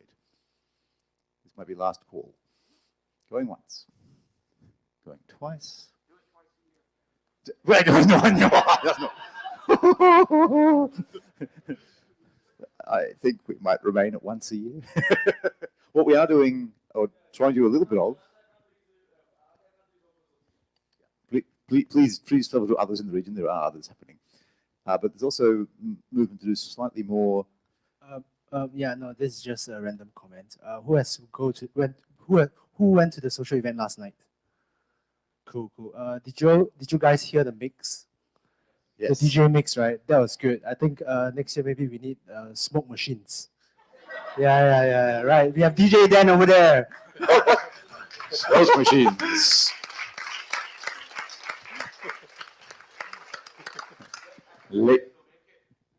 Say again? We're going to hackspace to make a smoke machine, maybe some lasers. Sharks. Just take the lid off Kiwi's machine. Right. We have lasers also, holes in the building, but you know, all good. There's an intention to do some meetups in Singapore during the year as FOSSASIA, or is that, no? Okay. Yeah, but during the year or not?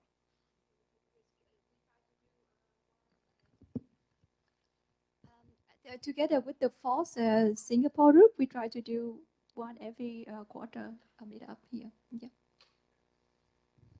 So not quite the full summit. Much smaller than the summit, but we are trying to do a few times a year. All right, I think that's pretty much canvassed it thoroughly. Thank you, everyone. And for those who'd like to, please join us at Hackerspace later on for chat, drinks, and at some point also street food eating. That's it. We're done. Thank you.